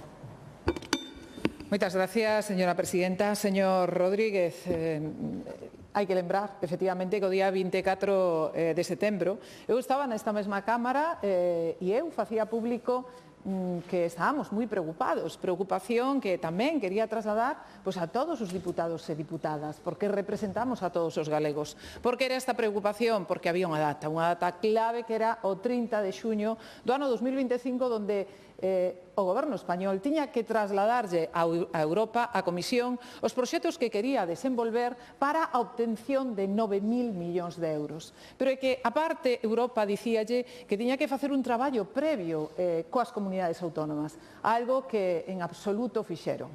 A Xunta de Galicia, a través desta consellería, puxose a traballar coordinadamente co resto das consellerías e, ao final, desenvolvemos unha serie de proxectos para cumplir cos obxectivos que nos marcaba Europa. Foron ao Consello da Xunta e, polo tanto, trasladámolos ao Goberno central. Visto que pasaban os meses, a preocupación iba encrecendo e visto que o Goberno central non nos contestaba e máis, e que a día de hoxe segue sin contestarnos, o cal é que eu quero denunciar públicamente. É unha auténtica vergoña, porque non é un desprecio á Consellería, non é un desprecio á Xunta de Galicia, é un desprecio a todos os galegos e as galegas, porque nos pertencen 2.000 millóns de euros. O que fixemos, visto que non nos contestaban, foi dirixirnos directamente á directora xeral que leva este tema, que ademais é galega, que é a Beatriz Jordi, e a directora de Mercados de Carbono e Mobilidade, para que nos dera a resposta pertinente. Dounos a resposta en 14 días e, efectivamente, trasladounos que España non presentou os proxectos ante a Comisión Europea. Fomos a máis e entón decidimos que había que seguir presionando. E foron 2 eurodiputados do Partido Popular que se dirixen de novo á Comisión e lle preguntan que é o que está ocorrendo. Pero eles fan 2 preguntas, porque fixádevos, isto trae cola. E non presentan este proxecto de acción polo clima porque tampouco presentaron algo fundamental como é a adhesión e transposición da directiva do RCDE, que é a relativa ao novo réximen de comercio de direitos de emisión para edificios, transportes por estrada e outros sectores. O non presentar esta directiva hai ano e medio, entón España non ten direito a eses 9.000 millóns de euros. Viron vostedes cousa tal para que haxa tal desleixo da sociedade e non lles preocupe absolutamente nada? E máis, eses que din ser defensores do clima, e que aquí tamén temos 2 grupos no Parlamento que din que non somos os negacionistas, nós, os que consideramos o clima como ciencia. Moitas gracias.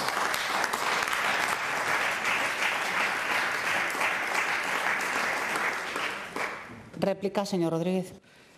Gracias, presidenta. Señora conselleira, mire, eu non me saio do meu asombro. De verdade, como vostede ben dice, é increíble tanto Tanto falan aquí as bancadas da oposición, pero tanta incompetencia, tanto pasotismo, tanta incoherencia. Os que se presentaban e presumían de ser o goberno máis ecoloxista, e tamén feminista da historia, están a piques de perder unha oportunidade única para obter recursos europeos de apoio ao cambio climático e a favor do medio ambiente. E iso que empregan o argumento do cambio climático para justificar todos os males do mundo.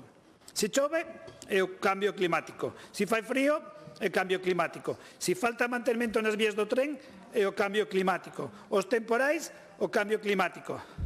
Señorías, Galicia fixo os deberes. E repito, presentou en tempo e en forma máis de 60 proxectos. Todos importantes e necesarios. Preto de 2.000 millóns de euros. Vostede acaba de confirmar que da Moncloa nin palabra. Non obtivemos ningunha resposta. Nos, este grupo entende que é sumamente grave que o Executivo de Sánchez non lle dé a máxima relevancia a optar a 9.000 millóns de euros que favorecerían a sectores vulnerables. Así que, señora conselleira, vostede e o Goberno da Xunta saben que contan co apoio do Grupo Parlamentario Popular, do Grupo Maioritario desta Cámara, para seguir defendendo os intereses dos galegos e das galegas ante calquera instancia, ante Europa, ante o Goberno de Sánchez, para insistir que non perdamos esta oportunidade, como demostramos na recente aprobación da Lei do Clima. Iso sí, co voto en contra da oposición. Son ecoloxistas a tempo parcial. Nada máis e moitas gracias. Muchas gracias.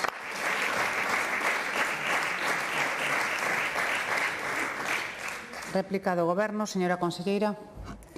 Gracias, señora presidenta. Señor Rodríguez e señores diputados e diputadas, isto non é unha broma, isto non é pecata minuta, estes son 2.000 millóns de euros que tiñan que vir para Galicia. Tomaremos, por suposto, todas as medidas que teñamos ao noso alcance, porque non o podemos permitir nós, non o poden permitir outras comunidades autónomas, pero nós somos dos máis perxudicados, porque por riba, se había un incentivo moi importante, era para aquelas comunidades autónomas que temos un maior número de dispersión. E ao final, pois o resultado é ningún. É acalada por resposta, pero é que tampouco vexo ningún nerviosismo na outra bancada, que tanto ten, tanto dá. Despois, din que é o que facemos. Pois para chegar aos obxectivos que nos marcamos, ao final, o que hai que facer invertir. Europa sábeo, e sabendo, pon e dispón de orzamento en riba da mesa, pero hai que cumprir unha serie de condicións. Pero España non cumpre nisto, nin cumpre noutras cousas. Aquí non se fan transposición de directivas e iso supón infracción. E a infracción, ao final, supón multa. Iso quere dicir que nin imos recibir orzamento, pero por riba imos pagar por algo que non está levando a cabo o Goberno central. E, unha vez máis, falamos desa procesión dos caladiños. O PSOE e o BNG da man, 2.000 millóns, aquí non pasa nada, porque canto menos recursos teña Galicia, parece ser que mellor lle pode ir a eles. Pois miren, non estamos de acordo. Voltaremos a Europa, reivindicaremos, tomaremos todas as accións que se poidan tomar. Quero lembrarlles que, aparte de non traspoñer esta directiva, tampouco se traspouxo a directiva de interés público superior das enerxías renovables. Outra parte da mesa e outra pata da mesa fundamental para chegar aos nosos obxectivos. Pero tampouco se mandou o informe sexenal sobre o lobo, e que non queren. Por qué? Porque minten reiteradamente. Aquí hai señores que din defender o gandeiro. Pero como van defender o gandeiro se ao final están votando continuamente para que non fagamos ningún tipo de xestión e dalle igual que pechen as explotacións? E o Goberno español, por ideoloxía, nin siquiera quere mandar os datos. Saben que vai a supoñer que non teñamos eses 2.000 millóns de euros? Pois accións moi importantes e non poder desenvolver proxectos como adquisición de taxis adaptados no rural galego, como elaboración de plans de mobilidade sostible, como axudas á adquisición de vehículos híbridos e eléctricos nas distintas administracións, vai supoñer que non fagamos mellora enerxética de edificios públicos e de vivendas protegidas. Isto é o que Rematou o seu tempo, señora conselleira.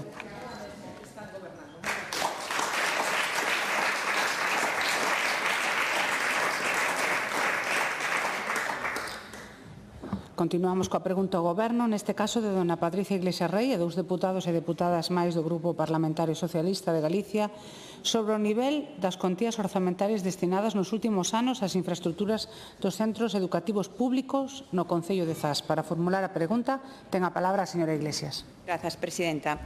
Benvido, señor conselleiro. Hoxe non lle vou falar de grandes estrategias educativas, voulle falar da dura realidade. Da realidade que viven cada mañán no CPI de Zas e no CEIP de la Barte Pos, en Baio. Porque nos colexios de Zas o material escolar xa non é só un caderno ou un lápis. En Zas hai que levar deshumificadores, que son os máis nas aulas. Hai que levar chubasqueiro porque chove máis dentro ca fora. Hai que levar casco porque se cae o teito. E hai que levar unha mochila cargada de paciencia, señor conselleiro. Isto non é unha metáfora. É o día a día de nenos e nenas, de docentes, que terán que estudar, ensinar entre humedades, goteiras, fríos, ventas que non illan, canalón rotos e patios cubertos que só son cubertos polo nome, metafóricamente. No CPI de Zas a situación é moi grave. Hai aulas inutilizadas porque chove dentro, teitos que caen, unha insalubridade total. No Ceila Bartapós, un centro con máis de 50 anos, a cousa pois tamén é igual. Tubases oxidadas, filtracións constantes, incidencias recorrentes, un proxecto anunciado, dormindo no soño dos xustos. Eu estiven ali, señor Román, nos dous centros educativos. Estivemos tamén coa nosa voceira, Xeila Rial, que nos acompaña hoxe neste hemiciclo. Vimos como está a situación. E as fotos, podo dicir, que quedan moi curta de comparado coa realidade. Estamos a falar dun perigo grave de seguridade para o alumnado e para o persoal docente. E, mentres tanto, señor conselleiro, hai silencio, hai anuncios, valeiros, hai orzamentos que no que Zas non existe. Nos emendamos o orzamento de 2026 e pedimos reformar os dous centros educativos, unha reforma integral. Pois o PP dixo non, señor conselleiro, e o BNG nada presentou tampouco. Por iso remato cunha pregunta moi directa.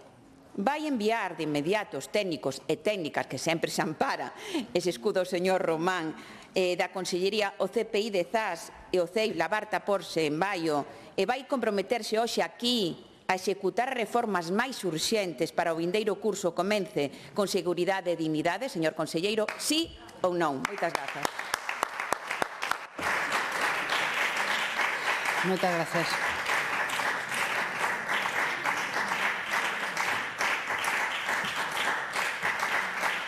Para darlle resposta, ten a palabra o señor conselleiro de Educación, Ciencia, Universidades e Formación Profesional, don Román Rodríguez. Bueno, moitas gracias, señora presidenta.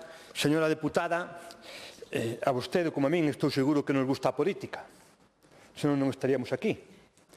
E na política hai unha serie de regras, hai unha serie de máximas que creo que son moi importantes. Unha delas é acertar e outra é non equivocarse. As dúas son importantes, diferentes, pero importantes ambas. E eu creo que vostede, en esta pregunta e en esta intervención, creo que nin acerta e que se equivoca. E agradezo que faga unha pregunta sobre os centros de Zas e que dibuxe un panorama prácticamente apocalíptico. Creo que hai un pecado de exageración no que vostede está plantexando e que intente dibuxar un panorama de mala calidade educativa, de débil atención educativa a este Concello, xusto cando eu tamén fai moi poucos días visitei ese Concello, tuve a ocasión de estar cunha serie de profesores que non é nada menor, foron premios nacionales de educación, posteriormente tamén estes mesmos profesores recibiron o premio a mellores profesores de España de Abanca e creo que en certa medida, non acertan e se equivocan. Eu digo eso, algo parecido, por certo, que lle pasou ao seu xefe de Fidas cando dixo que o stand de Fitur, por ser suave, non? Cando o stand de Fitur era feo e gris, e depois debou premios. Pois a usted pasalle algo parecido. A verdade é que en ZAS é para estar francamente orgullosos, que as deficiencias e problemáticas que hai que habrá que arranxar do sistema educativo galego é a capacidade que ten, fundamentalmente, gracias ao profesorado, de ser capaces de ter un bon nivel educativo nunha zona rural e ter en marcha unha serie de proxectos de gran envergadura. Creo que iso é, e así o din as cifras, temos o sistema educativo máis equitativo de España, e tamén diría que cando dicía de acertar, ten vostede mala puntería porque dispara onde non debe.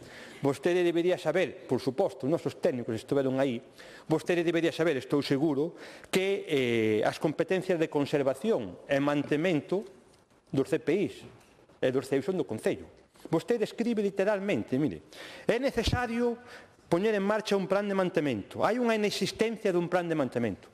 Pois terá usted que mirar cada os seus socios para pedirlle ese plan de mantemento, porque efectivamente os centros de primaria, como os que estamos a falar, teñen unha corresponsabilidade e gran parte das problemáticas, as veremos na segunda intervención, gran parte das problemáticas que vostede se derivan basicamente de falta de mantemento. Por iso digo que vostede se equivoca e non acerta e ten mala puntería ao formular a súa pregunta. Moitas gracias.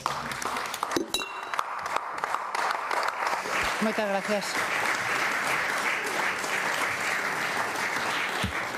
Antes de darlle o turno de réplica, doulle a benvida aos alumnos e alumnas de terceiro e cuarto de ESO do Centro Plurilingüe Ángel de la Guardia de Nigrán. Benvidos e benvidas ao Parlamento. Ten turno de réplica, señora Iglesias. Gracias, presidenta, de novo. Estou encantada, señor Román, de dedicarme á política, pero, bueno, leccións de paternalismo axustas con vostede, porque teño outros mestres, menos mal que non é vostede. Eu diría que vostede é un especialista, o eslogan sería especialista en non contestar absolutamente nada do que se lle pregunta. Neste hemiciclo, todos os plenos, pleno tras pleno. E se hoxe marchamos, señor conselleiro, sen datas e sen unha visita técnica confirmada e un compromiso claro de que polo menos os técnicos vayan visitar tanto o CPI de ZAS como o CPI Labarta Porse en Baio. Un compromiso certo que pasen por ali, que son as súas competencias, señor conselleiro. Entón, non estaremos ante un problema técnico, non, un problema técnico, senón ante unha decisión política absolutamente errada, equivocada do conselleiro de Educación que mira para outro lado e non asume a súa responsabilidade política, señor conselleiro, porque a inacción neste caso ten un nome, o seu. E voulle dicir o que falta, e voulle reiterar, a ver se esta vez vai a vencida e non tira balóns fora como vai todos os días. Comprométese hoxe aquí, señor Román, a que os técnicos e técnicas da Consellería visiten os centros CPI de ZAS e o Labarta Pose e executar as reformas máis urxentes antes do vindeiro curso escolar, porque do contrario, o que lle está dicindo ás familias de ZAS, os nenos e as nenas, o persoal docente que é premiado non grazas a vostede, seguramente por levar cascos, entonces o mellor é porque lle dan os premios porque teñen o mellor persoal docente nestes centros, entonces é que poden ir preparando os cubos, as humidades, os fríos, os chubasqueiros e os cascos para o vindeiro curso. E do contrario, digo yo xa aquí, e xa yo anuncio, dende o PSDG seguiremos insistindo e traendo este asunto ao Parlamento o que queda de período de sesións e que vostede suma que a educación pública non se pode impartir entre goteiras, señor Román.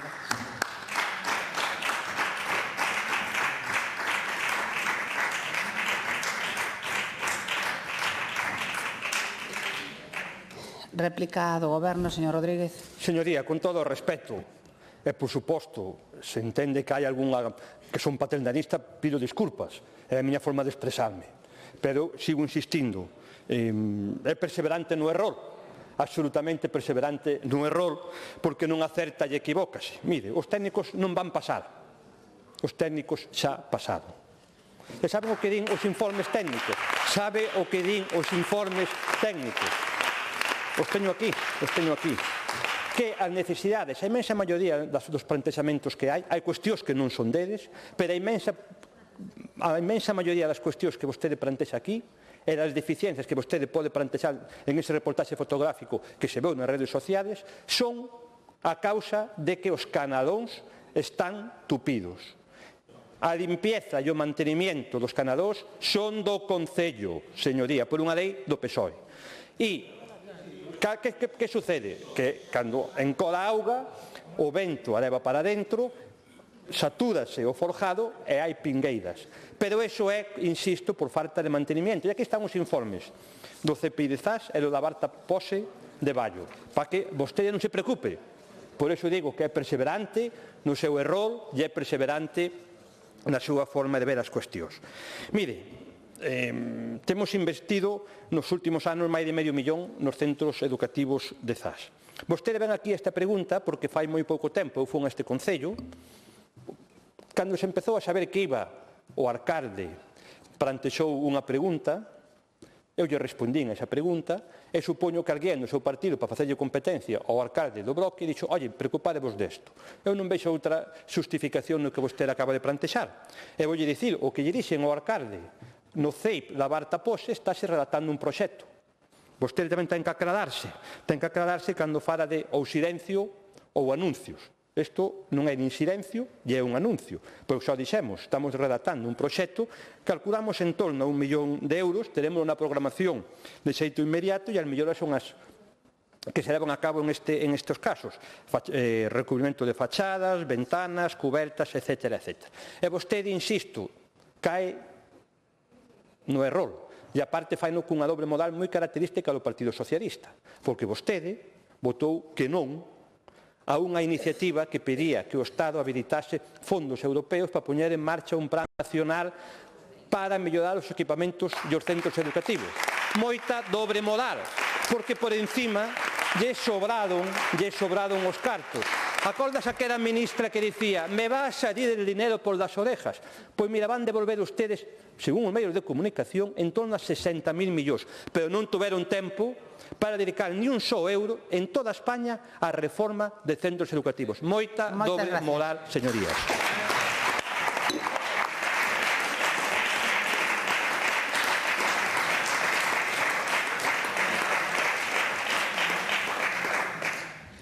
Continuamos coas preguntas ao Goberno de dona Raquel Arias Rodríguez e 8 deputados e deputadas máis do Grupo Parlamentario Popular de Galicia sobre o recente acordo da Xunta de Galicia coa FEGAN para incrementar a achega autonómica que financia os servicios municipais de axuda no fogar, coñecido como SAF. Para formular a pregunta, ten a palabra a señora Arias. Grazas, presidenta. Conselleira, benvida de novo. Como vostede e tamén a maioría dos membros desta Cámara saben, eu son de Sober, un municipio que demográficamente se caracteriza pola longevidade dos seus veciños e tamén pola magnífica calidade de vida ata edades moi avanzadas. Un municipio absolutamente rural que, como tantos outros en Galicia, conta con servizos como unha residencia, casa do maior, centro de día público a 4 kilómetros da capitalidade, pero donde, ao igual que en toda a comunidade galega, o servizo máis demandado e tamén o máis apreciado é o servizo da axuda no fogar. Un servizo que é de competencia municipal, porque así o decidiron Bloque Nacionalista Galego e Partido Socialista no ano 2008 durante o goberno bipartito, pero que para os concellos supón un desembolso económico moi elevado. A Xunta de Galicia, consciente desta situación, incrementou xa a pasada legislatura un 24% a aportación que fai aos concellos para dito servizo. E a pasada semana acábase de asinar un acordo histórico entre a Xunta de Galicia e a Federación Galega de Municipios e Provincias, onde están todos os concellos de Galicia representados, un acordo que implica que en 3 anos o goberno galego pase de financiar 12 a 18 euros a hora para o servizo da axuda no fogar. Conselleira, como filla dunha nai que disfruta do servicio da axuda no fogar como concelleira e como galega, quero felicitala por este acordo, que, por exemplo, para o meu concello, o de Sober, supera un ingreso a maiores de casi 360.000 euros en 3 anos. Unha cantidade que sería moito maior se o goberno de Sánchez cumprise as propias leis socialistas e financiase o 50% da lei de dependencia como fai no País Vasco. Mentres que en Galicia non é que só non financie ese 50%, é que nos últimos anos reduciu do 40% ao 35%. Unha indecencia para cos dependentes de Galicia e un agravio máis dos moitos que ten que soportar Galicia de Pedro Sánchez. E teñen que saber que os galegos, que tanto os socialistas como o Bloque Nacionalista son cómplices desta situación, apoiando a Sánchez sempre antes que os galegos. Do mesmo xeito que teñen que saber que o Bloque votou en contra de que a Xunta aporte 150 millóns de euros a maiores en 3 anos para atender os dependentes de toda Galicia. Unha nova demostración de que para os nacionalistas galegos a confrontación o non a todo que veña da Xunta está por enriba dos beneficios que para os galegos poidan ter as distintas medidas. Pódenos explicar polo miúdo este plan?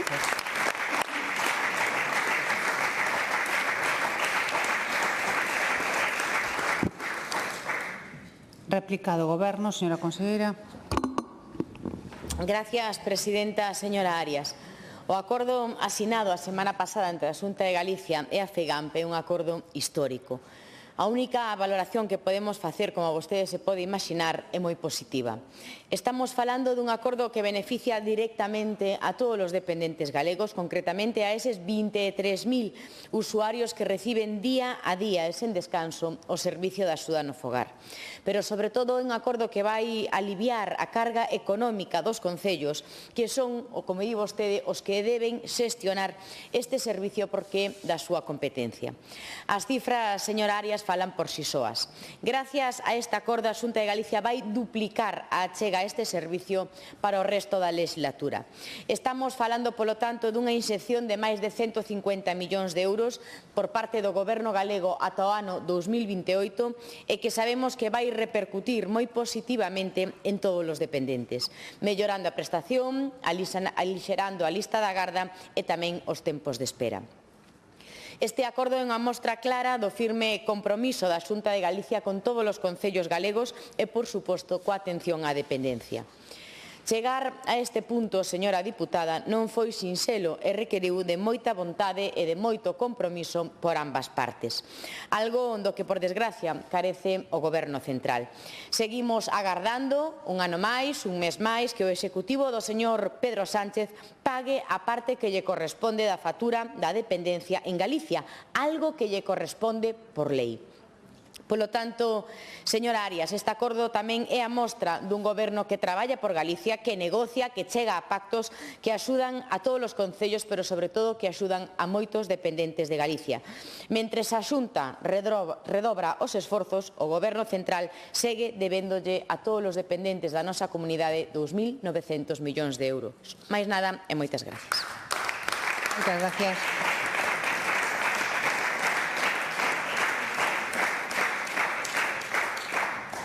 Réplica, señora Arias.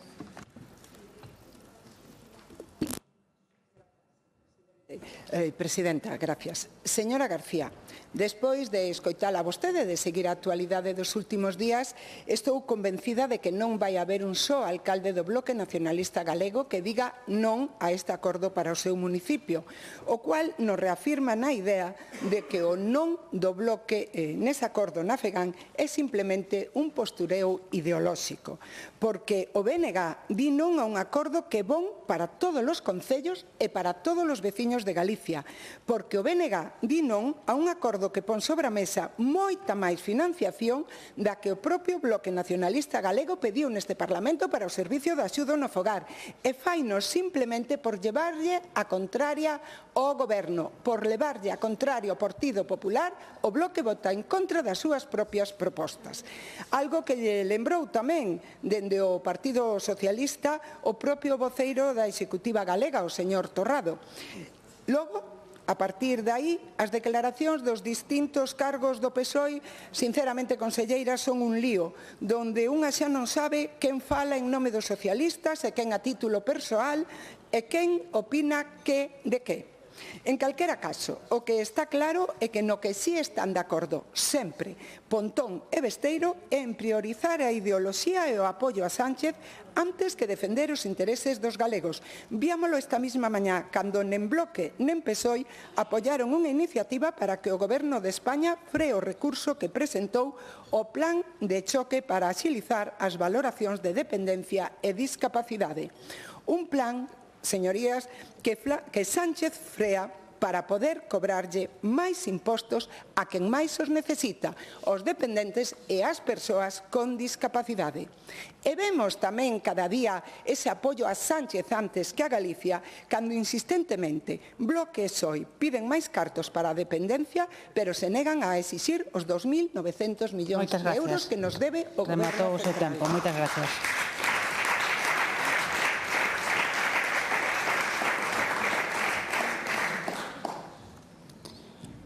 Réplica do Goberno, señora conselleira. Gracias, presidenta. Señora Arias, vexo que coincidimos na importancia deste acordo para todos os galegos. É unha mágoa que mentres a Xunta de Galicia fai esforzos por mellorar a situación de todos os concellos que son os responsables, como decíamos, de xestionar este servicio, teñamos que escoitar as declaracións tanto do Bloque Nacionalista Galego como do Partido Socialista en contra deste acordo histórico. Iso deixa moi claro o que sempre denunciamos dende a Xunta de Galicia. Ao Bloque Nacionalista Galego e ao Partido Socialista de Galicia non lles importan absolutamente nada os dependentes galegos, nin o seu benestar, nin siquera lle importa nestes momentos a situación económica dos concellos. Viven instalados, como todos sabemos, no conflito permanente, no da pancarta, no das rudas, nos de montar follón e alboroto diariamente, e non van a permitir que unha boa nova como esta lle roube o seu relato. Porque unha cousa queda moi clara, señoría, calquera persoa, calquera institución que se preocupe polas persoas dependentes de Galicia sabe da importancia deste acordo, da mellora que supón para o servicio da súa no fogar e para os 23.000 dependentes que están cada día atendidos na súa propia casa. Por iso, dende esta Cámara, insto a toda a oposición, ao Partido Socialista e ao Bloque Nacionalista Galego, a que se realmente lles preocupa, como din tanto, a situación de todos os dependentes galegos, demostren o seu compromiso pois apoiando as reclamas que lle facemos dende a Xunta de Galicia ao Goberno de España, instándoos unha vez máis a que cumpra a lei, a que cumpra o financiamento do 50% da dependencia e que nos achegue esos 2.900 millóns de euros que nos deben. Mire, temo que, por desgracia, non lle importan moito ao Goberno central os dependentes galegos. Deixárono moi claro agora, con ese recurso ao Tribunal Constitucional, con esa paralización do plan de choque, e con isto pois constataron que o único que lles interesa e que lles importa é recadar a costa de todos os dependentes da nosa comunidade. Miren, señores diputados, o que precisa Galicia é un goberno que resolva, un goberno que axiliza os trámites e que lle facilita o máximo posible o día a día das persoas que máis o necesitan e que non teñen tempo que esperar. E por riba diso, a Xunta de Galicia nunca estará o interese económico ou o interese que demostra o Goberno de España de facer caixa a conta de todos eles. Seguiremos, polo tanto, traballando para mellorar as ratios de atención, para conceder máis dereitos e para consolidar os avances acabados. Máis nada e moitas gracias.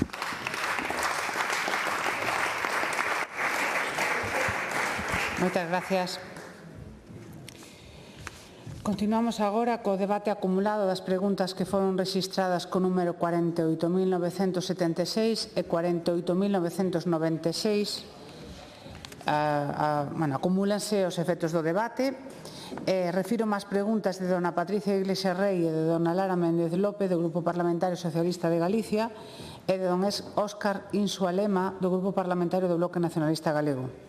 A pregunta versa sobre as actuacións concretas de restauración mineira levadas a cabo pola Xunta de Galicia na mina de Monteneme, en Carballo, desde o anterior incidente de hai 12 anos ata o 23 de maio do 25, e nivel de responsabilidade que asume a Xunta de Galicia no episodio acontecido nunha balsa desta antigua explotación minera.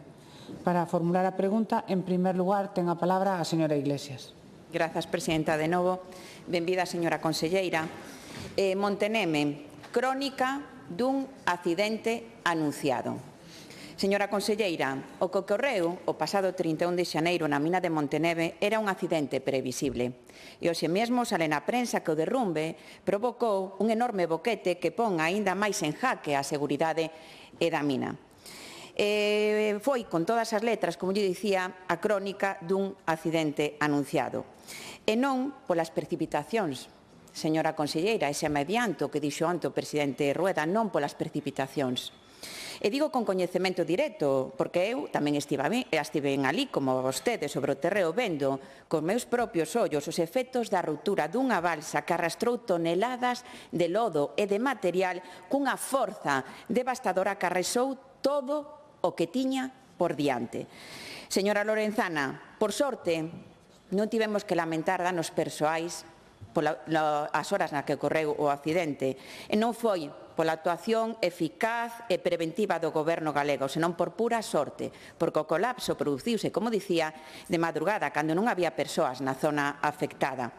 E durante máis de 6 horas o Goberno galego non fixo nada, ata que tivo que ser unha veciña a que alertou e quen alertase chamar ao 112. O noso recoñecemento tamén a todos os servicios que traballan arreo na zona.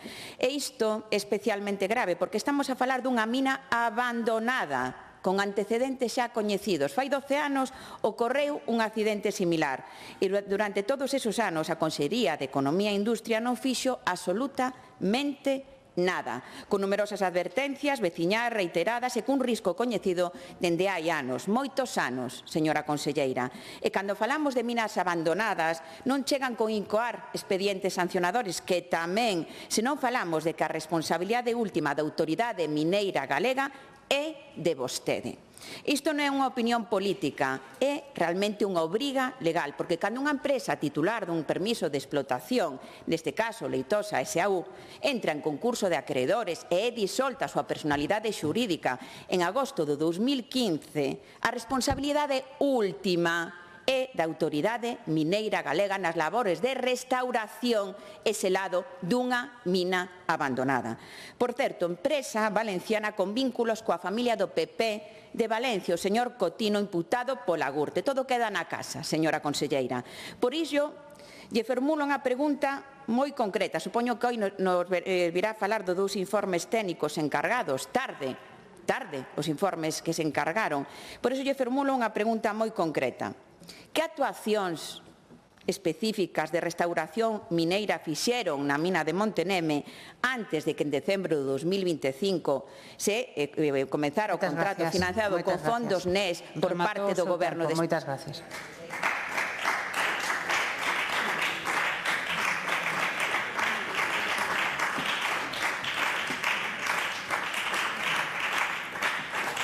Quenda de pregunta para o deputado do Grupo Parlamentario do Bloque Nacionalista Galego, señor Insua. Grazas, presidenta. Bos días, señora conselleira. O contexto do desastre medioambiental en Monteneve xa o sabe, verdade? É dicir, unha avalancha de auga con lodo que alcanzou os 4 metros de altura, con máis de 10.000 metros cúbicos de volume, arrasando e arrastrando durante 2 kilómetros todo o canto atopou por diante hasta chegar á praia dos Riais. Tivemos moita sorte, vostede tamén, conselleira, 0 vítimas. Os veciños e veciñas de Aviño e Malpica e de Razo e Neto Mancarballo estaban preocupados. Levan 14 anos preocupados e seguen preocupados. Tamén tiveron sorte. Mire, sabe vostede que o Concello de Carballo leva desde o ano 2013 por escrito avisando de que había que restaurar a desfeita mineira en Monte Neme e adoptar medidas de seguridade. A pesar de todos os avisos, no ano 2014 pasou o que tiña que pasar. A Xunta, sin exercer as súas competencias, rompiu unha das balsas, provocando aquela riada de 24.000 metros cúbicos de agua, que daquela sí que chegou ás casas, aínda que tamén tuveron sorte e houbo 0 vítimas. Mire, o Concello de Carballo xa avisara dos responsables das minas aló polo 2014 de que existía unha galería onde estaban embalsando a auga, que foi que acabou reventando. Claro, vostedes xa dixeron o día despois que non sabían da súa existencia. Aos 2 días xa apareciu catalogada. Como é posible que non se contemplara a súa existencia no proxecto de restauración ni nos estudios xeotécnicos? previos. É dicir, quen supervisou da Consellería eses proxectos? Onte derrumbouse esa galería? Conselleira, de verdade temos que pensar que existe seguridade na zona. É dicir, poden estar os veciños e as veciñas da zona tranquilos. Mira, vostede sabe que unha muller quixo cruzar, tamén o sabe, esa mesma noite, ás 3 da mañán, esa estrada cando iba a buscar a súa filla de Razo a Malpica, e avisou o 112. Por que se tardaron 6 horas en activar a emerxencia? 6 horas. Non sei se vostede nos vai a responder a esta pregunta. Mira, pode explicar ao seu goberno como é posible que, conocendo as advertencias técnicas reiteradas, os antecedentes previos e o risco público notorio existente en Monteneve, non se adoptase ningunha medida eficaz para impedir o desastre medioambiental que sufriron os veciños e as veciñas de Malpica. Se o risco era coñecido e as competencias as ten vostede, estamos ante un fallo grave dos controis da Xunta ou estamos ante unha decisión consciente de non actuar? Mire, o seu traballo, conselleira, era manter a seguridade na mina de Monteneme e incumpriuse. Aproveito a mesma pregunta do señor Feixóo hoxe en Madrid pola mañá. Que ten que pasar para que o seu goberno asuma algunha responsabilidade? Gracias.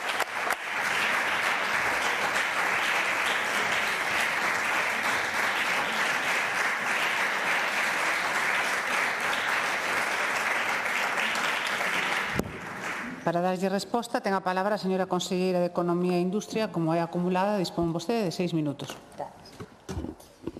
Ben, pois bo día, grazas, presidenta. Ben, señoría, a verdade é que o señor Insua fai preguntas moi acaídas, que creo que tamén imos poder aplicar o propio Concello de Carballo, que creo que gobernan dende hai un tempo. A mina de Monteneme, o describiu a señora Iglesias, liquidouse ou entrou en liquidación a empresa en xuño de 2013 e solicita no ano 14 ese plan de peche e clausura. Ben, o plan de peche e clausura saben vostedes que ten unha tramitación. Nesa tramitación houbo petición naquel momento, no ano 2014, de informes sectoriais e dos concellos afectados. Naquel momento que eu saiba, nada, informaron ningún. Eu teño ese documento, ese non é un documento, eu teño ese documento, logo falaremos dese documento. Entón, normalmente, o dende logo a administración a que eu traballo, cando queremos facer unha advertencia, a facemos dentro dos procedementos administrativos, non os medios de comunicación, que é o que vostedes se adican. Pero, bueno, seguimos. Despois desa tramitación, non é certo, señora Iglesias, que a Xunta de Galicia non fixese absolutamente nada. Fixo, dende logo, o que mencionou, impuxo sancións, indemnizacións, que creo que é o que ten que facer, non pagar co diñeiro de todos os galegos o que tiña que pagar a empresa saínte da explotación da mina, pero tamén levou a cabo distintas actuacións. Voulle mencionar a que considero que é máis relevante no ano 2019, onde se desenvolven diversas actuacións de control, seguridade e mantenimento. Foron encargos que se fixeron á empresa Traxa por máis de 200.000 euros para drenaxes, para peches, sinalización da zona, valados e tamén identificación de riscos asociados a labores mineiras abandonadas. Eu quero pensar que vostede non minte e que non o coñecía, porque senón realmente é bastante grave que estea tratando de trasladar que a Xunta non fixo nada cando fixéronse estes encargos no medio. Quero pensar que non o coñece, por iso veño aquí a informar. Ben, no ano 22 tomamos a decisión, sí, con fondos Next Generation do Goberno do Estado e de todos os españois, de proceder a encargar, xa que era imposible acometer máis actuacións contra a empresa con fondos públicos, ese proxecto de restauración integral. E volvemos a someter a tramitación este proxecto xa para facer a obra. E volvemos ao mesmo. Encargamos á sociedade Traxa que actualice o proxecto se entrega na Consellería e comeza a tramitación administrativa. Na nosa casa fixemos o que correspondía, autorización de verteduras, autorización de augas de Galicia, no ano 24, informe da Consellería de Medio Ambiente sinalando que non é necesaria tramitación ambiental e autorización tamén da Dirección Xeral de Patrimonio. E igual xeito tramítanse as licencias municipais, porque estas obras requiren de licencia municipal. De feito, as obras foron autorizadas polos dous concellos. Os concellos se solicitou licencia en decembro do ano 23, os dous, tanto o Concello de Carballo como o Concello de Malpica de Bergantiños, e emitiu Carballo o 7 de outubro a licencia, Concello de Malpica de Bergantiños en febreiro de 2025. Sendo naquel momento concelleiro de Obras o mesmo que está agora mesmo da súa formación política, con informes técnicos favorables da arquitecta e da enxeñeira municipal despois de supervisar ese proxecto de Traxa. Saque as súas conclusións, se non a saca agora, a sacarei eu na réplica. Saque as súas conclusións.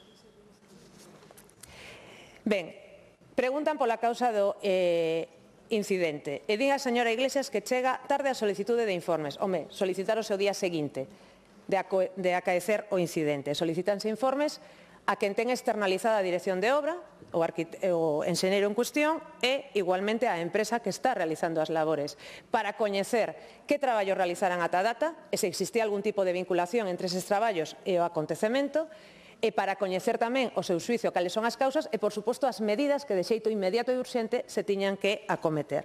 Os informes están emitidos, de feito o presidente dixo que daríamos conta inmediatamente, e ambos informes sinalan que o suceso ocorrido tivo a súa orixe na acción combinada de auga de choiva acumulada durante o período prolongado no fondo de corta do Oco Mineiro e dun episodio de intensas precipitacións que incrementou de forma significativa o nivel da auga embalsada.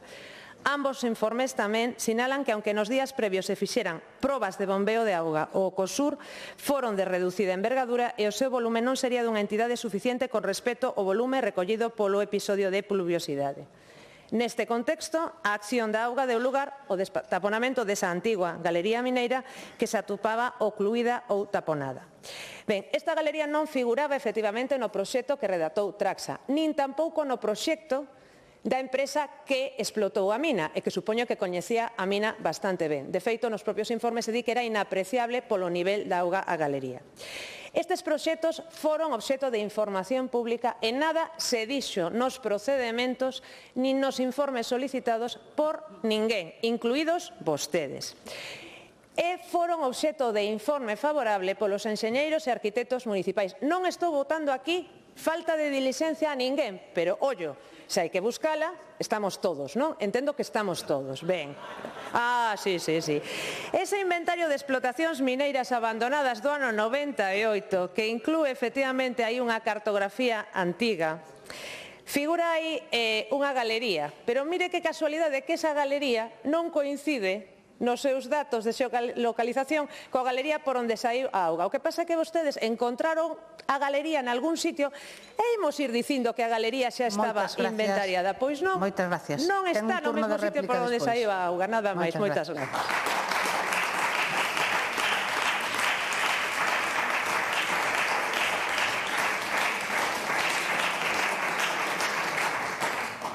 Réplica, señora Iglesias. Gracias, presidenta, de novo. Bueno, fixo aquí, a verdade, todo unha exposición de tirar balóns fora, señora conselleira. Increíble. Voulle dicir tres palabras moi sinxelas.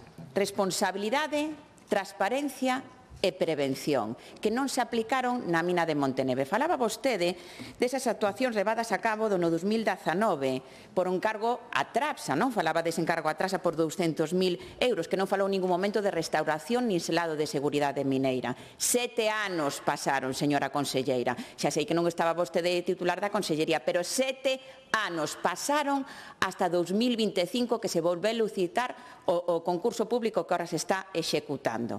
7 anos.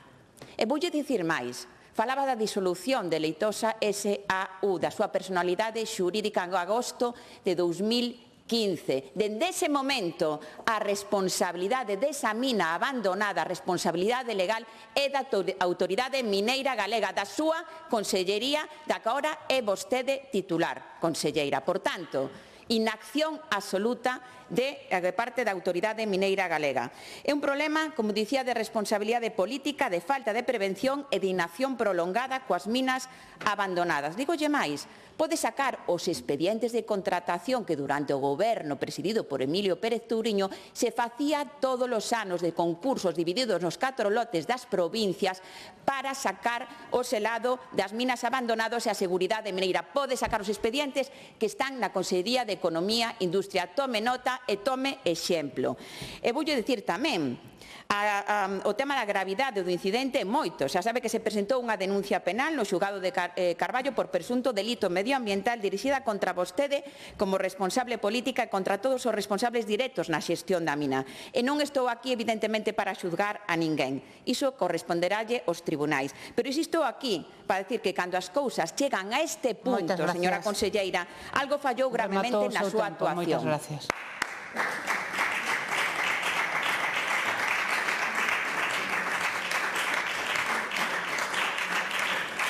Réplica, señor Insua. Señora Presidenta, señora conselleira, estou a cuestionar a inacción previa da Xunta. Dígolle que estou a cuestionar a inacción previa da Xunta, porque non fixeron nada en 14 anos. Eso sí, tramitar, pero non resolveron. Agora resulta que o Concello de Carballo ten a 10 enxeñeiros de minas, é dicir, para ver os seus proxectos. Vostede tamén agora lle pon a culpa ás chuvias. E ao tempo, sí, é dicir, vostede, eu non sei se vostede lle avisaron, é dicir, dos informes de Meteo Galicia sobre as precipitacións. Mira, houbo 6 meses, nos últimos 5 anos, nos que choviu moito máis que no mês de xaneiro.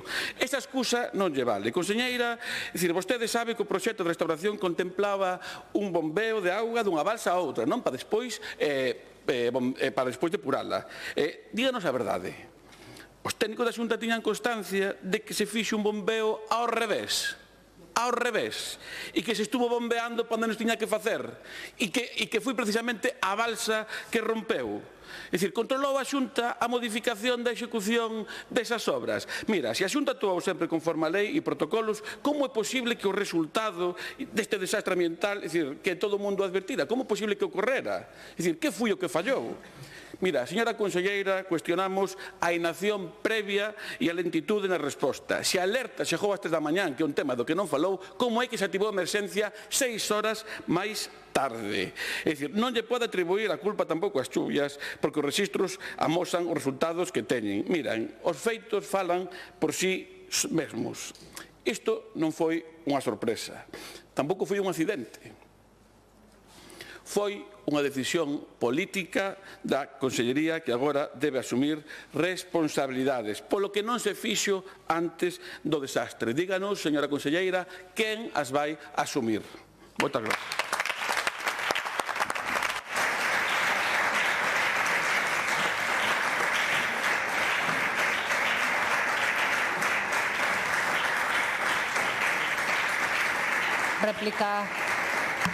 Réplica do Goberno, señora Lorenzana. Gracias, presidenta. A verdade é que son os maestros, comigo aquí deante. Eu atribuín as choivas, non.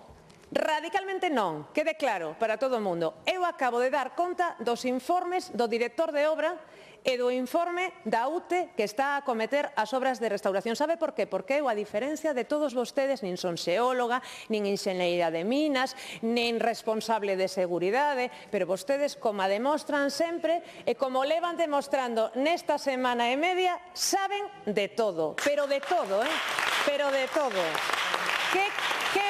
Que sorte ten o BNG, que ten a xente máis lista, máis rápida, máis intelixente, que lee máis rápido. Nós somos máis lentos, pero creo que máis seguros. Fíxense o que lle digo. E tan listos son que vostede di que fixeron o bombeo ao revés e que non sei ni de que están falando. Digo yo claramente. Non, pero que peor. É que ese bombeo estaba no plan de restauración. Non. Ese bombeo non estaba no plan de restauración. Ese bombeo forma parte do proxecto da empresa e o director de obra, non a Xunta, o que ten que supervisar a execución da obra, porque o mellor vostede non o sabe, pero hoxe xa vai aprender unha cousa nova. Cando se externaliza a dirección de obra, non é a administración a responsable de vixiar a execución das obras, é o director da obra, que ten unhas responsabilidades moi claras legalmente establecidas e uns seguros para cubrir precisamente esa responsabilidade. Minten o que lles dá a gana. Pero mire o que lles digo, é que ni para mentir son listos. Miña nai. Lentitude na resposta. En unha semana e media levamos encargados e temos os informes das causas. Hai unha serie de actuacións de emerxencia que xa están en marcha, como pechar e selar a entrada bocamina da galería, dispoñer dun tubo de drenaxe na parte inferior do peche que permita a evacuación controlada. Temos xa encargado un análise dos solos para proceder á retirada dos lodos das partes que teñan elementos fora de parámetros e leválo a un xestor de residuos. Se non somos lentos, eu non sei quen é rápido, seguramente é o goberno de Sánchez, analizando as causas dos accidentes e poñéndolle remedio, que vostedes apoian. Se non somos lentos, bueno, vamos. Mire, a irresponsabilidade que vostedes levan tendo nos últimos días para conseguir uns anaquiños de noticias nos periódicos, a señora Iglesias, que levaban vostedes Partido Socialista sin unha soa iniciativa, nin na legislatura pasada, nin anterior, nin esta sobre Monte Neme, e de repente interésalle moitísimo, e con isto xa conseguiu, pois non sei cantas publicacións en Facebook, non sei cantas en Instagram. Sabe cal é a diferencia? E con isto conclúo, que eu, se quixese patrimonializar isto, podería ter saído nos medios de comunicación falando deste informe da enxeñeira do Concello de Carballo, falando deste concelleiro de Carballo, pero sabe o que lle digo? Primeiro, que non o necesito para sair na prensa, e segundo, que non somos... Rematou o seu tempo, señora conselleira. Moitas gracias.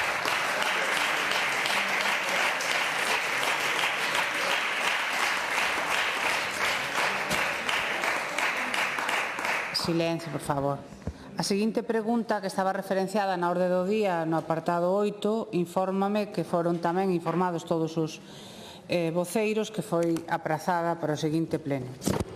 E deste xeito chegamos á última pregunta da orde do día, que é a pregunta de don Secundino Fernández e 4 deputadas e deputados máis do Grupo Parlamentario do Bloque Nacionalista Galego sobre os cesamentos que tiveron lugar en decembro do ano 2025 na Consellería de Medio Rural. Para formular a pregunta, ten a palabra o señor Fernández.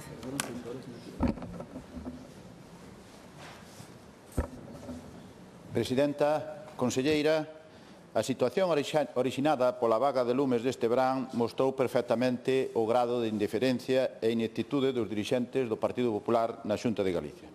Unha desidia de proporcións nunca vistas no noso país.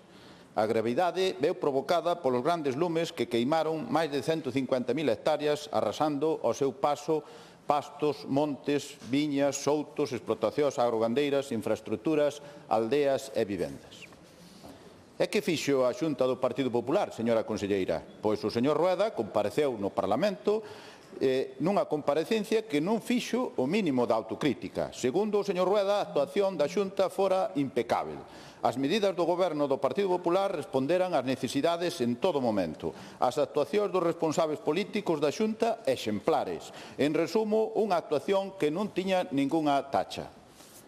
Por outra banda, estábamos ante uns incendios que tampouco tiñan culpables, e todo era debido a un cúmulo de circunstancias nas que non tiña nada que ver a errada, negativa e desastrosa política da Xunta en relación ao rural. Iso era o que dicía o señor Rueda.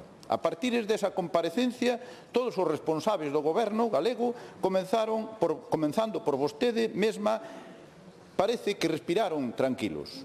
Xa non había culpables, xa que todo fora feito realmente ben. E así vostede mesma conselleira, nos meses posteriores, non paraba de tirarse flores.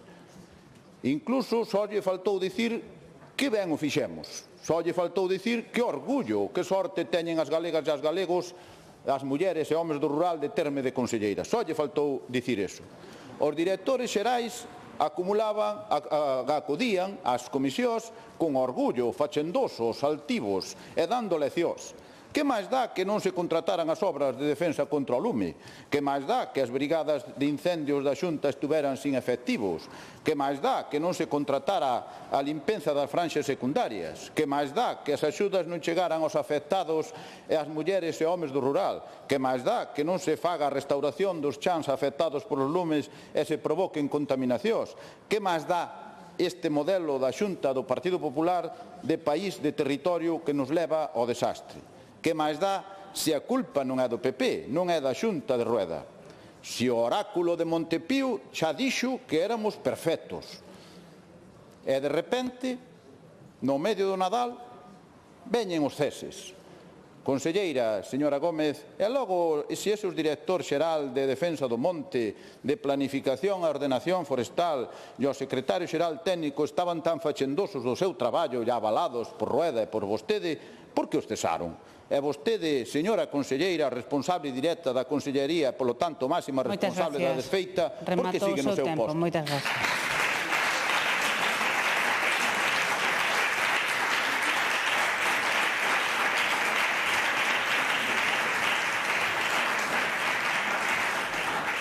Para darlle a resposta, ten a palabra a conselleira do Medio Rural, dona María José Gómez.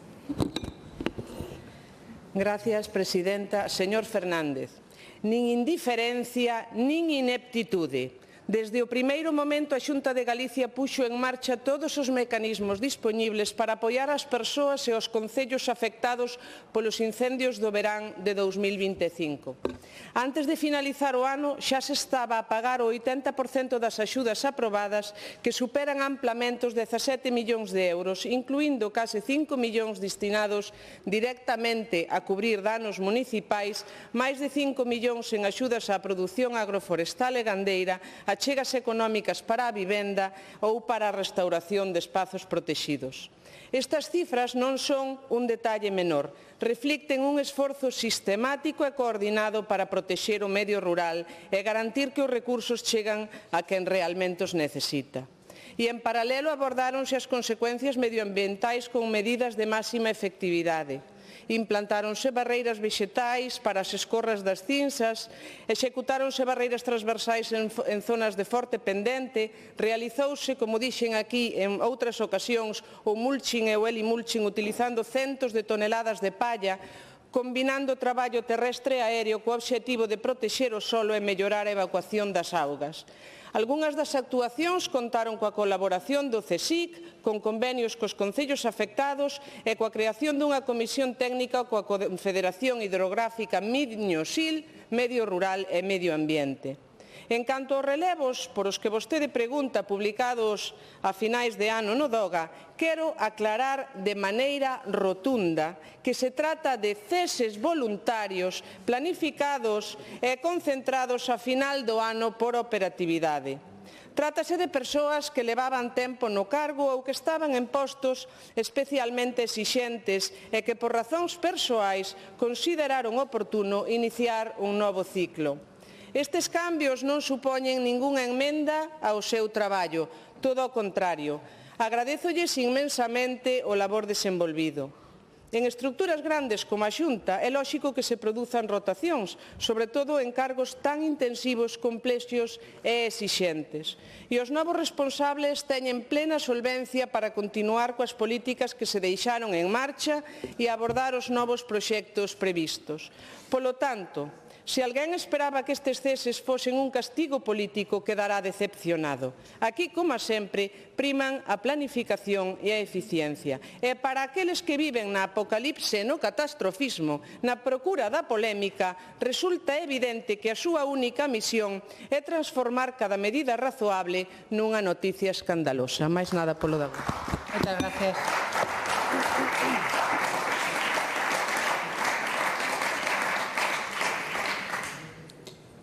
Réplica, señor Fernández. Conselleira, señora Gómez, a vostede queda algo de orgullo persoal. Digo porque vai o señor Rueda e cesa a metade dos altos cargos do seu equipo e tan tranquila. Fai unha emenda á totalidade e tan tranquila, como se non fora con vostede, como se non fora vostede a conselleira. E toda esta actuación despois de decir que aquí non pasara nada, que non había nada que cambiar porque se actuara dunha forma totalmente satisfactoria. E vostede sigue dicindo obviedades e falsidades, facéndose a parva ou querendo facernos parvos aos demais. Conselleira, vai o señor Rueda e nomealle uns novos altos cargos, curiosamente, todos de Pontevedra, algún que ten bastante poder político nesa provincia. E vostede, tan tranquila, moitas satisfaccións debe dar ese cargo para estar disposta a tragar tanto. Conselleira, estes ceses representan as primeiras vítimas políticas da neglixente xestión dos incendios do verán pasado. A segunda víctima é vostede, que foi totalmente desautorizada. Estes ceses significan o recoñecemento da errada, negativa, desastrosa política que ten a Xunta do Partido Popular en relación á ordenación do territorio, á produción agroforestal e á defensa do noso medio rural fronte aos incendios forestais. Dende o BNG levamos tempo indicando que este desastre ten que significar un punto de inflexión. É hora dun cambio profundo das políticas cara ao rural, porque corremos o perigo de ir cara a un punto de non retorno. Non chega con cambiar de caras. Conselleira, para vostedes, a Xunta do Partido Popular, chega a cambiar as persoas para que nada cambie. Estes ceses non significan ningún cambio de actuación, só queren lavar a cara, porque os cesados tiñan a demasiada sucia de tanta cinza que provocaran. Agora pretenden que con rostros limpios as galegas e os galegos traguen outro ano máis. Rematou o seu tempo. Moitas gracias. Moitas gracias.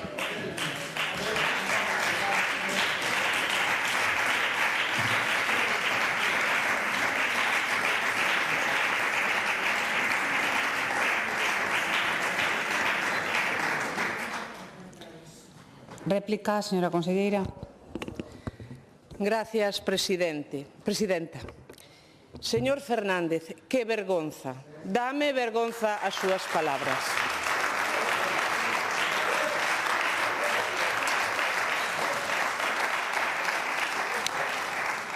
Con todas as cousas das que pode preguntar relativas ao medio rural de Galicia, resulta curioso que o que lles preocupa é algo tan común como un relevo de cargos. Eso é o que lles interesa a vostedes o medio rural. De verdade. Mire, non se desacougen. Designar persoas competentes e beneficiosas para os intereses da xente é o que facemos dende a Consellería. Levamos anos gobernando Galicia, co respaldo maioritario dos galegos e das galegas. Eso é o que lles molesta a vostedes, que os galegos, elección tras elección, confían en nós para dirixir Galicia. Miren, mellor poñan o seu empeño en exixir aos seus socios de Madrid que melloren as infraestructuras de Galicia, que dependen directamente deles, por poñer un exemplo, de verdade. Non vayan coa vasoira a casa allea que teñen moito que barrer nas rúas. Resulta que para o BNG 3 ceses a petición propia por decisións estrictamente persoais son motivos para exixir a dimisión da conselleira. Queda claro cal é o seu interese, puramente político, un interese que queda de manifesto cando miran para outro lado, se perigan as súas cadeiras en determinados gobernos, como estamos a ver nas últimas semanas, especialmente na miña provincia. Ao parecer, a vara da exemplaridade estírase ou encóllese segundo a súa conveniencia. Sí. Agora, para pedir dimisións, móvense con rapidez. Que mágoa que non tiveran a mesma dilixencia durante a vaga de lumes, que non se viu a ningún de vostedes no CECOPI. Miren, nin tan siquiera para quedar ben, pero claro, é que era o mes de agosto, estaban vostedes de vacacións. Aínda estábamos apagando os lumes e vostedes xa organizaban manifestacións, mentras nós levábamos camións de forraxe aos gandeiros para o seu gando. E desde logo, que teñen unha habilidade especial para facer política coas desgracias alleas. Renovar equipos é parte do día a día da gobernabilidade. Uns van e outros veñen, e aferrarse ao cargo nin é saudable nin é democrático. Igual deberían de tomar nota disto no seu partido, e non digo máis. E miren, para rematar que estamos no Entroido, se non pensaron aínda no disfrace, o do home do saco vailles moi ben. Moitas gracias.